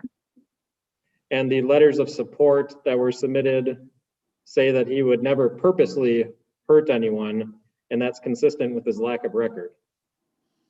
Las cartas de apoyo que me han presentado indican que él es una persona que nunca le haría daño a otra persona con intención. Y eso concuerda con el hecho de que el señor Mendoza no tiene antecedentes penales. So when I consider all of those galleon factors, I think that the plea here today and the joint recommendation is the exact appropriate result of this case. Así que al tomar en cuenta los factores que requiere el caso Galeón, me parece que la declaración ante estos cargos y la recomendación en cuanto a la pena es exactamente la forma más apropiada de resolver este caso. So on count 1, the misdemeanor count, there will be 1 year probation on a withheld sentence. On count 2, 2 years probation on a withheld sentence. Así que para el cargo 1 de delito menor, 1 año de probatoria, sin indicarle la pena que le tocará si le revocan la probatoria. Y para el cargo 2, 2 años de probatoria, igual. There will be 6 months jail on count 2 with Huber and good time. Para el cargo 2, habrá 6 meses de cárcel con la rebaja por la buena conducta, o sea, lo que dicen el buen tiempo, además el privilegio bajo la ley Huber para salir a trabajar. Compass evaluation and follow through with all treatment recommendations. Tendrá que someterse a una evaluación que le dicen Compass y cumplir con cualquier recomendación que den ahí. No driving without a valid driver's license. Hay una condición que no maneje si no tiene licencia válida. Full-time employment or school. Tendrá que trabajar o estudiar a tiempo completo. Pay the court costs on each count during the period of probation, including on count 3. Tendrá que pagar las costas procesales del tribunal durante su plazo de probatoria, incluso la multa del cargo 3. Were there any other conditions recommended by the joint agreement that I didn't get? ¿Alguna otra condición del acuerdo que me haya faltado? No, Your Honor. No, su señoría. I don't believe so, Your Honor. No creo. Huber and good time if I didn't say that. And then a report date within 60 days, Attorney Fagundes. Entonces, si no lo dije antes, lo de la cárcel será con la rebaja por la buena conducta, además del programa Huber. ¿La fecha de presentarse a la cárcel, licenciado Fagundes? Oh, you're muted. March 26th, please. El 26 de marzo, por favor. Report to jail March 26th. Que se presente a la cárcel el 26 de marzo. Is there any credit? ¿Cuenta con abonos o crédito por algún día que haya estado ya en la cárcel? No credit, Your Honor. No, su señoría. Okay, then there's no credit. So there'll be a 2-year probationary period starting now. And if he is revoked from probation, there's 3.5 years of a maximum imprisonment if he's revoked from probation. Entonces, su plazo de 2 años de probatoria comienza hoy. Si no le va bien, si le revocan la probatoria, enfrenta hasta 3 años y medio de prisión. Anything additional from the state? No, thank you. Algo más de la fiscalía, no, gracias. Attorney Fagundes, anything additional? Licenciado Fagundes, algo más. No, Your Honor, thank you. No, gracias, su señoría. Mr. Mendoza Vasquez, do you have any questions about anything today? ¿Alguna pregunta, señor Mendoza Vázquez? No. No. Okay, if you do have questions, reach out to your lawyer after the hearing. Bien, cualquier pregunta, hágasela a su abogado ya después de la audiencia. Thank you, everyone, for accommodating the video appearance, and then that's all in this case. That's the sentence of the court. Gracias a todos por presentarse por video. Será todo para este caso. Esa es la condena que yo he indicado para este caso. Thank you. Gracias. And then Attorney Fritz, you have Mr. Slater. I do, Your Honor. Unfortunately, you're on the longest day in the history of Branch 8 since I've taken over. I apologize. Yes. And it's a Friday too. We're going to keep going with clean sentencings if that's what you want to do today. Do you have time to do that? I do. I have to pick up my child by 6. So if we could get this done in a half an hour, which I think we can, it's a joint recommendation. Okay. This is Brown County case numbers 19 CF 1515, 21 CF 20, State of Wisconsin versus Reese Anthony Slater. The state's here by Deputy District Attorney Mary Kerrigan Mayers. Attorney Tricia Fritz is here. Mr. Slater is appearing by video from the Brown County Jail. We're doing the hearing by video conference because of a global, national, and local public health emergency requiring limited in-person appearances in the courtroom for everybody's health and safety. We are live streaming on YouTube. There is no one in the courtroom gallery. Attorney Fritz, as to the arraignment, have you received a copy of the information? We do have a copy of the information. The charges mirror those in the criminal complaint. Did we have any formal reading? We are going to be entering no contest pleas to count 1, count 2, count 6, and count 7. Okay. Would you like to proceed to the plea and sentencing right now then? Please. Okay. Mr. Slater, you do have a right to be present in person for the arraignment. Are you willing to waive your right to be present for the arraignment so we can continue with the video conference proceedings? Yes, sir. Okay. Your Honor, Well, yes. it sounded like the victim had wanted to also appear on this matter. I don't know if they were on before. They thought they might be a little bit late, but they wanted the court to know. If the court can tell, I don't know if there's anybody in any waiting rooms or whatever. Well, there's some appearances here that are unaccounted for. Is there anybody here appearing? I'm that- here. Okay, and your initials are CK? Yep. Okay, thank you. And then Attorney Fritz, how did you review the plea form with your client? There's secure video now at the jail, so him and I went through the plea form via video, much like this. And your client's willing to waive his in-person appearance for the plea and sentencing also? He is, otherwise he would have to quarantine once he gets back to the jail. It looks like the plea is to fleeing or eluding count 1 in 19 CF 1515 and 21 CF 20, count 1, intimidation of a victim, count 2, intentionally pointing a firearm at another, count 6, possession of a short-barreled rifle, and count 7, possession of a firearm by a felon, all as a repeater. Is that correct? That's correct. Is that the state's understanding?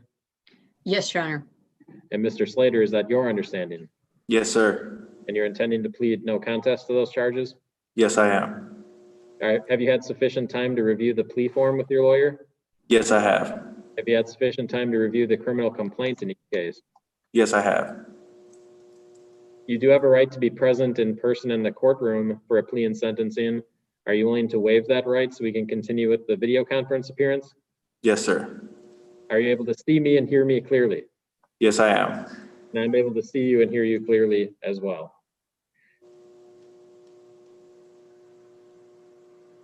If you are Your not, Honor, could we just check to make sure the victim can, I mean, I know you checked with the defense if this was okay to keep going. I don't know if she has any time constraints. CK, if you're, do you have time to be here for a plea and sentencing right now? I know we're Yeah. Cool. Thank you. Okay, thank you.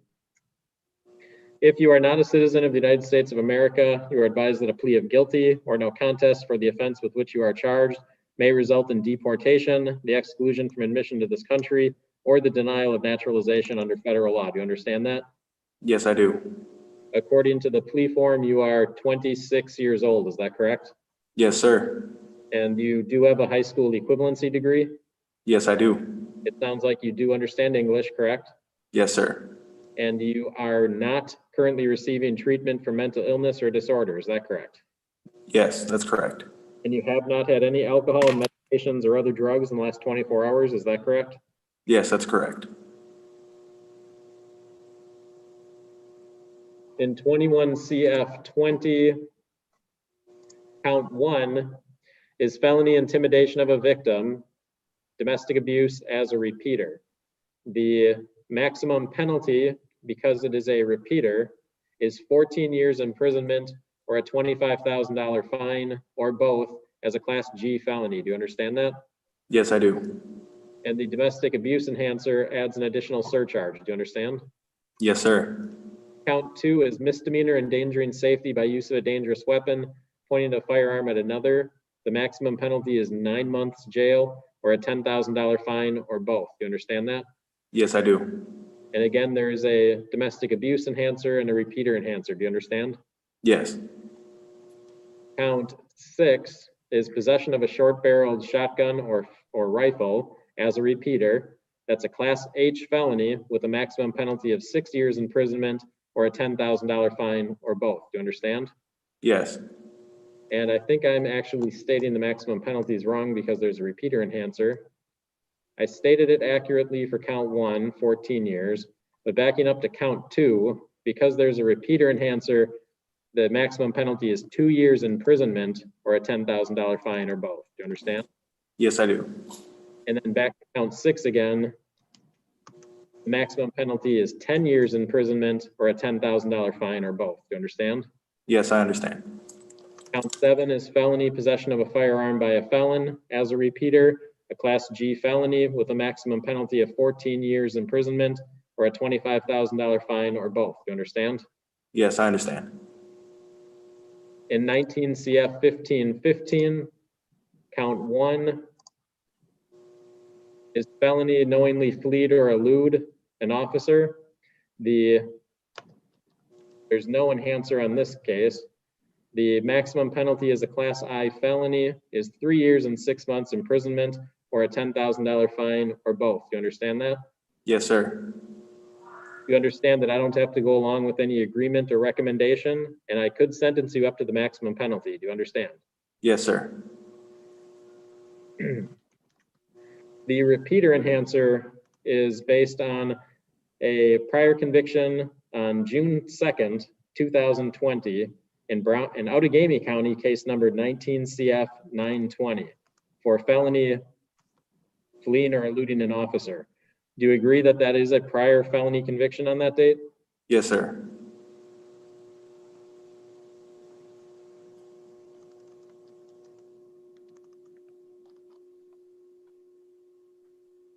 I apologize, the staff needs about a 2-minute break. We're going pretty fast. And when we come back, we'll do the elements of each offense.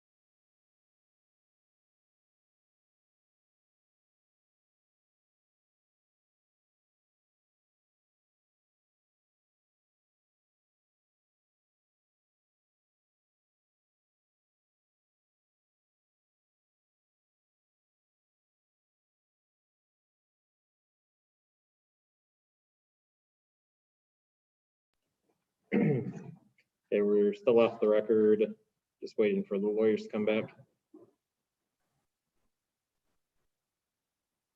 Okay. We're back on the record. All parties are present again. In 20 CF 20, the elements of intimidation of a victim are first that CRK was the victim of a crime. Second, that the defendant prevented, dissuaded, attempted to prevent, or attempted to dissuade CRK from reporting the crime to a law enforcement agency. Third, that the defendant acted knowingly and maliciously. And fourth, that the defendant's acts were accompanied by attempted force or violence. Do you understand those are the elements of that offense, Mr. Slater? Yes, sir. Then as to endangering safety by use of a weapon, pointing a firearm at another, the elements are that the defendant pointed a firearm at or towards another. Second, that the defendant pointed the firearm at or towards another intentionally. Do you understand those are the elements of that offense? Yes, sir. The elements of possession of a short-barreled shotgun or rifle are first, that you possessed a rifle or a shotgun. Second, you possessed the rifle or shotgun and it was short-barreled. Do you understand those are the elements of that offense? Yes, sir. and possession of a firearm by a felon. The elements are that you possessed a firearm, and second, that you were previously convicted of a felony in this state. Do you understand those are the elements of possession of a firearm by a felon? Yes, sir. As to 19 CF 1515, the elements of fleeing or eluding an officer are first, that you operated a motor vehicle on a highway after receiving a visible or audible signal from a traffic officer or marked police car, and second, that you knowingly fled or attempted to elude a traffic officer. You understand those are the elements of that offense? Yes, sir. In 21 CF 20, the criminal complaint outlines the facts that the state believes are true. Do you agree there are enough facts in that criminal complaint to justify a no contest plea for each count? Your Honor, I can answer that. He is pleading no contest. He does not agree to all the facts in the criminal complaint, but we do believe that there are facts that he could be found guilty of the counts in which he is entering those no contest pleas. Is that accurate, Mr. Slater? Yes. And then in 19 CF 1515, do you agree there are enough facts in that criminal complaint to support your no contest plea to the charge? Yes. And I've independently reviewed each criminal complaint, and I will find there is a sufficient factual basis to support the plea for each count that he is pleading to here today. The constitutional rights are listed on the plea form. They are the right to a jury trial where all 12 jurors would have to agree that you're either guilty or not guilty, your right to remain silent, your right to testify and present evidence, your right to use subpoenas to require witnesses to come to court, your right to confront and cross-examine witnesses who testify, and your right to make the state prove that you're guilty beyond a reasonable doubt. Do you understand you'd be giving up those rights by entering a no contest plea? Yes, sir. Do you understand if I accept your no contest plea, I will find you guilty of the offenses? Yes, I understand. Are you doing this of your own free will? Yes, I am. Has anybody put any pressure on you or forced you to make this plea? No. If I place you on probation and your probation is later revoked and you have to come back to me for sentencing again, do you understand that I can sentence you up to the maximum penalty after probation revocation? Yes. And do you understand I don't have to go along with any plea agreement or recommendation at this sentencing? Yes, sir. These are felony counts, so you may not vote in an election until your civil rights are restored. Do you understand that? Yes, I do.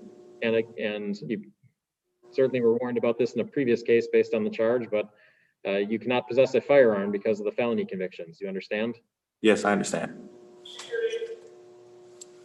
Are the remaining counts being dismissed but read in? Yes, please, Your Honor. When they're dismissed, I cannot sentence you on the counts. When they're read in, I can consider the conduct as a whole. Do you understand that, Mr. Slater? Yes, sir. Attorney Fritz, are you satisfied your client is freely, voluntarily, intelligently, and knowingly making this plea? I am. Are you satisfied he understands the elements, the facts, and the rights he's giving up? Yes. Then, Mr. Slater, do you have any questions about anything we talked about? No, sir. Then in 21 CF 20, count 1, felony intimidation of a as a domestic abuse offense and as a repeater, what is your plea? No contest. Count 2, misdemeanor endangering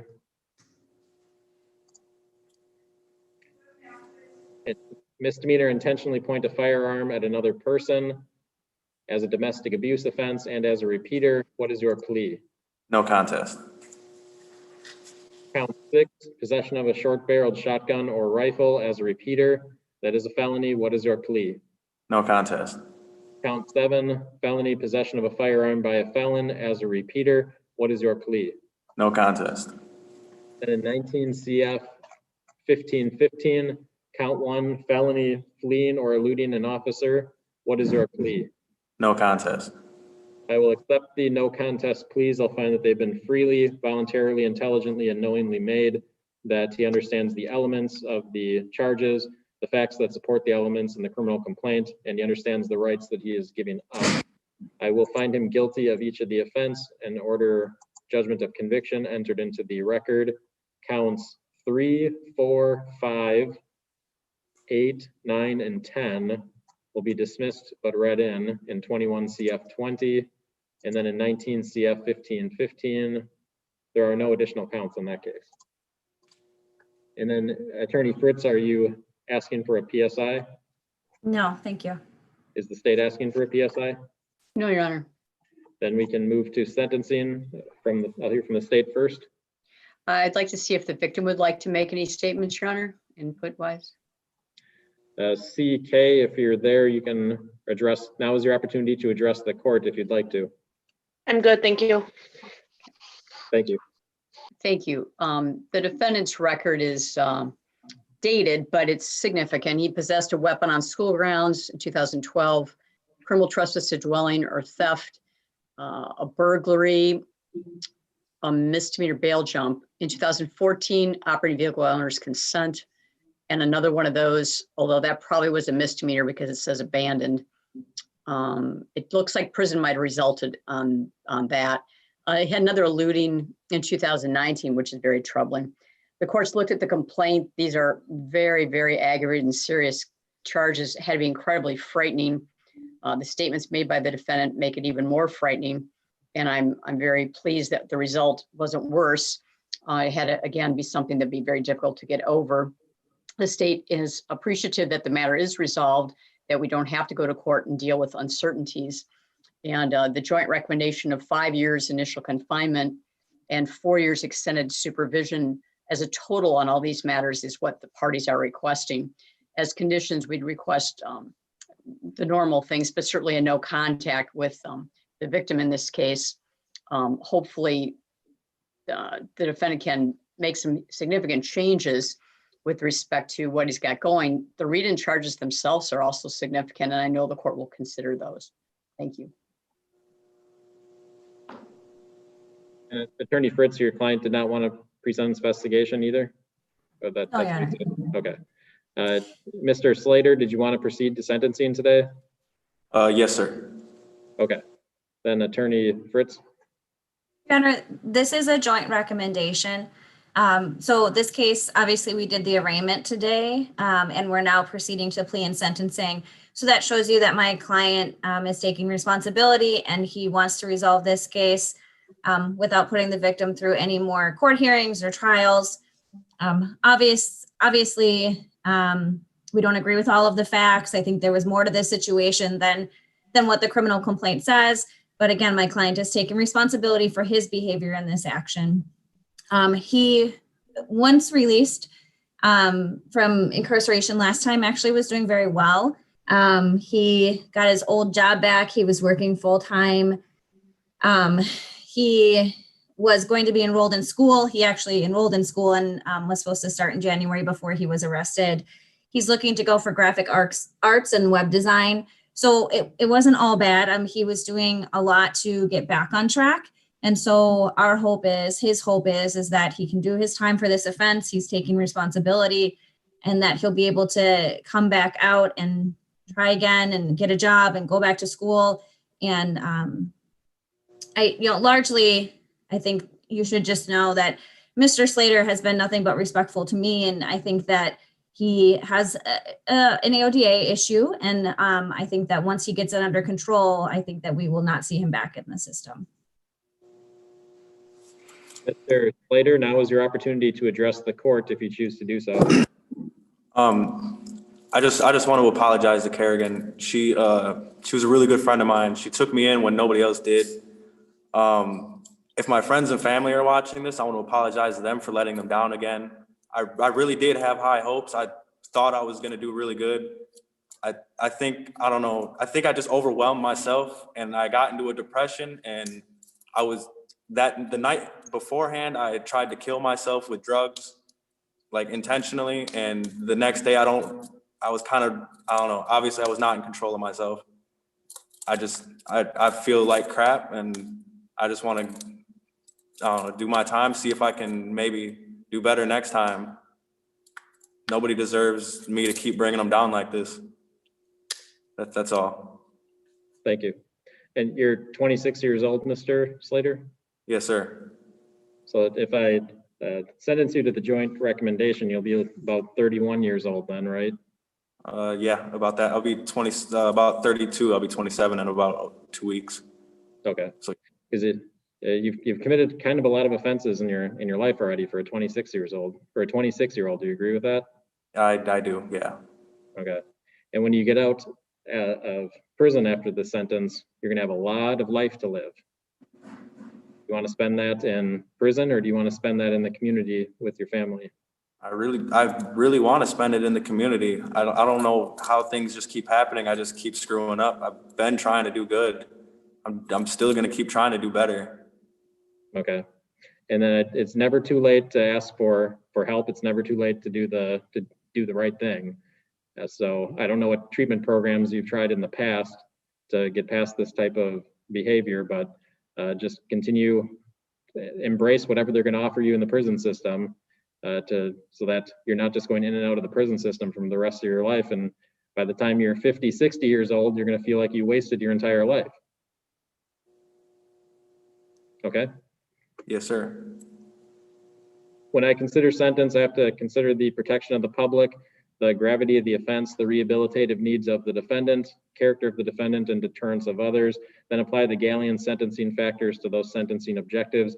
There is a criminal history for Mr. Slater that includes some pretty significant offenses like burglary, a prior fleeing, operating a motor vehicle without consent. It sounds like he has had a prior prison sentence.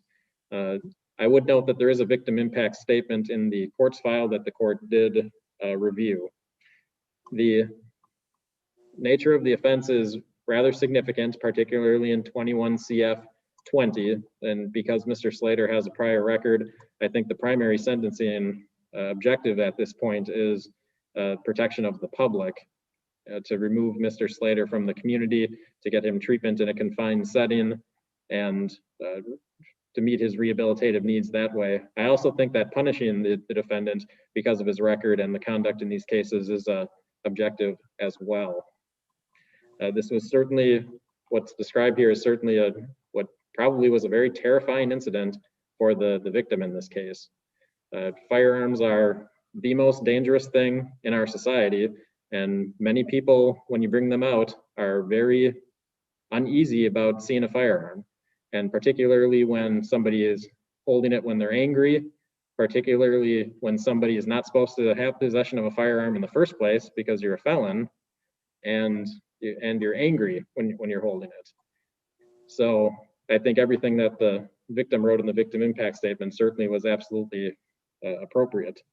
You did take responsibility for the offense by pleading no contest. I think it is fair to say that you did come in to accept responsibility for it very quickly, right at the arraignment here today.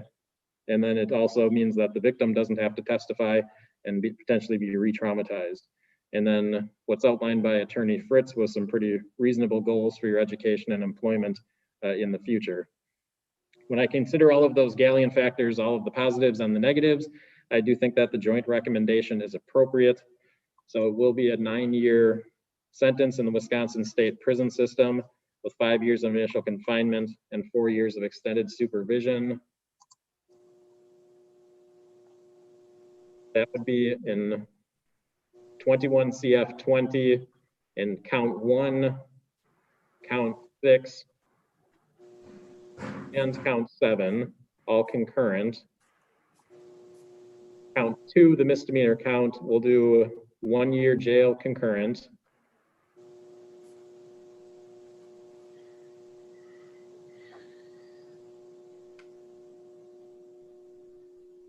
I think the maximum extended supervision on count 6 would be 3 years. So it'd be 5 years of initial confinement and 3 years of extended supervision on count 6. Otherwise, the Department of Corrections will send me a letter. And then in count 1 on 19 CF 1515,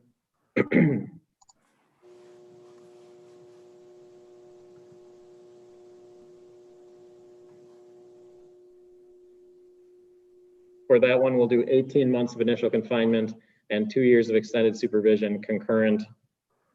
No contact with CRK. Compass evaluation, AODA assessment, follow through with all treatment recommendations, full-time employment or school, and pay the court costs. The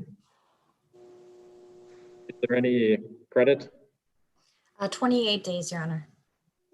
Does the state agree with that? Yes, would that be both files or? Oh, I'm sorry. That's in 21 CF 20. Thank you. Then 28 days credit and 21 CF 20. Anything additional from the state? No, thank you. Attorney Fritz, anything additional? Your Honor, would you make him eligible for programming and DOC can decide if that's possible for him? Does the DA's office have any position? I'd ask we just leave it up to DOC. These are pretty significant, especially with the firearm. I'll make the finding that he's eligible for ERP and CIP, but the offenses might prohibit him though. That's fine. DOC will tell him that. Then that's all for today in this case. That's the sentence of the court. I will go through the notice of appeal and get that to the court as well. Thank you. Thank you. And then Attorney Fahrenkrug, do we have you still? Still here, Judge. Nathaniel Harris, do we have you on the line? I believe he's Galaxy 11A or A11. Nathaniel Harris.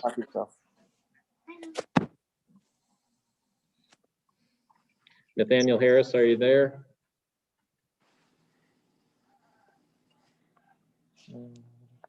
Okay, we can see you now. Can you unmute it and let us know you can hear us?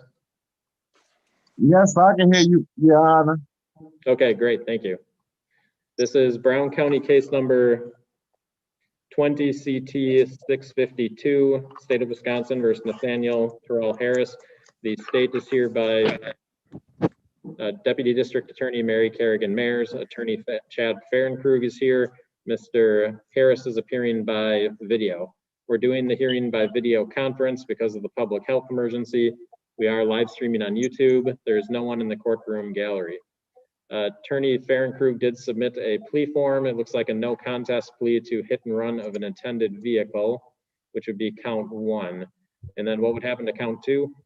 Your Honor, before we go there, there was some confusion on the restitution. There had been initially a request made and there was going to be some follow-up with a formal request from the victim.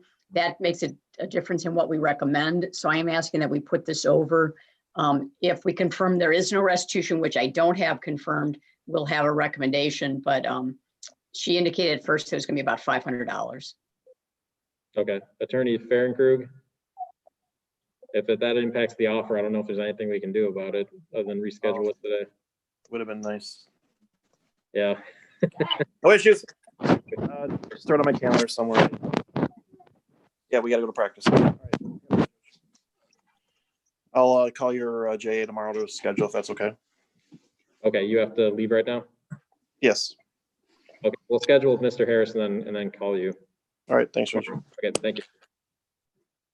Mr. Harris, we're going to reschedule your case. We fell way behind today because of several cases earlier in the afternoon and never caught back up. Okay, Your Honor. And I could tell Attorney Fahrenkrug had to be somewhere with his family. Okay. How about Tuesday, March 23rd at 8:30? Okay. Anything additional from the state? No, thank you. Okay, then Tuesday, March 23rd at 8:30. And then that's all on your case, Mr. Harris. Thank you.